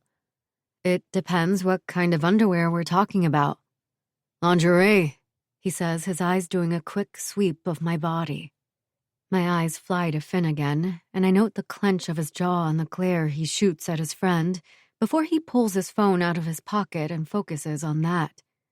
That depends on what kind of lingerie you're talking about, Livy says, and even though sometimes it annoys me when she does that, right now, I'm so grateful I could kiss her. Oh, God, I'm gonna go get our pretzels, Dame says, and we all turn in that direction. I can't even remember the last time I came to the food court, Will says. Probably the last time you picked up your grandmother at TJ Maxx, I respond, smiling up at him. Livy and Dame laugh. Will laughs and shakes his head, but it's a sound coming from Finn, somewhere between a laugh and a cough, that makes me smile harder. I'll get a table, I announce. I'll come with, Livy says. Fletcher, get me a lemonade, Finn says as Will and Dame walk to the pretzel stand. Don't forget my water, I add, and he nods. Livy, Finn, and I make a beeline for the first large empty booth we see. Livy sits across from me, and, of course, Finn slides in beside me. He scoots closer and crowds me with his large body and amazing smell. Even the way he breathes is sexy, which is ridiculous, but true. When his arm brushes up against mine, I tense, feeling like my heart might just beat out of my damn chest. Dad sent me 5 texts mansplaining inflation to me, Livy says, laughing as she looks at her phone. Oh God, now he's sending me links to articles in the NASDAQ. I laugh. He would. You're almost done with college and you don't know what inflation is? Finn asks, frowning slightly. She took an edible and has been philosophizing about man-made constructs. I explain, my eyes flicking from his to Liv. Would you ask Papa Naz? The sound of Finn's laugh makes my heart skip. I bet Dr. Nasser just loves that nickname. He actually does, I say, grinning. My heart skips again when I glance over and catch him staring at my lips. I look away so fast I almost give myself whiplash. I asked him what would happen if they printed more money, Livy says and laughs again. Oh my God, he just sent another article. She looks at Finn. I'm not even going to ask you what you think would happen if they printed more money. That makes me laugh. I don't think that's a good question to ask a billionaire trust fund baby. I look over at Finn again, especially one who buys his underwear at expensive department stores. His mouth twitches. Did you also take an edible? Nope, I'm the chauffeur. She's for hire, Livy says. As long as you buy her sneakers. That's the price I paid. I laugh.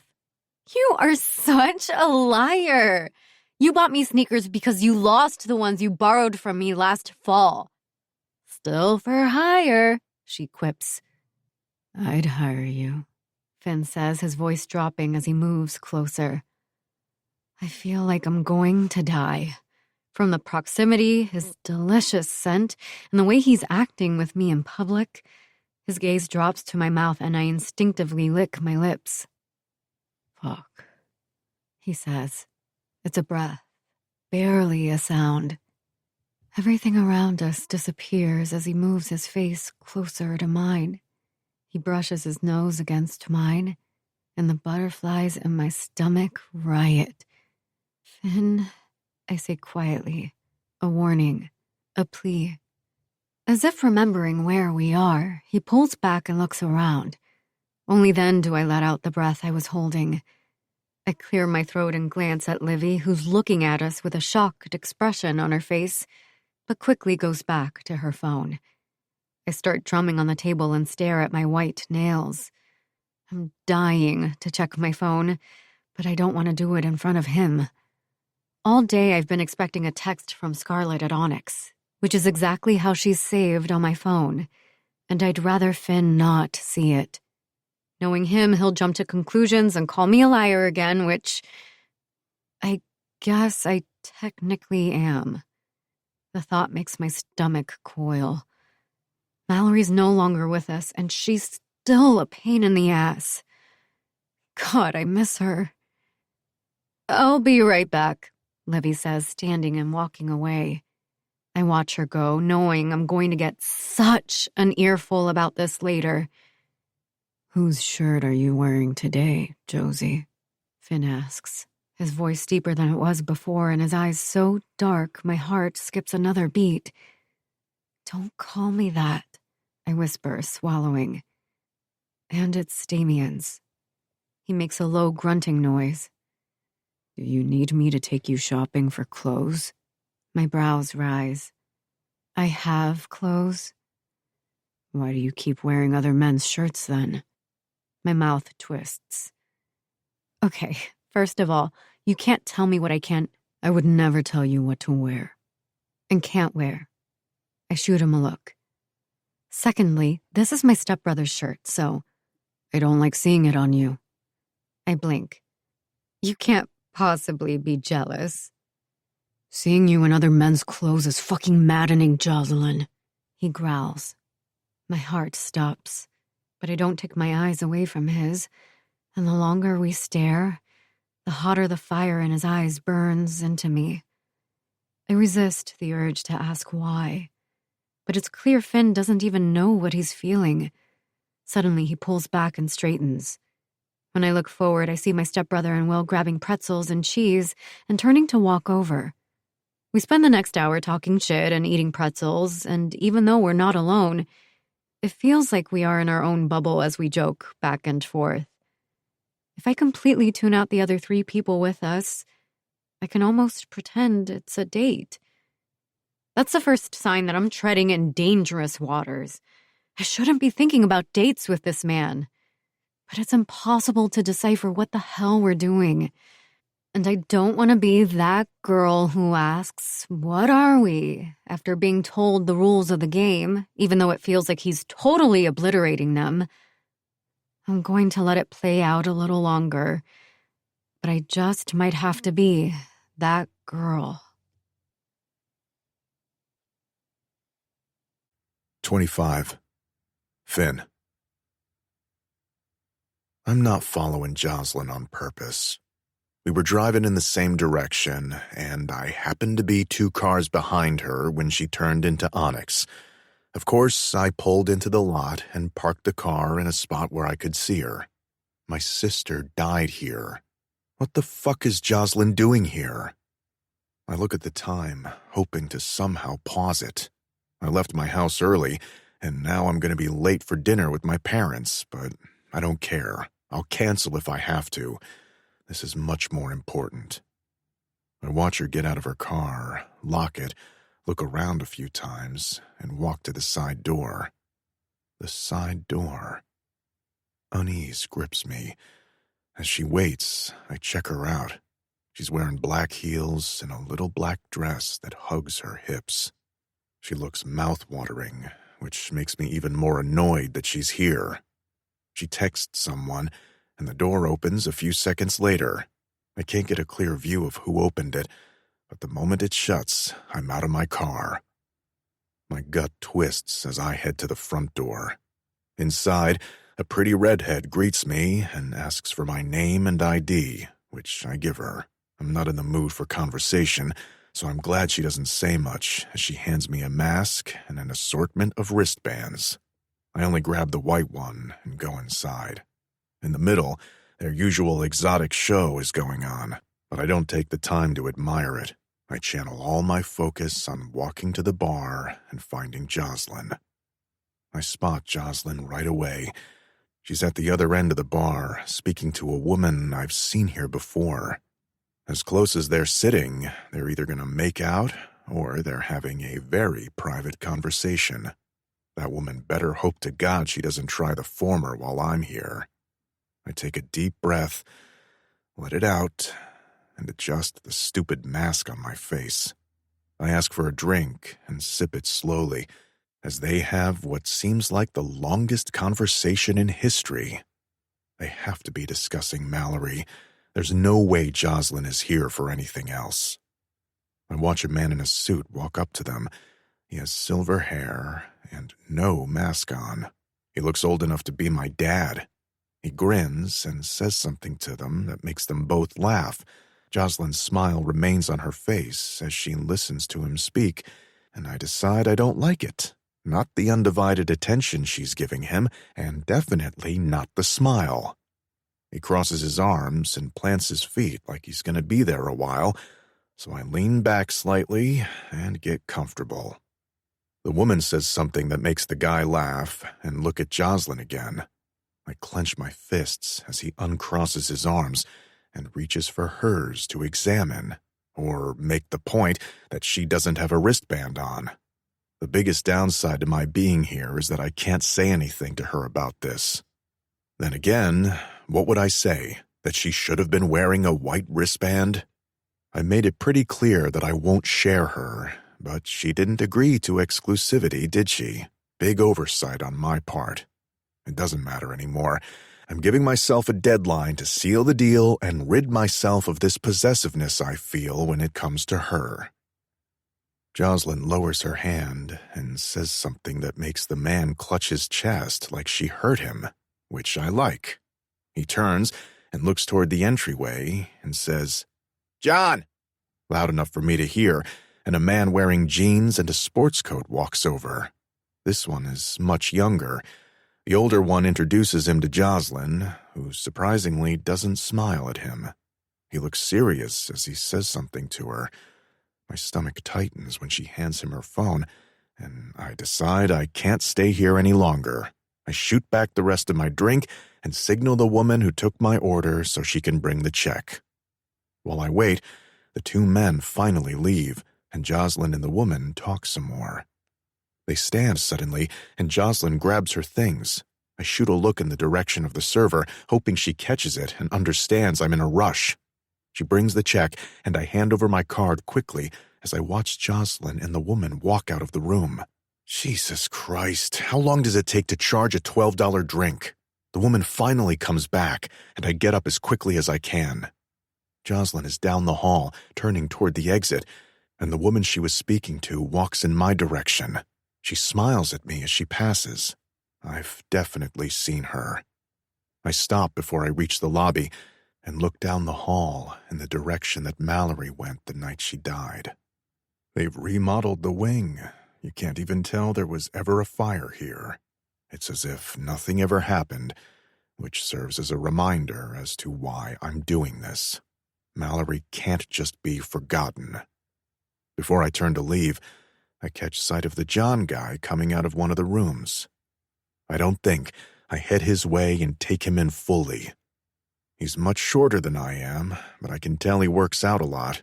From experience, I know that doesn't mean much in a fight.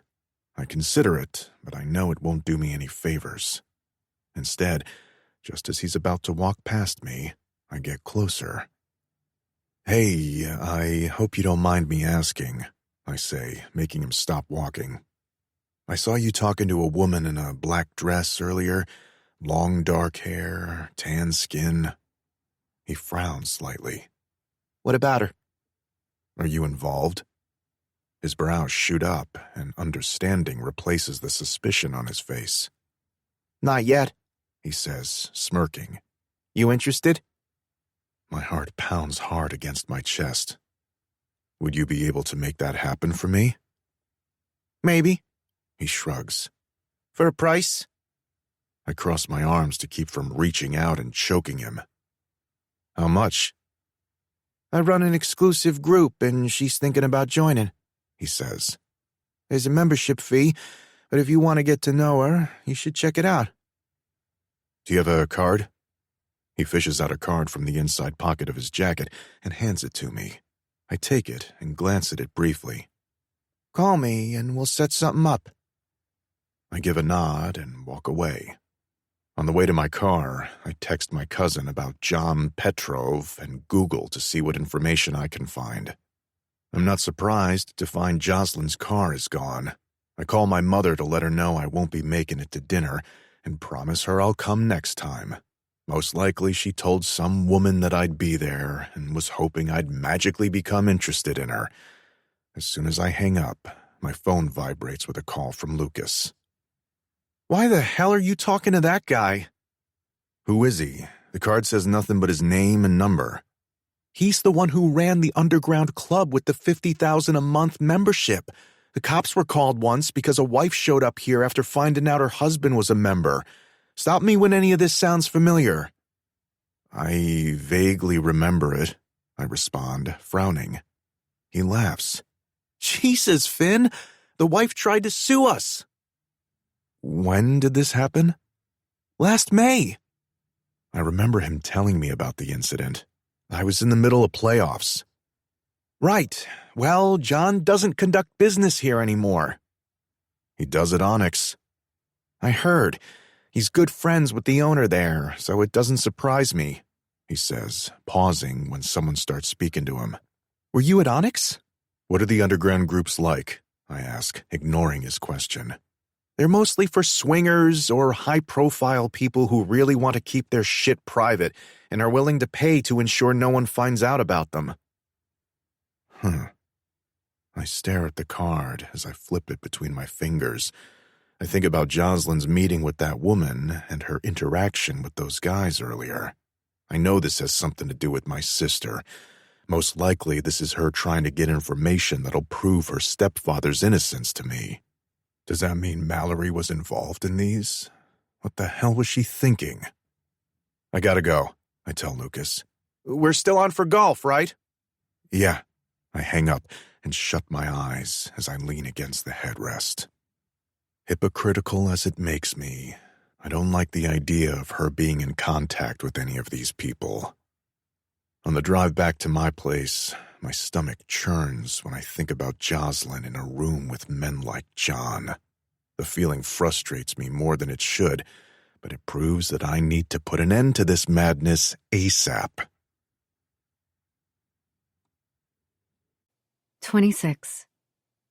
Jocelyn. Instead of meeting Livy and some of our teammates at the bar like I was supposed to, I decide to head home. My head is spinning from everything I just learned from Scarlett and the men she introduced me to. I knew Mallory had a group of friends she met with there. I think about the man we saw at a restaurant one night and Mallory's strange reaction to him saying hello. He looked like the typical rich, older man. From the way he greeted her, I figured he had to be a friend of her parents, but her panicked face and shaky hands when we walked out said otherwise. Naturally, I asked her about him, and, of course, she lied. I think discovering how much she lied is the worst part of all of this. After parking my car, I grabbed my phone to text Mallory, as I've done so often. Me. Your brother is a real pain in the ass, but I don't think he's wrong about what happened not being an accident. He's bringing Titus into this now, and I know he had nothing to do with it. But he has footage that could incriminate him, which means I'll have to prove him wrong. God, Mal. This is so fucked up. I wish I could go back to that fight and make you see reason. I wish I would have tried more before that night. And after. I put my phone in my purse and wiped the tears from my face. 24 hours after her death, her parents put a gag order on everyone. Mal's friends, the employees at Onyx, the cops, the media.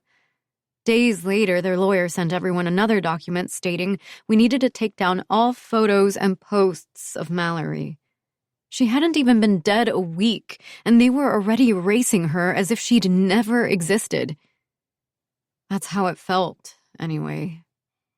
In a way, I did the same thing after my dad died, so I guess I can't blame them. It's easier to deal with a loss if you compartmentalize and file it away. After a moment, I make myself get out of the car and head into my building. I smell him before I realize it's him, and my nerves instantly go haywire. Somehow I'm able to act nonchalant as I take a step back.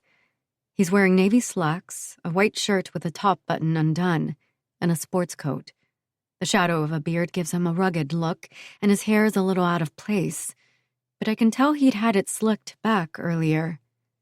He looks so fucking hot, even more so as he drags his hooded eyes over me from head to toe and back. Are you going out or getting back from somewhere? I ask and clear my throat to compose myself. Just got back, he says, giving me another heated once-over. You? I met a friend for drinks, I say, hoping my voice doesn't sound as shaky as I feel. It's technically not a lie, but for some reason, I feel like it is. Finn makes an acknowledging sound that does nothing to calm my nerves, and we start walking to the elevator. We find a group of people waiting for it when we get there, and when the doors open and they step inside, I take a step forward. Finn grabs my elbow and holds me back before I get very far, letting the elevator doors close. Before I can question him, he lets go of my elbow and the next set of elevator doors open. This time, when I start walking, he's right beside me and doesn't stop me. We step inside and he moves toward the panel. You seem to know mine, so I'll let you press the button, I say, making it sound like a joke, though I'm hoping he explains himself. He doesn't. He pushes a button for his floor, which is 4 above mine, And when he glances at me, the look he gives me makes my heart stutter. It takes him 2 strides to close the distance between us. When he's finally in front of me, I stop breathing. "You're coming home with me tonight," he says, voice gravelly as he slides his long fingers into the hair at the nape of my neck and tilts my head up. As I stare into his eyes, I consider telling him where I was and what I found out, but think better of it. I won't actually have information on the people his sister used to hang out with until I go to one of the meetings they have planned next week. So there's nothing to tell. Instead, I nod my agreement because there's no way I'm going to turn him down. He brings his mouth down on mine and uses my surprise to his advantage as he sweeps his tongue into my mouth. He pins me against the wall behind me, bringing a knee between my legs and pressing where I'm most sensitive as he brings his other hand to cup my breast. An onslaught of sensations shoots through me and my knees buckle. I grip his arms to keep myself upright as I get lost in the kiss. The elevator doors open, and without breaking away from me, he walks out and pulls me with him.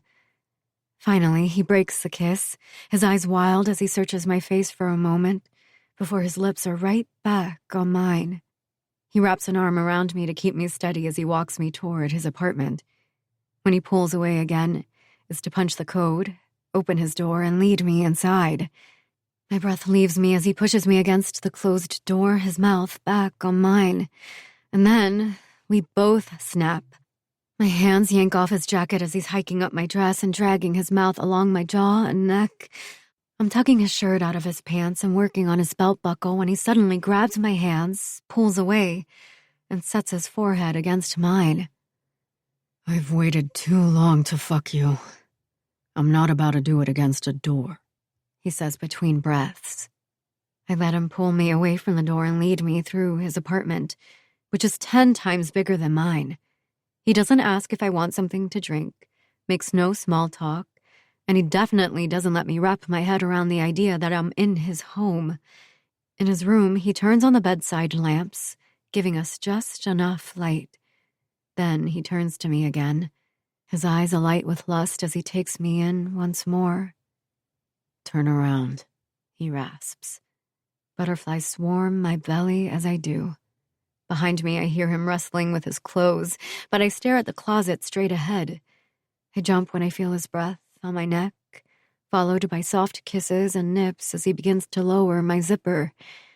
My stomach somersaults so hard I feel off kilter and squirm with each graze of his fingers. "I don't know what it is about you," he says quietly as his lips trail down my neck to my bare shoulder. He pauses the kisses and focuses on getting my dress over my hips and the curve of my ass.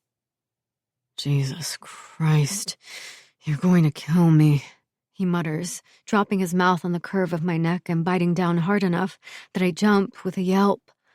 He gives me an open-mouthed kiss there and lifts his head to continue. I glance over my shoulder as he slides down my underwear, lowering himself to a knee and grabbing and kneading my ass.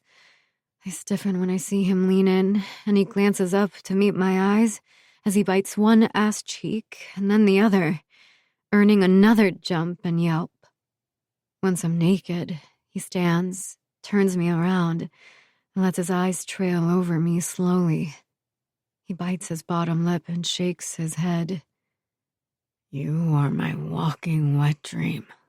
My heart skips and I set my hands on the first button of his shirt. My turn. I undress him just as he did me, then inhale sharply when I take a step back and take him in. I shake my head in disbelief. I've been with athletes in the past, and I've seen my share of shirtless men. But this is Finn. And just as he said about me, he's my walking wet dream. His body is a work of art.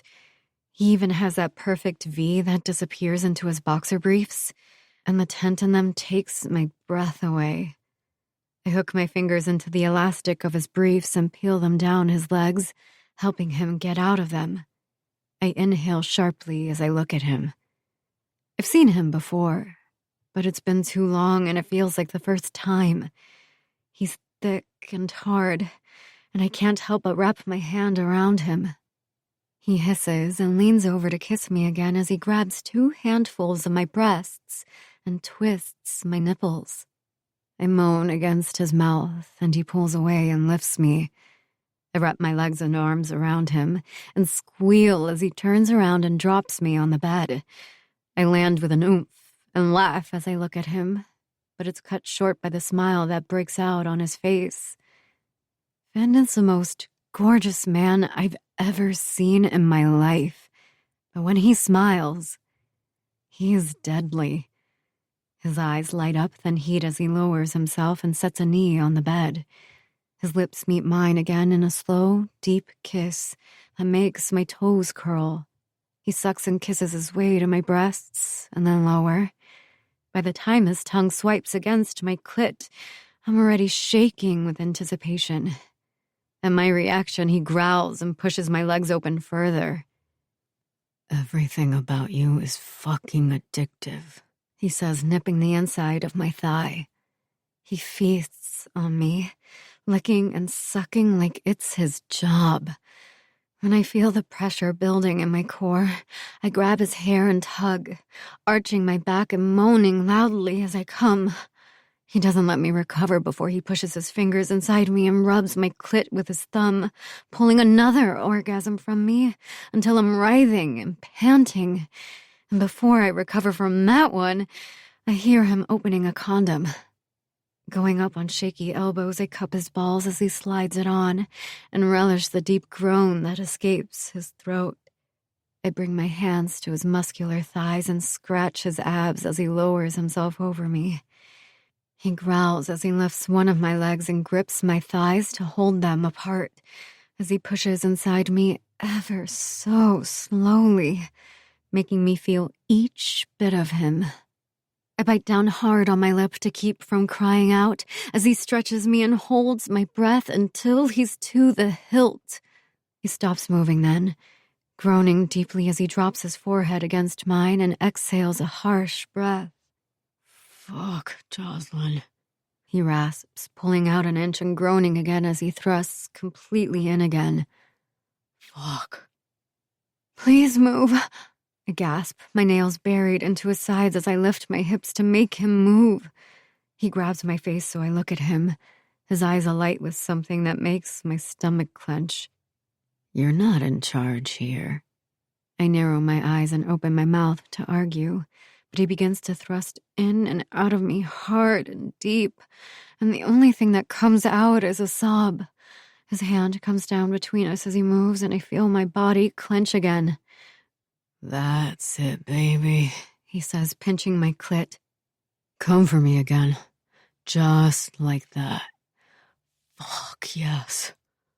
I squeeze my eyes shut, wrapping my legs tighter around his waist as I explode around him, screaming his name as I come. "Hottest thing I've ever seen." He growls and pounds harder with abandon. My stomach swoops when I open my eyes and find him looking at me with an expression that's both odd and confused. "Finn!" I choke out as he slows down and circles his hips to hit a spot that makes me see stars. "I love the way your pussy grips my cock," he says, picking up speed as he hits that same spot, and once again I spiral. "Fuck, yes," he growls as he comes undone. When the haze lifts, I open my eyes and blink away tiny spots in my vision. He's still holding himself over me, his hair hanging over his face and his eyes closed as he catches his breath. My heart skips a few beats. He's always beautiful, but right now, with no worried lines or arrogant looks on his face, he's breathtaking. Unable to help myself, I raise a hand, tuck part of his loose hair behind his ear, and trace his full mouth with the tip of my finger. His eyes pop open and he looks at me, his gaze so intense I think he's about to tell me to stop. Instead, he lowers himself and presses his mouth against mine in a slow, lingering kiss that makes my toes curl. It makes me feel things that scare the hell out of me. 27. Jocelyn. I sneak out of his apartment when I'm sure he's fallen asleep, after we have sex for a third time. Back in my apartment, I press my back against my door, let my dangling heels fall to the floor, and bury my face in my hands. Considering it was a one-time thing, I feel like I got the Finn Barlow's special. He took me slow and hard, putting me in positions I didn't even know existed. Unable to form coherent thoughts right now, I let my hands drop and grab a glass of water before heading to my room. I shower and fall asleep in record time. It's not until my alarm goes off that everything that happened last night hits me. Even though I went into this with the awareness that this was a one-time thing, I can't help but overthink it. Should I have snuck out the way I did? We never discussed whether or not I was staying the night, but based on the way he was so adamant about this being a one-time thing and what I've heard about him, leaving felt like the right thing to do. I groan and cover my face. Why didn't we just wait to have sex after tonight's fundraiser? Now we're going to be forced to see each other, share a table, and act totally nonchalant, like we didn't have the best sex of my entire life. I have no doubt Finn is capable of doing it. It's my lack of a poker face that I'm worried about. My thoughts hop from Finn to my meeting with Scarlett, and just like that, my post-sex high vanishes. Going back there had been worse than I thought it would be. I'd never be over Mallory's death, but I've always been remarkably good at compartmentalizing and figured I'd be fine. I didn't think it would feel like ripping open unhealed stitches. She used to come here every Saturday night, she'd said about Mallory. It's when the groups meet. I already knew she was meeting with a group, but she never told me what they did. It didn't take a rocket scientist to figure it out, though. The three things Mal was into were hard sex, bondage, and drugs, all of which led to her untimely death. John's group, which is the one your friend was a part of, provides complete discretion to a very high-profile clientele. Is John one of the owners of Onyx? Yes, though there are 3 main owners, so he's not the only one, she said. One of them lives in Dubai. John is the brains behind the sex group, though. I'm assuming you need to be invited to join? Yes. Only an existing member can invite new ones. You have to pass background checks and pay $50,000 a month. I balked. $50,000 a month? Scarlett nodded gravely. So Mal was paying that much money? I whispered. The fee itself didn't surprise me. Mal had always been a big spender. I'd never judged her for it, but she certainly judged Livy when she talked about possibly joining a sorority. She'd said, I didn't realize you needed to pay for friends, Olivia. By then, Mal was different. Scarlett nodded and looked around quickly, as if trying to make sure no one could hear us. The only reason we were meeting there to begin with was so she could introduce me to some of Mallory's friends. The group is small from what I know, and they're all very high-profile people who would rather not have their business out there. That made sense. John should be here. He's the one I think you should meet, she said. He liked your friend very much, so I think he might help. Unless he had something to do with it. I don't say that, though. Scarlett already knows I don't think what happened was an accident, and she understands why I'm digging. She introduced me to John and an older man named Leo, who happens to be friends with my stepfather. God, what a mess. I should just give all of this information to Finn and call it a day. But what information? I don't think it would be that shocking to him that Mal was in some sort of sex group. I take a deep breath and exhale shakily, just as my phone starts to ring with a call from Olivia. How'd it go last night? She asks the moment I greet her. It went, she exhales. I figured it was bad when you said you weren't coming out with us afterward. It wasn't bad, I say. It was just weird. Did you know she was in a $50,000 a month sex club at Onyx? She's quiet for a beat. Like a kink club? I'm not sure. Maybe? It sounds like a very expensive hookup club. She sighs. Are you surprised? I mean, you knew her much better than I did, I say. Yeah, but toward the end. Yeah. Toward the end, Olivia had all but cut Mallory out of her life. Their entire friendship had been rocky. When Livy introduced me to Mallory, they were on the mend from a major falling out, so I wasn't surprised when that cycle continued to repeat itself. Livy didn't like Mallory's mean streak, and Mallory didn't like the way Livy called her out on her shit. Anything else? Livy asks. Did she mention anyone specifically she was hanging out with a lot? Not really. I take it you haven't asked Tiago anything? That makes my back stiffen. There's nothing to ask him. He went there once and gave me way too much information about what they did in there. What a mess, she exhales. Are you ready for tonight? I guess. Want to do my makeup? I laugh. Sure. Come over soon, though. I run through the checklist again. I called my mother, steamed my dress, washed and curled my hair, and finished my makeup. The last two I did on a live feed because I needed content to post today. Unlike the other times, I didn't answer any questions that popped up while I was speaking about the Alma Foundation, since all of them were asking if Finn was really my date for this.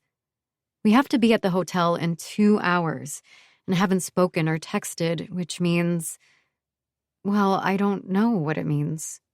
By the time Livy gets to my place for me to do her makeup, I start to worry. When do you have to be there? An hour and a half? Is Finn picking you up? She asks as I face her with the eyeshadow palette in my hand. I haven't spoken to him today. At all? She asks in disbelief. Nope. My stomach tumbles, and I take a step back until her brown eyes are on mine. We had sex last night. Her mouth drops just for a second before she shrieks. What? Yeah, my lips purse. So I don't know if I should text or just go by myself. I'm still trying to wrap my head around you having sex with Finn fucking Barlow, she says wide-eyed. How was it? It was good. But it's worth mentioning that Tate set the bar in hell. Livy snorts. Which means anyone would have been good. Right. I feel myself smile. It was really good, though. But, she asks expectantly. There's no but. Not really, anyway. I just hope things aren't weird now. Scratch that, they're already weird considering I haven't even been able to text him a simple question. Do you think you're catching feelings for him? She asks quietly. I think about that for a moment, then shake my head. I think I could very easily fall for him, though, which would be a mistake. Maybe. I shoot her a look. Definitely. Now shut up so I can finish doing your makeup. She laughs and doesn't shut up, but at least the topic of Finn is over for now. 28. Jocelyn. Me. Do you want to meet there? I stare as the little bubbles appear and disappear before his text finally comes through. Finn. We live in the same building. Me. So, meet in the lobby? I stare, and when he doesn't respond, I toss my phone aside with a huff and start putting essentials in the small clutch I'm taking. If he doesn't respond in the next 10 minutes, I'm going downstairs, and if he's not there 10 minutes after that, I'm leaving. He may be hot as hell and give great orgasms, but I've never sat around waiting for anyone, and I'm not about to start now. Especially tonight. We've been hosting fundraisers for the Alma Foundation for a few years now, and I'm usually fine going and mingling. Tonight I'm giving a speech, and even though I'm keeping it short, my nerves are still wrecked. Once I'm done gathering my things, I head to the door and come to a dead stop when I open it and find Finn standing on the other side. My heart skips a beat at the sight of him in his tux. His light brown hair is brushed back. He shaved the shadow of a beard he'd been rocking, which I would say is a pity if he didn't look so damn good this way as well. And his green eyes are dark and unreadable as he takes me in slowly. I swallow hard as I take a step outside. "Hey." "I was on my way down," he says, jaw clenching as he turns toward the elevator. I hold my breath as I stare at his retreating form. I don't need him to tell me I look incredible, but complimenting the person you're on a date with is practically a requirement. Even if he doesn't go on dates, he should know that. I push the thought out of my mind as I sigh heavily and make myself go after him. It's going to be a long, freaking night. I'm not even sure how to handle this situation. The closest I've come is when I lost my virginity to a friend of mine. Things were a little awkward the next time we saw each other, until one of us cracked a joke and then it was back to normal. I don't have much hope of this going that way. Not because I don't think we can crack a joke, but because grumpy Finn probably wouldn't laugh. We're quiet as we share the elevator with a couple and their 2 dogs. We're still quiet as we walk through the lobby, and when we get outside, I'm surprised to find a very fancy black car and a driver waiting for us. "Do you always have a driver take you to events?" I ask, getting in the back seat after thanking the driver for holding the door open for us.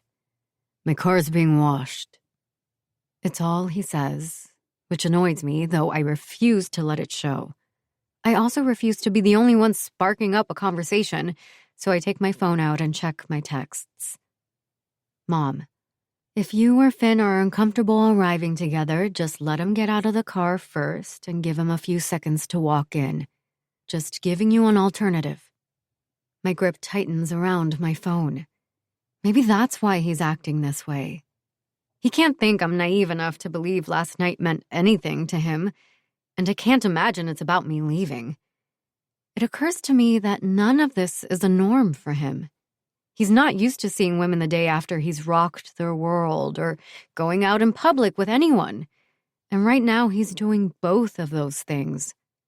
I take a breath to rid myself of the pressure in my chest that comes with the reminder that I'm the woman he'd normally leave in the rear view. Me.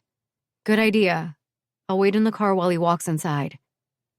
Mom, I'll have someone go out there and escort him inside, and someone else will come get you. I force myself to stop being a coward and put my phone away. Finn does the same with his, tucking it inside his jacket pocket. Lang is on his way, he comments. He usually comes. He's a good agent. Not my agent. I raise my eyebrows and look at him. College athlete, remember? He huffs out a laugh. Those rules are so ridiculous.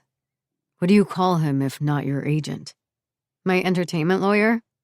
He shakes his head, but I see a hint of amusement in his eyes, and that helps settle my discomfort. The car stops in front of the hotel, and when the driver gets out and opens a door, Finn turns slightly to look at me. You go ahead, I have to fix my dress, I say. His brows furrow slightly, but after a moment of searching my face, he steps out of the car.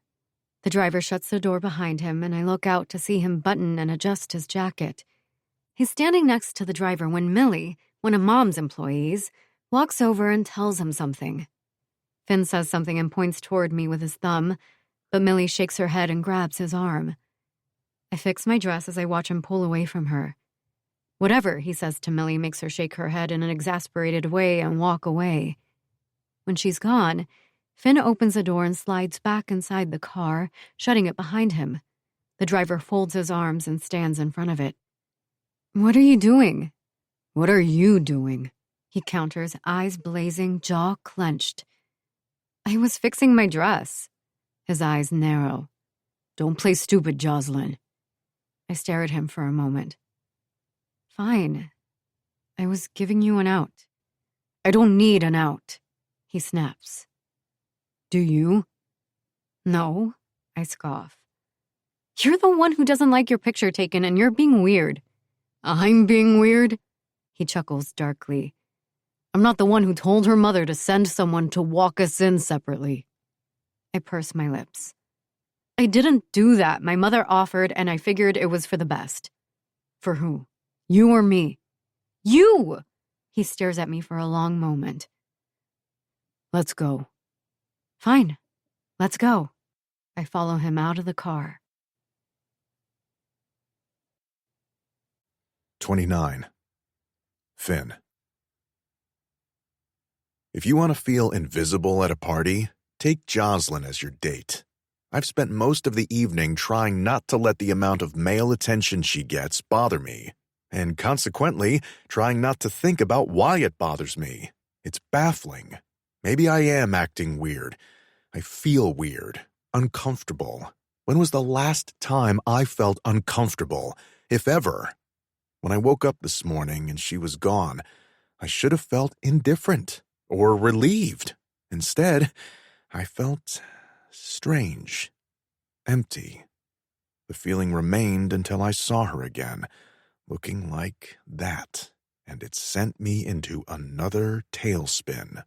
What is she doing to me? None of this was supposed to happen.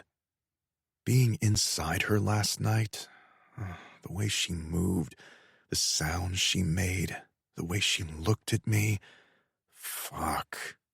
I pushed the memories aside. The last thing I need is to sit across from her stepbrother, who happens to be my teammate, with a hard-on. I fucking knew this would happen. I knew if anyone had the power to turn me inside out, it would be her. I need to go back to the basics and find out who was in that room with my sister. The story the world has been told is that it was all a tragedy, that she got stuck inside Onyx during a fire. The lead detective has all but shut a lid on the whole thing, which I know is my father's doing. Richard Barlow would rather make it disappear and act like none of it happened. He'd rather pretend Mallory is in Europe.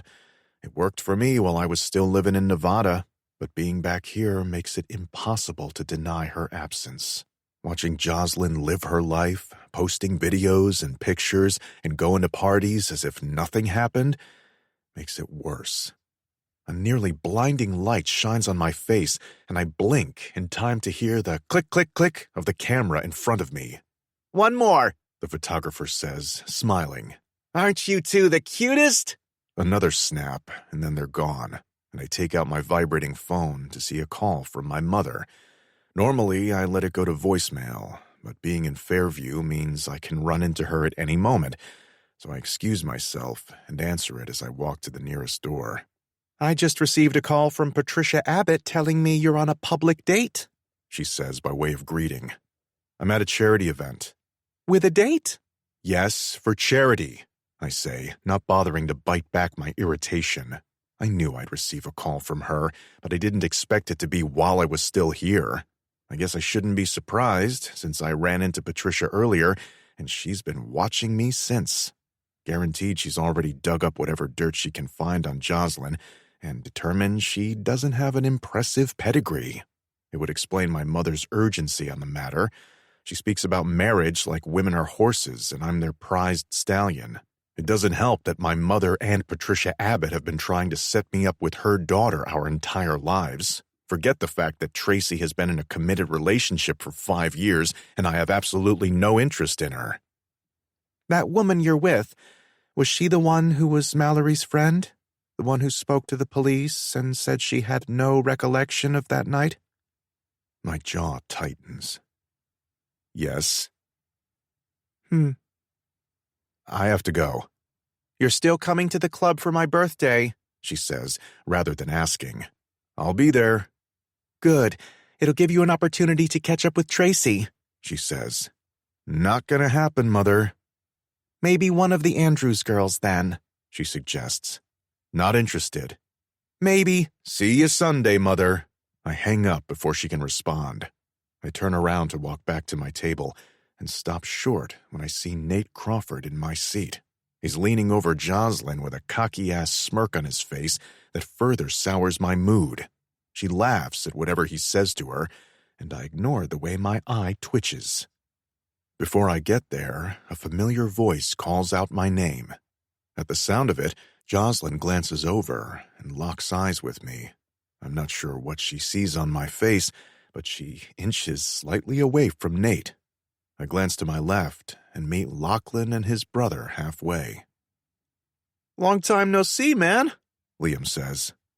"Have you been?" I greet him with a fist bump and quick hug. "I hear congratulations are in order," I add, remembering Lachlan mention his engagement. "Thanks," Liam grins. "She's a die-hard Canucks fan, but she's also a huge fan of yours." My brows rise. "She must be a keeper, then." "Lee made me get her your Owls jersey before they were even at the arena store," Locke says. I feel my lips tug up. "I'll have to remember to send you a signed one." I look at Lachlan. "How's Lila?" "Uncomfortable," he says, looking at his phone quickly, as if his wife might magically call. "She begged him to get out of the house," Liam says, laughing at the scowl it earns him. "She wanted to spend time with her dad and best friends," Lachlan says. "She wanted to get you out of her hair," Liam responds, then looks at me. "He doesn't let the woman breathe." Lachlan rolls his eyes.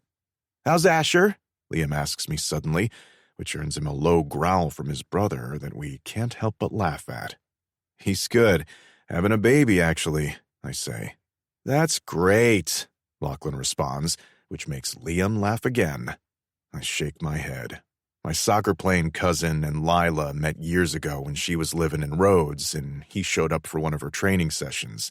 Asher, who's very much like his brother Lucas in that he can't help but flirt with everyone, paid too much attention to Lila. Asher has been in a committed relationship for over 5 years now, and Lachlan is still not over it. "I heard you're here with Jocelyn," Lachlan says casually. I nod my response and glance back to our table, where fuckboy Nate is still in my seat and Jocelyn is currently rolling her eyes at whatever he's saying. "That's quite a statement," he says, and I look at him again. "It's for charity," I respond. He raises an eyebrow. "The way you just murdered that guy sitting beside her with one look, it wasn't very charitable." "She's a great girl," Liam says. "She is." Lachlan nods and smiles. "Theo thinks he's going to marry her." My chest tightens. He's a little too young for her. From the way Liam raises an eyebrow and the amused look Lachlan shoots me, I know I didn't imagine the bite in my tone. Fuck. I look away again. This time my attention lands on Titus, who's surrounded by a group of men. "Something going on between the two of you?" Lachlan asks. I meet his eyes. "We're just friends." "Friends," he says, and looks in her direction. "That guy on the Blaze wants to be more than just friends with her. Didn't he call dibs on her earlier?" Liam asks, shaking his head. "I can't believe they're still playing that stupid game." Lachlan also shakes his head, his lips tugging slightly as he checks his phone again. "Looks like he's gonna make his move," Liam says. My heart, so loud in my ears I can barely make out their words, pounds harder. I don't want to fall into the trap I know he's setting, but I can't help myself. I look. The sight of Nate's knee pressed against hers and his hand over hers on the table makes me see red, and I move before I know what I'm doing. 30. Jocelyn. "Why are people saying Nate Crawford called dibs on you?" Finn asks, his voice a quiet rumble that makes my heart skip. I meet his intense gaze. "Because he did. Do you know what that is?" "Everyone knows what it is." I laugh lightly. "Nate has probably called dibs on 30 people by now." He moves closer and presses his cheek against mine as he brings his lips to my ear. I don't like it. My stomach dips. No? Hell no. He presses the softest kiss just beneath my ear, and my entire body heats. Whatever he sees on my face as he pulls back makes him smirk, but I'm too lost in the moment to care about his arrogance. Ever since he took his seat back from Nate, he's been extra attentive, his arm on the back of my chair, his body moving closer to mine, his conversations reserved for my ears only. It's as if he's staking his claim on me, which is baffling and thrilling. Every time a photographer comes around to take a picture, Finn confuses the hell out of all of us at the table by moving closer to me. Damien and Will haven't stopped staring. Livy keeps biting her lips so she doesn't bust out laughing. Tiago hasn't stopped scowling. Nate doesn't give a shit, so he's been carrying the conversation. Between dinner and the auction, there's another break, and everyone gets up to mingle. Finn and I stay in our seats. I wait until Livy is gone before turning to him. "What are you doing?" I ask quietly. He scoots his chair so close he might as well pull me onto his lap. I shoot him a warning look. "Finn." "What do you mean?" he asks. My eyes narrow. "You've been touching me all night." "And that's a problem?" I search his eyes for a moment because he has to be joking. He's not. "You realize they've taken 1,000,000 pictures of us, right? Of you all over me." He glances away and starts scanning the room. "Finn." His eyes snap to mine. I hate that he's so impossible to read. "I'm aware of the pictures," he says finally, looking completely unconcerned. "I didn't realize you cared." "I don't, but I know you do."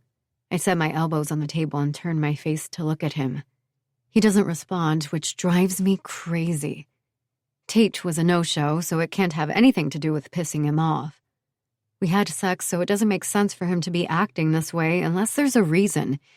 He's been practically staking claim on me all night, and even though he never does that, I'm not going to kid myself into believing I'm special to him. "Tell me about your dad," he says suddenly, and my stomach drops for a different reason. I lick my lips. "What do you want to know?" "Anything. Were you close?"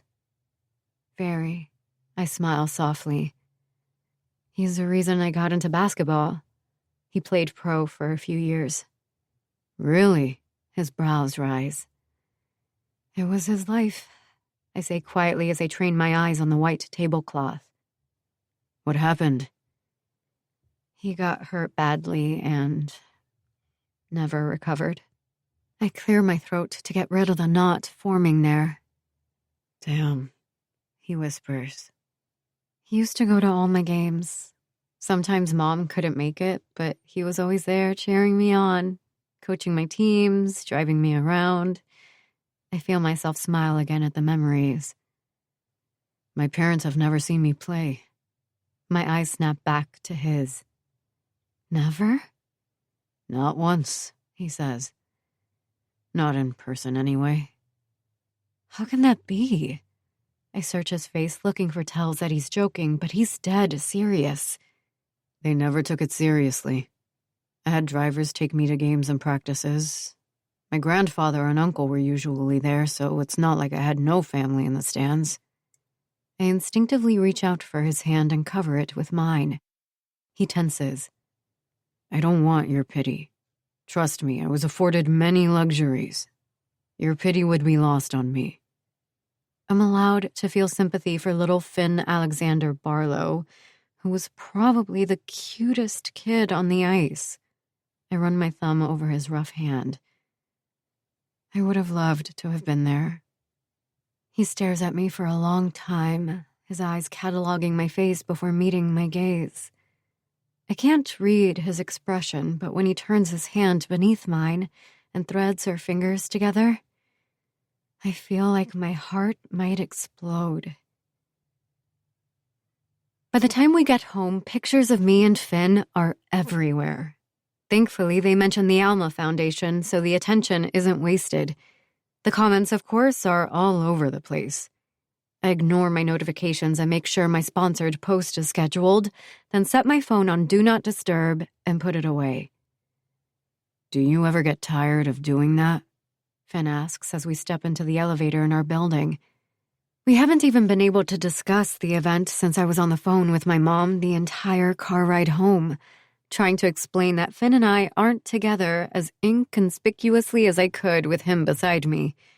I watch as he takes off his bow tie, stuffs it in his pants, and unbuttons the top 2 buttons of his crisp white dress shirt. He looks mouth-watering like this. I make myself look away and focus on the doors. I like connecting with people, and the brands pay me for these posts. I look at him again. Do you get tired of it? He chuckles. I don't connect with anyone. No one who follows me checks on whether or not they miss one of my posts. I highly doubt that's true, but I don't say that. That's because you only post professional pictures taken at games. His eyes sparkle. Stalking me, Jocelyn? No. I laugh quietly and look away again, hoping to hide the warmth on my cheeks. Thankfully, the elevator doors open on my floor and I'm able to walk out before he sees my embarrassment. I'm almost at my door when he reaches out and takes my hand, sending my heart galloping. I figured he'd walk me to my door when we got here, but I don't know what to expect now that we're here. He has a serious expression when I turn to him, but there's something in his eyes that doesn't help the state of my heart or the strange, dumb hope that blooms inside me. You are the most beautiful woman in the room tonight, he says, voice low as he steps forward, backing me against my door. Thank you, I breathe. It took every ounce of willpower I have not to do this. He cups my face and tilts it with his free hand, bringing his mouth against mine. It's a soft kiss, one that he deepens quickly, sweeping his tongue into my mouth as he pushes up against me. I instantly feel like I'm on fire. I let go of his hand and tug his jacket to bring him closer. There's no room left between us, but it still doesn't seem like it's close enough. I've wanted men before, but I've never wanted anyone as much as I want him. When he breaks the kiss, just as slowly and softly as he started, he sets his forehead against mine and lets out a harsh breath.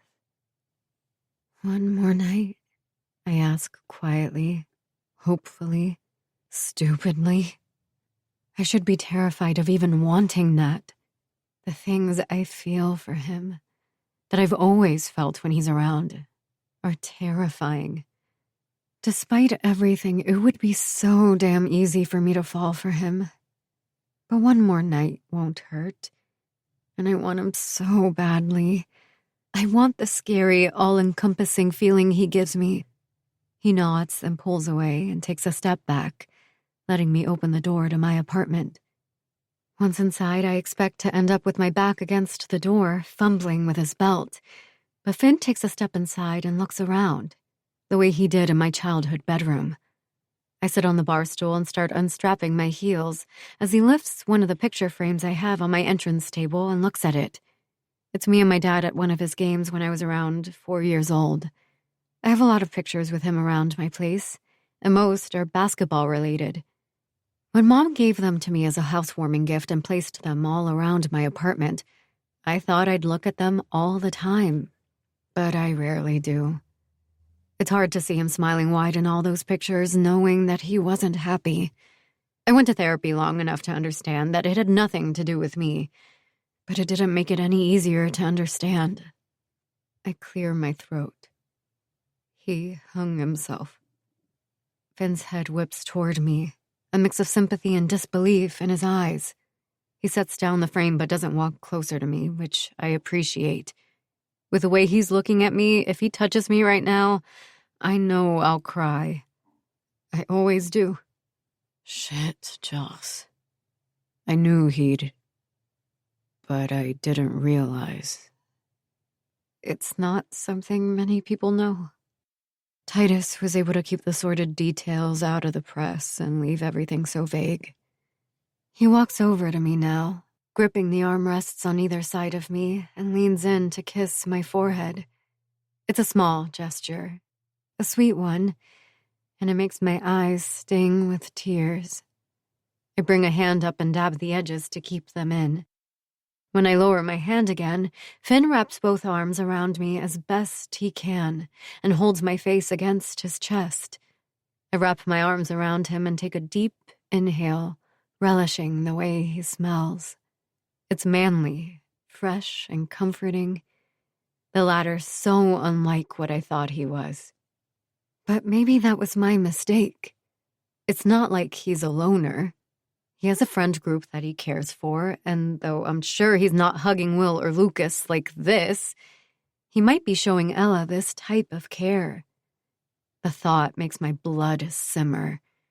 It's a ridiculous reaction considering most of the people Ella dates are women, but it makes me realize how much I want this from him. How much I want everything from him. I squeeze my eyes shut in hopes of getting rid of that thought. I have him for now. I need to settle for that. Titus is a good man, I say against his chest. His entire body stills, his arms a little tighter around me. I slide my hands from his muscular back to his sides, pushing him away a little, just enough to look up and see his face. He must think I want space, because he drops his arms and I'm ashamed to say I instantly miss them. Look, I'm not going to read into whatever it is we're doing. I search his eyes, which are now hard and intense and completely unreadable. I'm not going to ask why you're here or if this means something to you. I pause again, feeling like my next statement will either make or break whatever is happening tonight.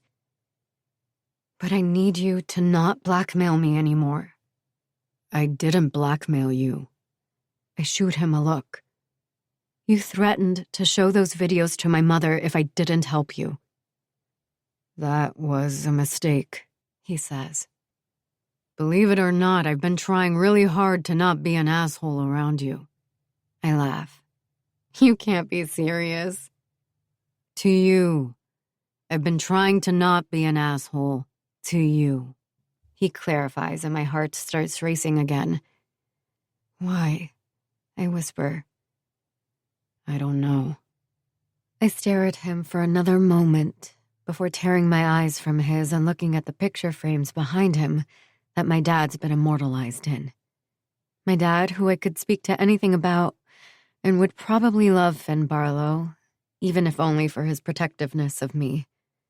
I bite my lip and swallow to hold it together. This conversation isn't what he came here for. He's here to hook up with me and leave. I take a deep, settling breath and look at him again with that in mind. My gaze drops to his lips, and I stop thinking.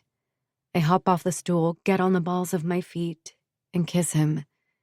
He groans against my mouth, arms instantly wrapping around me again, lowering them to my ass and picking me up. I wrap my legs around his waist, thankful for the slits of my dress, and sink my fingers in his hair as we deepen the kiss. I pull away and blink the hazy lust out of my eyes. My room's to the left, I say, and then my lips are back on his. He sets me down when we get to the bedroom. I'd left one lamp on, which doesn't fully light the space, but it's enough. Finn looks around quickly, then brings his eyes to mine. My pulse quickens when I feel how hard he is as I reach between us and grab him. Fuck. He bites his lower lip and lets out a sound somewhere between a groan and a growl as he throws his head back slightly. I take my hand off him and start undressing him as he kisses me and unzips my dress, letting it pool at my feet. He pulls back, looking like every single fantasy I've ever had of him. His jacket on the floor, shirt halfway unbuttoned, and hair mussed from my fingers running through it. You're so fucking hot, I say. His lips curl into a seductive smile as he reaches behind me and deftly undoes my bra. His hooded eyes rake over me, stopping at my black thong for a moment before they meet mine again. He shakes his head but doesn't say anything as he takes my breasts in his hands, squeezing and licking one of my nipples while teasing the other. I breathe shakily. Finn. He groans, teases the other, then kisses my sternum and continues. Down, down, tugging my underwear with him when he reaches it. His large hands grab my ass as he buries his face between my legs and licks, causing a shiver to run through me. I set my hands on his hair and tug until he glances up. "I want you naked," I whisper. His gaze darkens as he stands up slowly. I sit at the edge of the bed, and he keeps his eyes on mine as he continues undressing. I lower my gaze to drink in every inch of skin he exposes. It's not our first time doing this, but sometimes it feels like it. It feels special. He yanks his shirt off and tosses it to the side, pulls his pants and socks off, and then he's left in black boxer briefs. His desire for me is unmistakable, as is his size. I bite my lip at the thought of having him inside me. Unable to help myself, I reach out and hook a finger on the waistband. His abs flex and his cock twitches. "Did you get these at Neiman?" I ask, smiling up at him. His returning smile is sinful. He pulls my hand away from his waistband and tugs it so I'm standing, then takes a step back until I'm far enough that when he drops my hand, he can walk around me. The slow way in which he does it makes me feel more exposed than I've ever felt.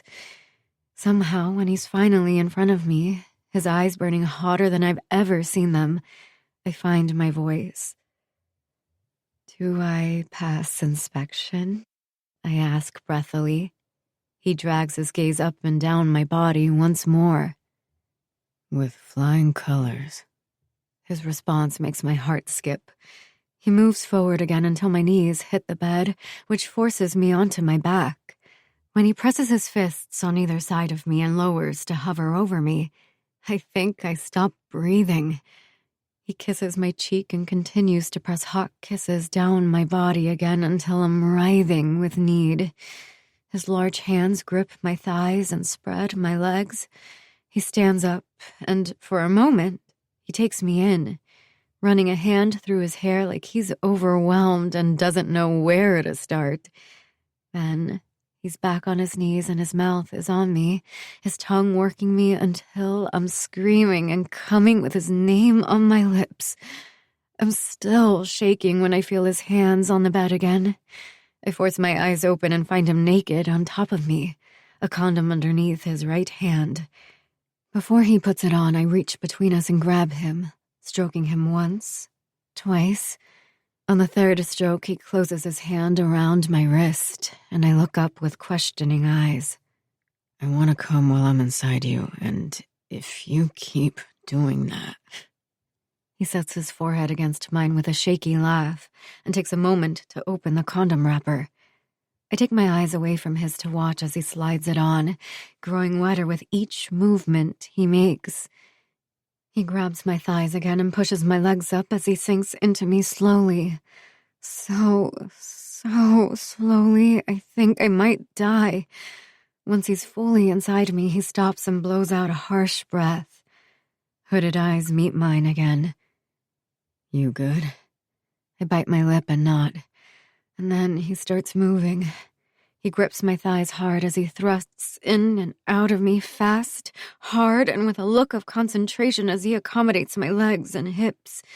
It takes me a moment to realize he's going off my responses.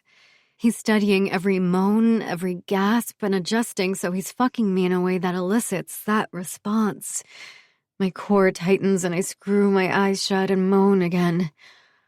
"Oh, my God, right there!" I pant as he lets go of my legs and grabs my hips, driving into me harder and harder. "Fuck," he growls, and then I feel his fingers rubbing me, and it's all too much. "I want to see your eyes when you come for me." My eyes pop open and my stomach bottoms out for a moment, just before I fall apart, shaking and writhing and saying unintelligible things. "Fuck, Jocelyn."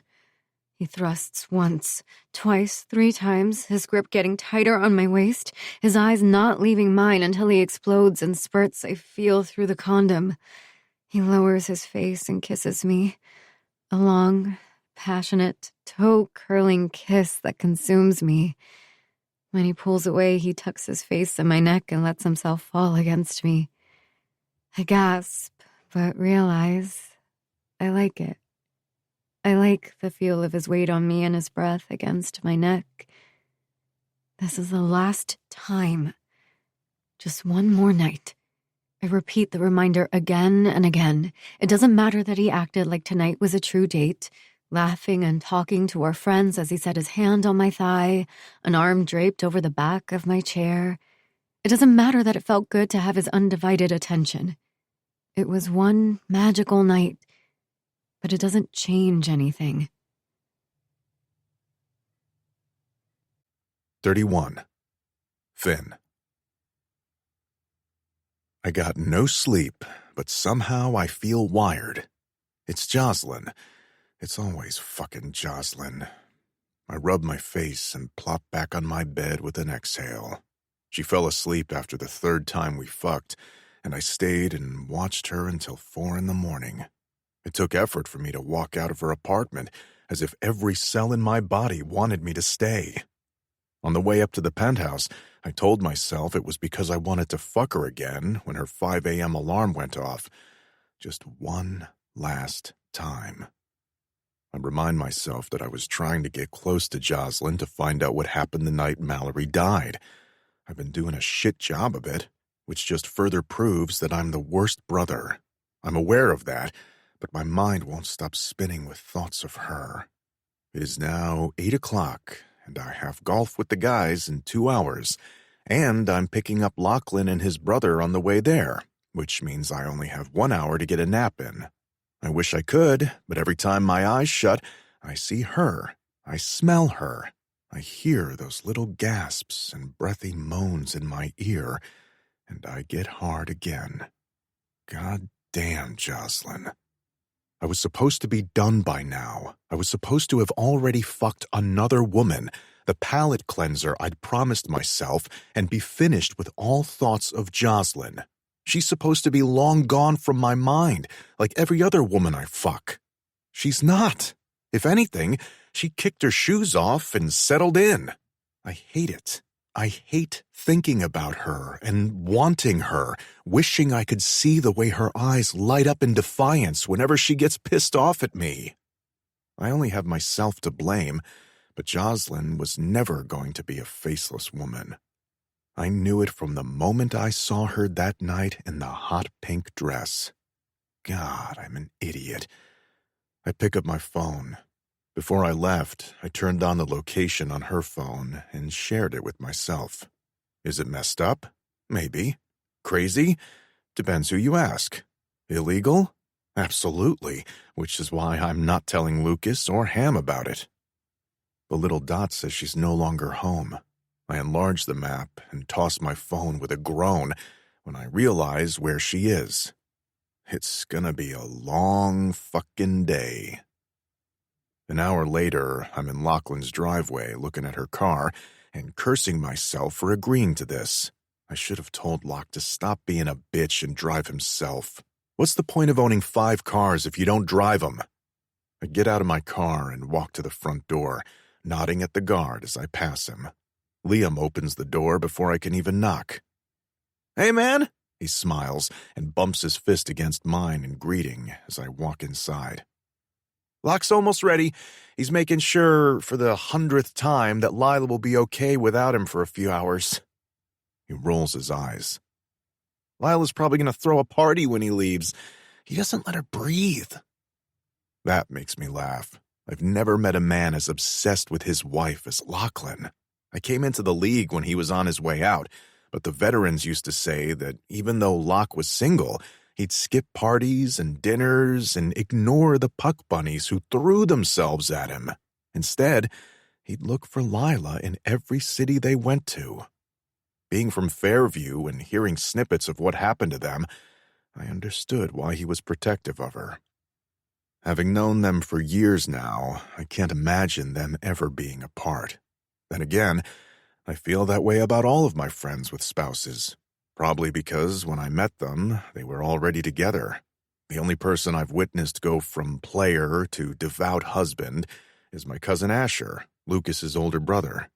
Ash played professional soccer and was known to have women in many cities. None of us thought he'd ever settle down, but then he met Britt, and suddenly he only had eyes for her. It was weird and completely unrelatable.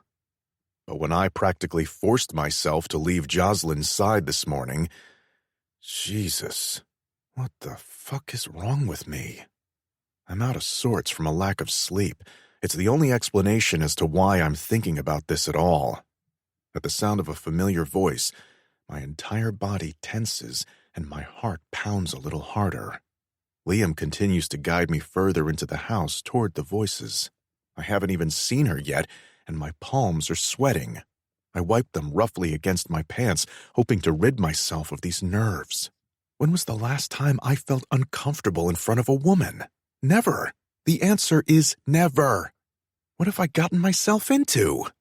I swallow hard and focus on keeping my face blank and my heart rate reasonable. Can we go in the pool now, Jocelyn? Theo asks. They're in the kitchen, and I only have a few seconds to finish mentally preparing myself before Liam turns in their direction. The pool? Liam asks. I wasn't invited to this. Theo giggles, and I force myself to round the corner. My eyes instantly land on Jocelyn, and I hear my audible inhale. From the knowing look Liam shoots over his shoulder, I know they heard it too. Hey! Theo says excitedly as he rushes over and slams into my legs, making me stagger back a step. You came back! I ruffle his hair and wink. I told you I would. You said you would bring ice cream next time, Theo says, pulling back to cross his arms and pout. Theo, Jocelyn warns, and my heart rate spikes again. I'll bring some when I come back. I keep my eyes on Theo, where it's safe. The kid asks more questions than a standardized test, which can get exhausting, but I'll take them over having to face his babysitter. Suddenly, he jumps and turns around to run back over to her. Of course, today is the day he doesn't want to sit here and drill me about superheroes. Jocelyn, Finn's gonna bring us ice cream, he says, making Jocelyn laugh. The sound makes my chest ache a little. I force myself to look at her and, once again, struggle to breathe. She's wearing a red one-piece bathing suit that dips to the valley of her breasts. It's a conservative swimsuit, one even my mom would wear. But dear God, on Jocelyn, it looks obscene. Even more so now that I know every dip and curve underneath it. I try to fight myself from drinking her in, but I fail miserably. Fuck. Everything about this woman is... Here you go, Liam says suddenly and tosses me a bottle of water. I catch it midair and thank him. Ice cream is for after we eat our lunch, she says sternly, looking at Theo before she glances over at me. Hey, Finn. Hey. I clear my throat. She didn't miss me checking her out. I didn't know you'd be here. Jesus, what is wrong with me? I uncap the water bottle in my hand and take a small sip. Maybe drinking will keep me from saying stupid shit until one of us leaves the kitchen. I didn't know you'd be here either. Her eyes sparkle as she says it, and I swear she's picking up on my discomfort. She smiles at me, then Liam. Have fun golfing. Have fun pretending you're a mermaid. She tilts her head. How am I supposed to do that if Prince Charming is going golfing? I nearly choke on my water. Is she referring to me? I cap it and cough once, then twice, and finally I clear my throat. Liam and Jocelyn are both looking at me. Thankfully, Theo the Inquisitor is busy putting his toys in a bag. I'll only be gone a few hours. Maybe we'll have time to role play when I get back, he says, making her laugh hard. I, on the other hand, am now glaring at him. Role play? This man is engaged. The words are on the tip of my tongue when Jocelyn speaks again. I guess I know what I'm getting you and Sarah for your wedding. Oh, she'll love that, he laughs again. I still don't find it funny. Jocelyn snorts a laugh and reaches her hand out. Theo automatically takes it with a huge smile on his face, and I realize he's completely enamored with her. Of course he is. Who the fuck isn't? "Let's go," she says. "The sun is beaming today, and your mom wants us out before noon." Why? Theo argues as they start walking to the back door. "Because you get red as a tomato." So? "Sunburns hurt." Do you get sunburned? "Not as easily as you." She opens the door, and Theo steps out, dropping a few toys, which she bends over to pick up. I'm going to die in this kitchen. Why not? Theo asks. "Because my skin is much darker than yours." Your skin isn't... His words are cut off by the glass French door shutting between us, but I can't seem to tear my eyes away as I watch them. When they get to the edge of the pool, Jocelyn bends over and whips her hair forward to gather it. She puts it in a messy bun and starts laughing at whatever Theo is telling her. I watch as she lathers him up with sunscreen, even lifting his shirt, before she applies some on herself. Everything she does is riveting. The way she laughs, talks, and reprimands him. Finn." I blink at the sound of my name and nearly jump out of my skin when I notice that both Liam and Lachlan are standing there watching me. I shake myself out of the spell Jocelyn clearly cast on me and greet Lachlan. It's not until we're at the front door that whatever is lodged in my chest loosens. Space. That's the cure for this. "You've got it bad, bro," Lachlan laughs, shaking his head. "Look at you." I don't know what you're talking about. I try to lengthen my stride, but it's no use since we're about the same height. "You should have seen his face when I told Joss we'd role play later," Liam says, laughing his ass off, which of course makes Locke laugh his ass off.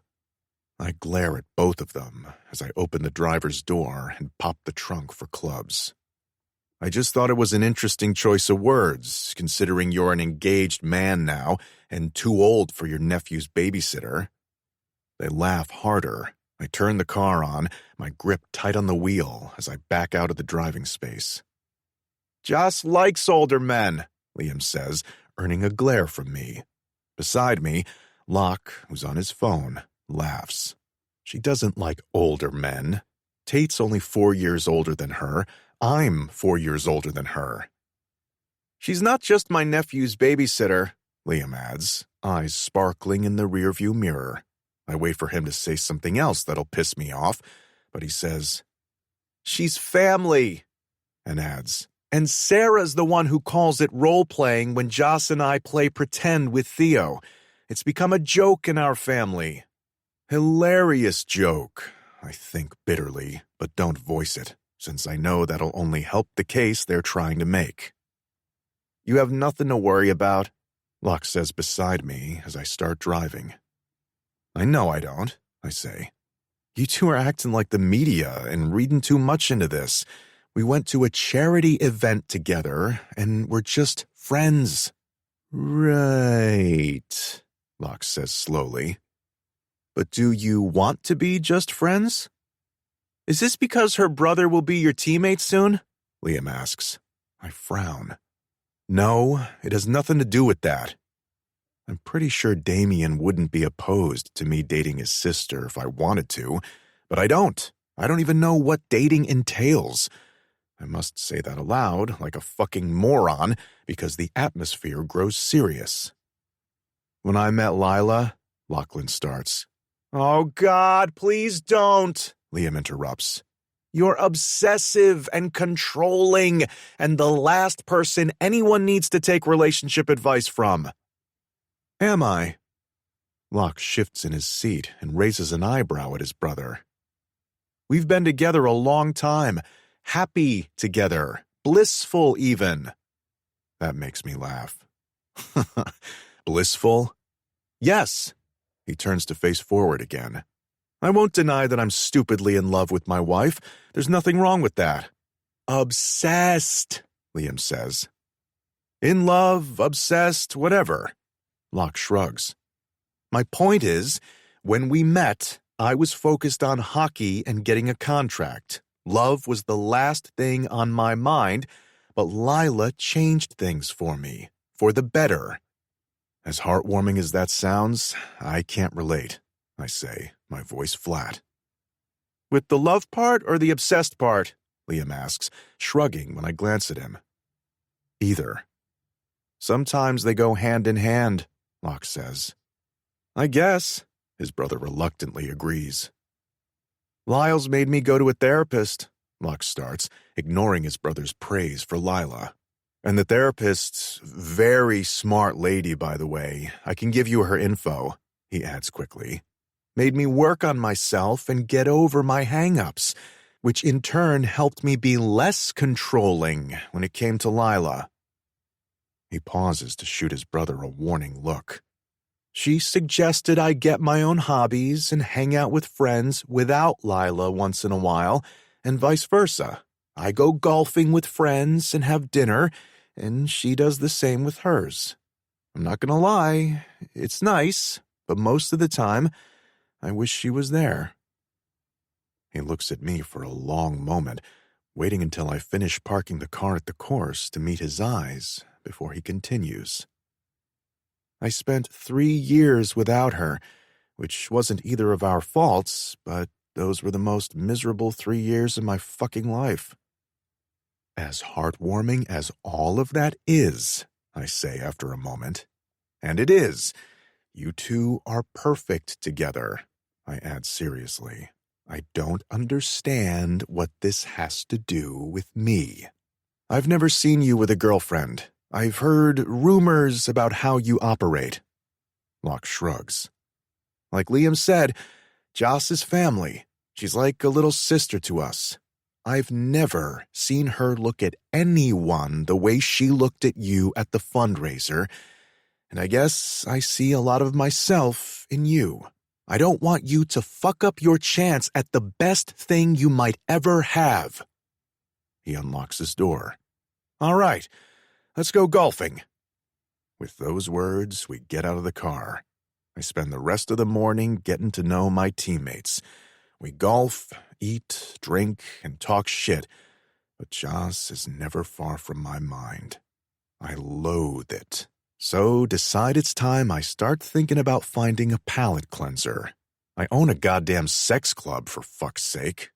With that in mind, I text my cousin to see if he'll be there tomorrow night. 32. Jocelyn. So, what's going on with you and Finn? My mother asks as she fries the croquetas I've been salivating over for months now. My hands pause on the green plantain I'm peeling. Nothing.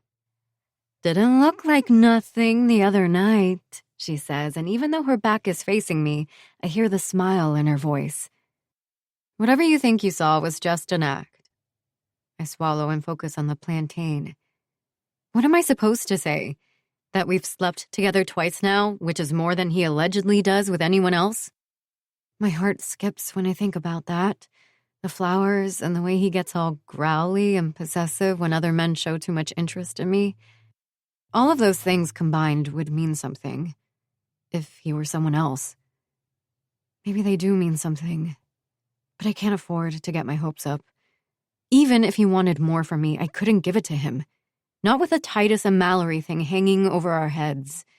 He hasn't brought it up to me again, but I'm reminded of it every time I scroll through my pictures and find the footage.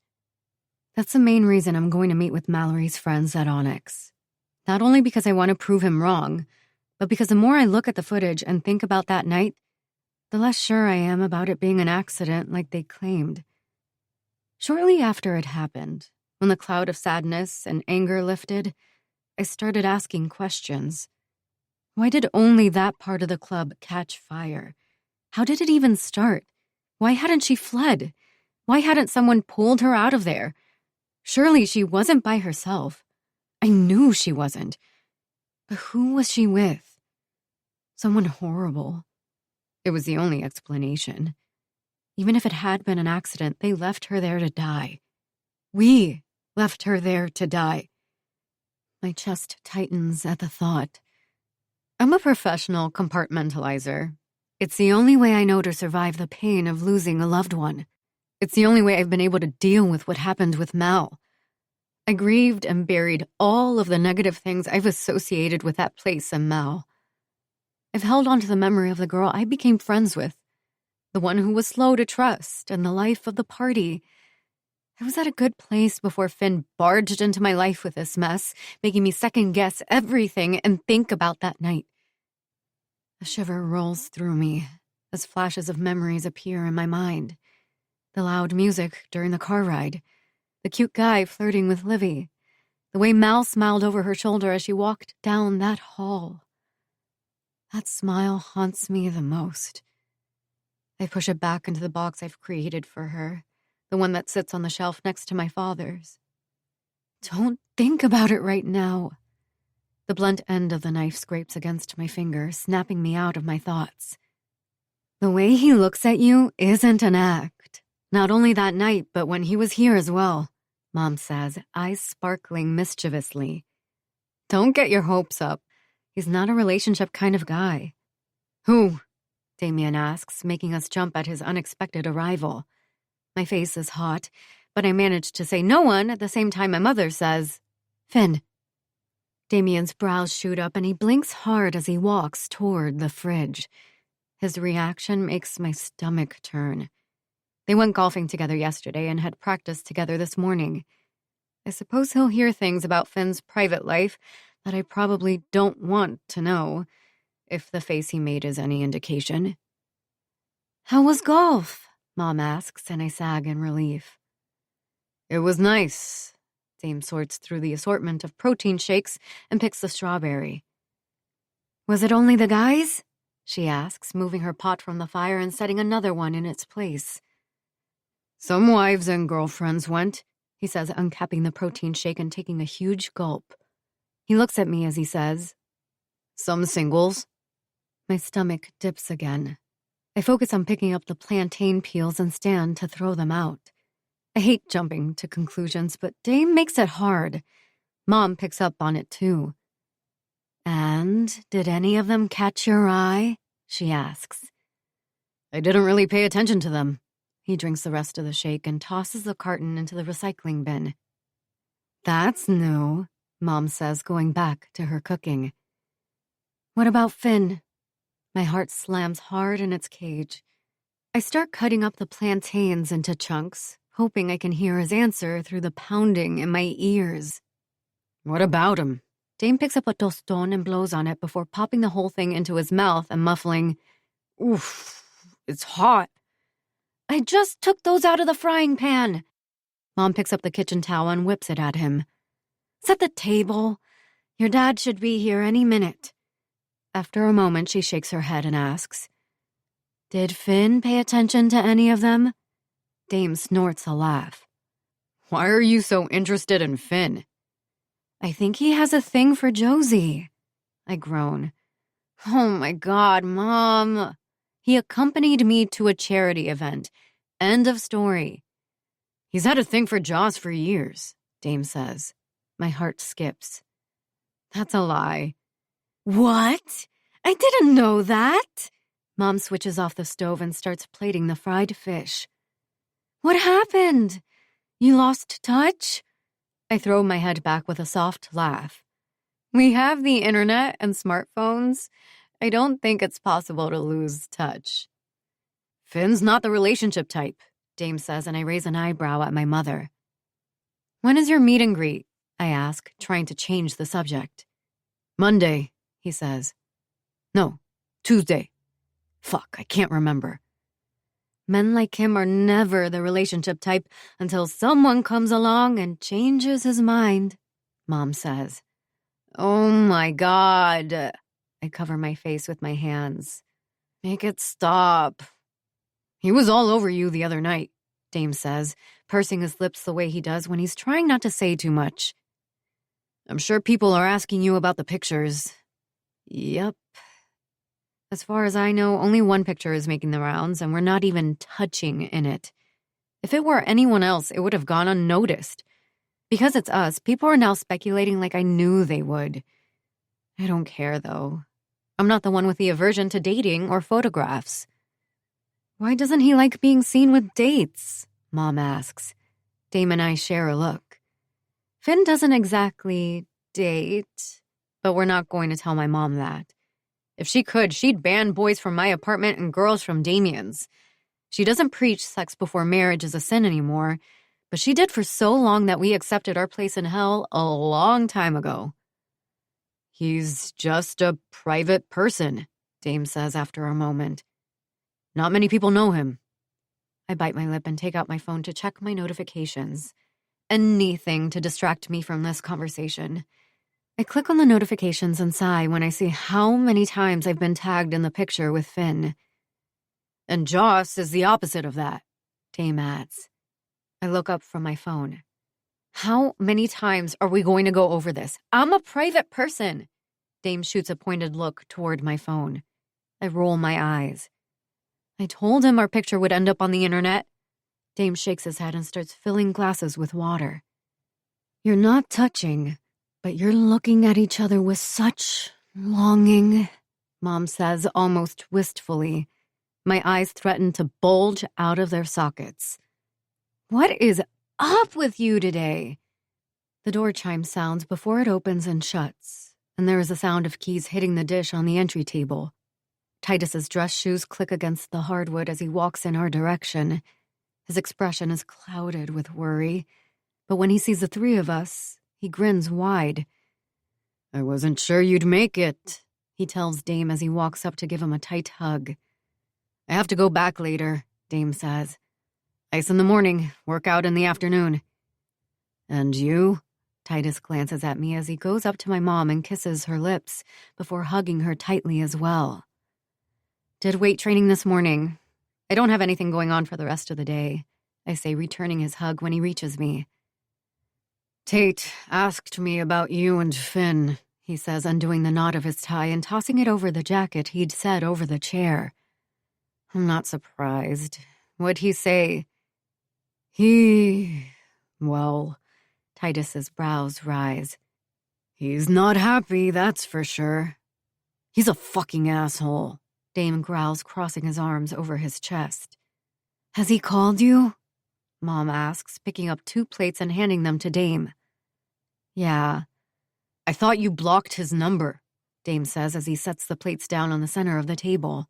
I stand and pick up the bowl of salad to help set the table. I unblocked it. He rolls his eyes. I'm surprised he didn't text me about it, I say.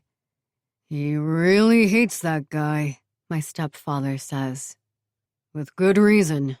And now this. I roll my eyes. I will never understand inherited drama. Finn made it personal, Titus says. You remember that girl who died years back, Blair? The one who drowned in the frozen lake? Mom asks with a sad look in her eyes. What a terrible tragedy. An uneasy feeling skates down my spine.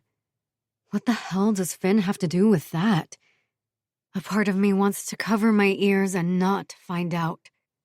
I was in middle school at the time, but I remember the story. I think she was on her way home from a party when her car veered off the road and went into a lake. From pictures on the news, I know the girl was beautiful, with a tight-lipped smile and dazzling blue eyes. According to Tate, there was some sort of love triangle between them and Finn, Titus says. He says Finn was there the night it happened. My heart drops and I'm instantly ashamed of myself for being even remotely jealous of that poor girl. A love triangle hints at a relationship, though. It's not like I thought Finn never had a girlfriend, but he's made himself unavailable for so long that I hadn't really thought much of how, why, or when he became that way. Damn, I didn't know that, Dame says. Not many do, Titus responds. The Barlows are good at covering their tracks. There's a reason Richard bought his lawyer a house beside his. Dame whistles. I'm not sure if he's impressed or disturbed. I'm definitely both. He doesn't think Finn killed her, does he? I ask, or say. I can't tell with the pounding in my head. No, that's not the impression I got. More like he blames him for whatever led to the accident, Titus says. He could just be saying this since he knows you'll tell Jocelyn, Mom says.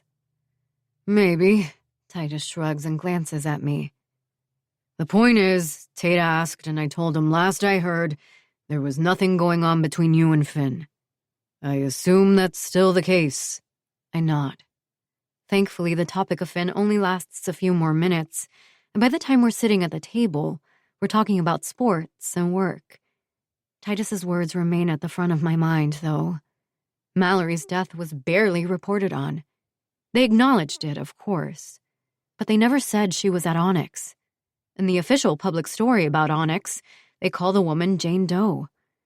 A couple of days later, they quickly reported on Mallory's tragic, untimely passing. I knew it was her parents' doing. They wouldn't want their daughter associated with a sex club. 33. Jocelyn. Blair Lowell's.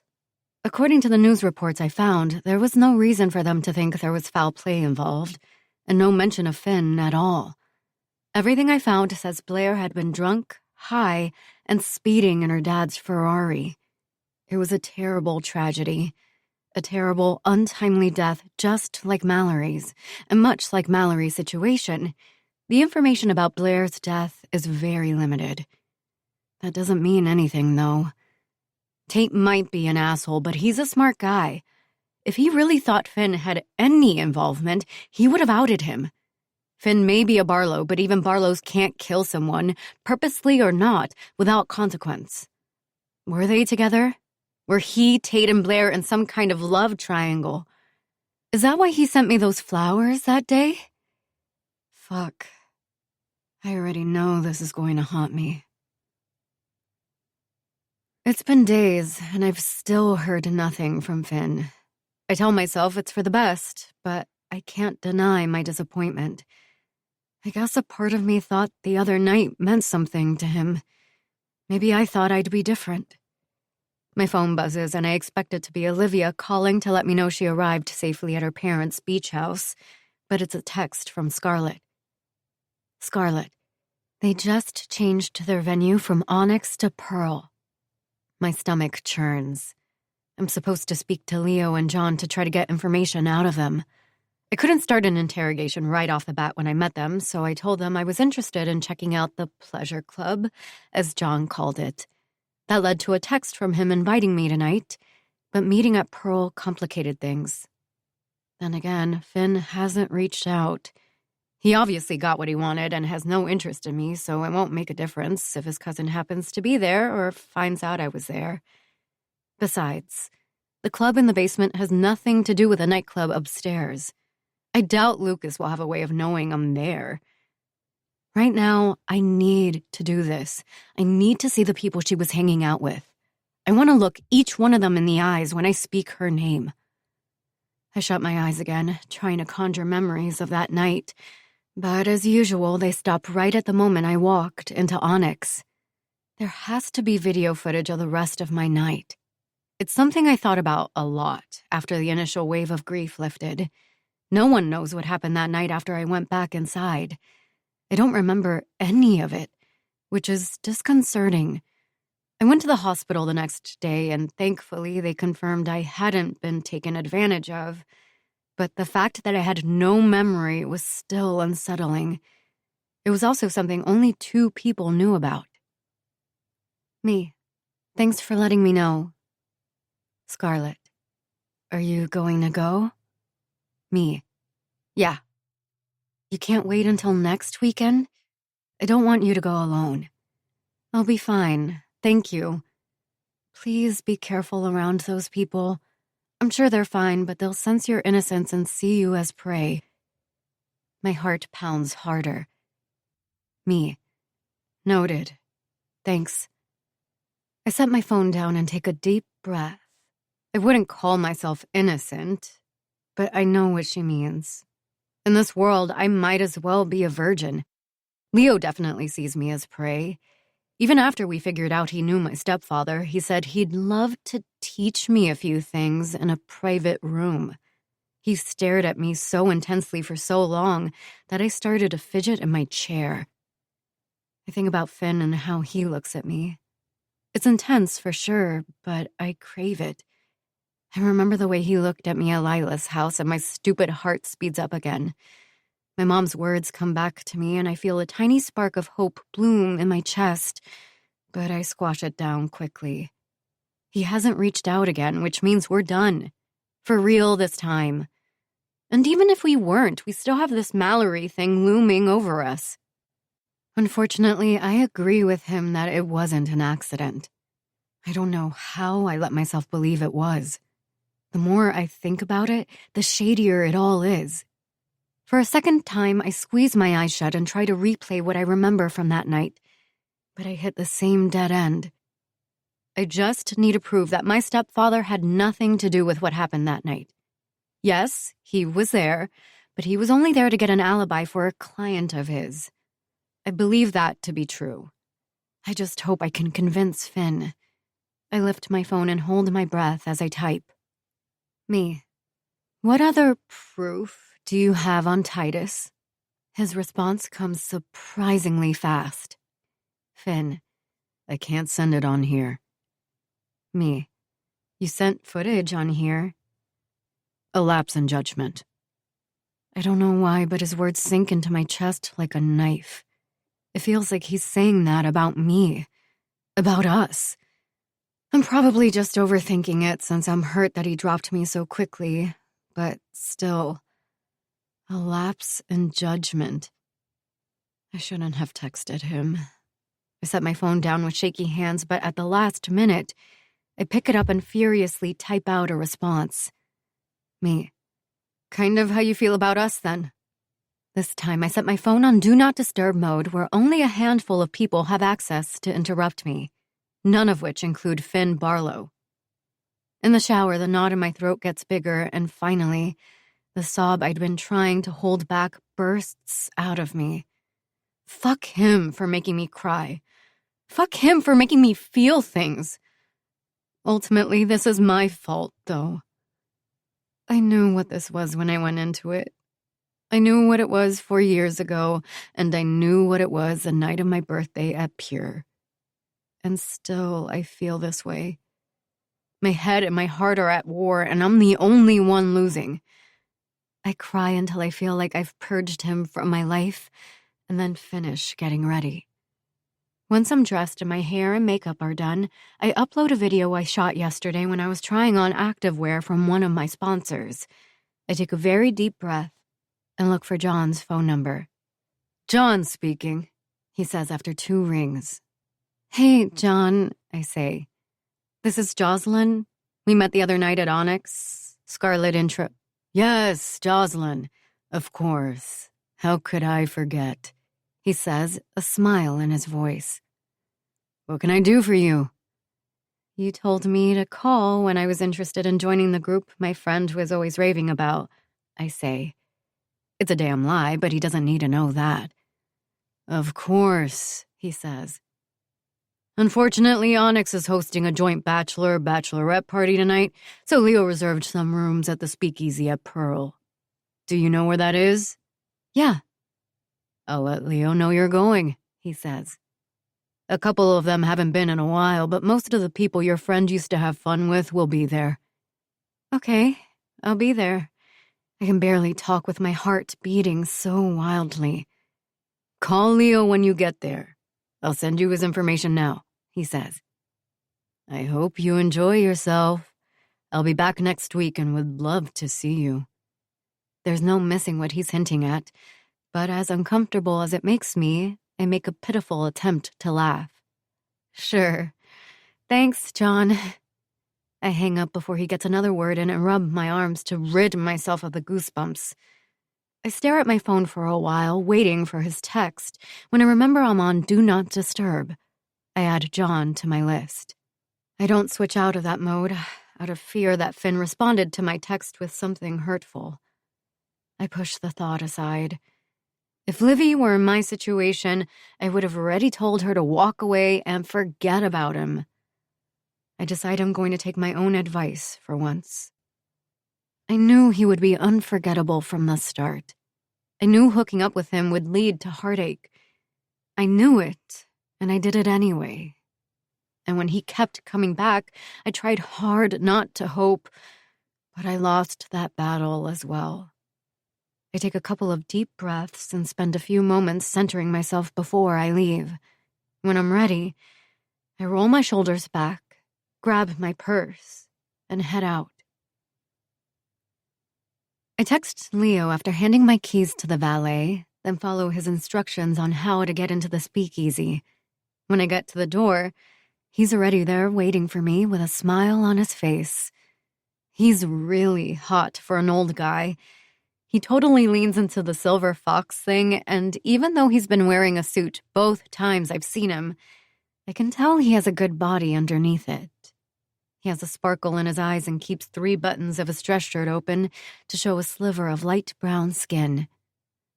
"You look ravishing," he says, lifting my hand to his mouth and kissing the back of it as he keeps his brown eyes on mine. "It's nice to see you again," I respond as I take my hand back and grip the chains of my purse with it. "Thanks for adding me to the list." "Of course." He turns around and leads me inside. Unsurprisingly, it's a dark hallway.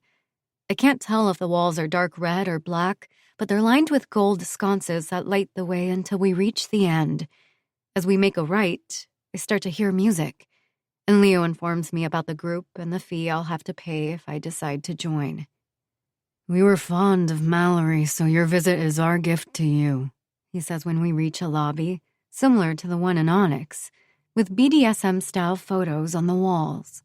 We stop in front of the hostess. "Heather, this is my friend. She'll need to sign in and fill out a form." He turns to me. "This may take a little while, so I'll leave you to it and come get you shortly. We can have a drink. I'll explain things to you, and you can ask questions." "That would be great," I smile. "I'll just have someone tell me where to go and meet you there. I don't want you to keep walking back and forth because of me. You've done so much already." "I'll do much more if you want me to." The way his eyes darken is almost imperceptible with the bright smile he gives me. "Heather will tell you where to find me." Somehow, despite how little that interests me and how uncomfortable it makes me, I manage to laugh as he walks away. This is a man who knows my stepfather. Thankfully, he had the sense not to ask about him tonight. Otherwise, I would have either run away or thrown up, or both. I turn to Heather with a smile, take the tablet she hands me, and have a seat on one of the black leather couches that's sort of hidden from both doorways. My heart is in my throat the entire time I fill out the questionnaire. I filled one out for Mallory's birthday that time, and Onyx still has it on record, but I barely paid attention to the questions then. I kind of skimmed, checked everything, and signed my name. Titus would have been so upset, but Tate read and summarized the contract for me, and I really didn't care enough to pay attention. This time, I'm reading each word and analyzing the phrasing, because this isn't only Pearl's waiver and NDA. This is also for the sex group Voluptatum et Dolorum, which I learn after doing a quick search on my phone means pleasure and pain. I take a deep breath and exhale. Fun times.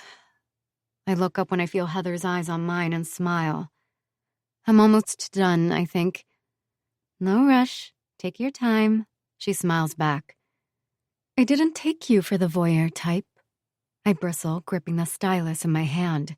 My gaze drops to the questionnaire again, landing on, "Do you like to get spanked?" Holy shit. How could I be so careless? I walked right by the line waiting to go into the nightclub portion of Pearl. What if someone saw me? What if they took pictures and posted them? My heart sinks. I'm an adult.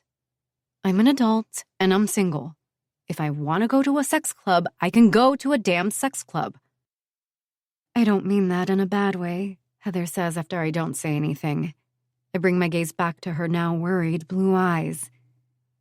I've been following you for a while and, oh my God, please forget I said anything. She covers her face. My shoulders slump. It's okay. I know you didn't mean it in a bad way. It's just, I don't want people finding out that I'm here. Oh God, I would never. She lowers her hands with wide eyes. I would never say anything, and we've all signed NDAs, and you will as well. She nods at my tablet. This is a safe space. I smile. Thank you. But to answer your question, I've only been to one of these once, and I liked it. I didn't participate, but I thought it was cool. She laughs. It is cool, isn't it? My girlfriend DJ's here, and since she's closer to the action, she gets home pretty... Heather blushes. Anyway, it's a cool place to have fun. I laugh. I bet. I go back to the questions. There are so many questions about spanking. It's not just a yes. It's yes followed by hands, paddles, or canes. I'm so out of my element. I try to picture what Mal would have said here, and then smile when I think she'd probably say yes to everything. My smile fades. She should be here. She should be doing all of these things. I swallow, hoping tears don't fill my eyes. Not now. My friend used to... I clear my throat and look at Heather. My friend used to love going to Onyx. I've never been, she says. I heard it's way bigger than this. I nod and go back to the form, a knot forming in my stomach when I get to the part about ropes, whips, cuffs, and choking. I fly through the rest of the questions, checking no to everything, to the point that I'm sure Leo is going to laugh and ask me what I'm doing here. But I don't care. I was clear in wanting to check out the group to learn what kind of stuff they do, since my friend used to tell me I'd love it. I never said I'd participate. I think I'm ready, I say, walking over to Heather after I fill out the last question and sign all the papers. I glance over my shoulder. I'm surprised no one has walked in while I've been here. Is it usually slow on Saturdays? People who want rooms usually make reservations, she says, clicking things on the tablet. Couples looking for a good time usually come in a little later. I look around again. Do people use fake names? They have to show us their IDs, so we always have the real names on file. But in there, you can go by whatever name you want. I nod, hoping to get rid of the twisting in my stomach. Even if Lucas Barlow sees my name on the list, he wouldn't ban me. He may tell his cousin, but it won't matter. Finn won't care, and even if he does, it'll be too late. I take the optional mask Heather hands me and follow her instructions on where to find Leo. After taking a deep, calming breath, I head that way. 34. Finn. I've checked my phone more than a dozen times after responding to Jocelyn's text, and she still hasn't replied. The silence is driving me fucking crazy. It's taken everything in me not to call or text or show up at her apartment. I really fucking wish I didn't take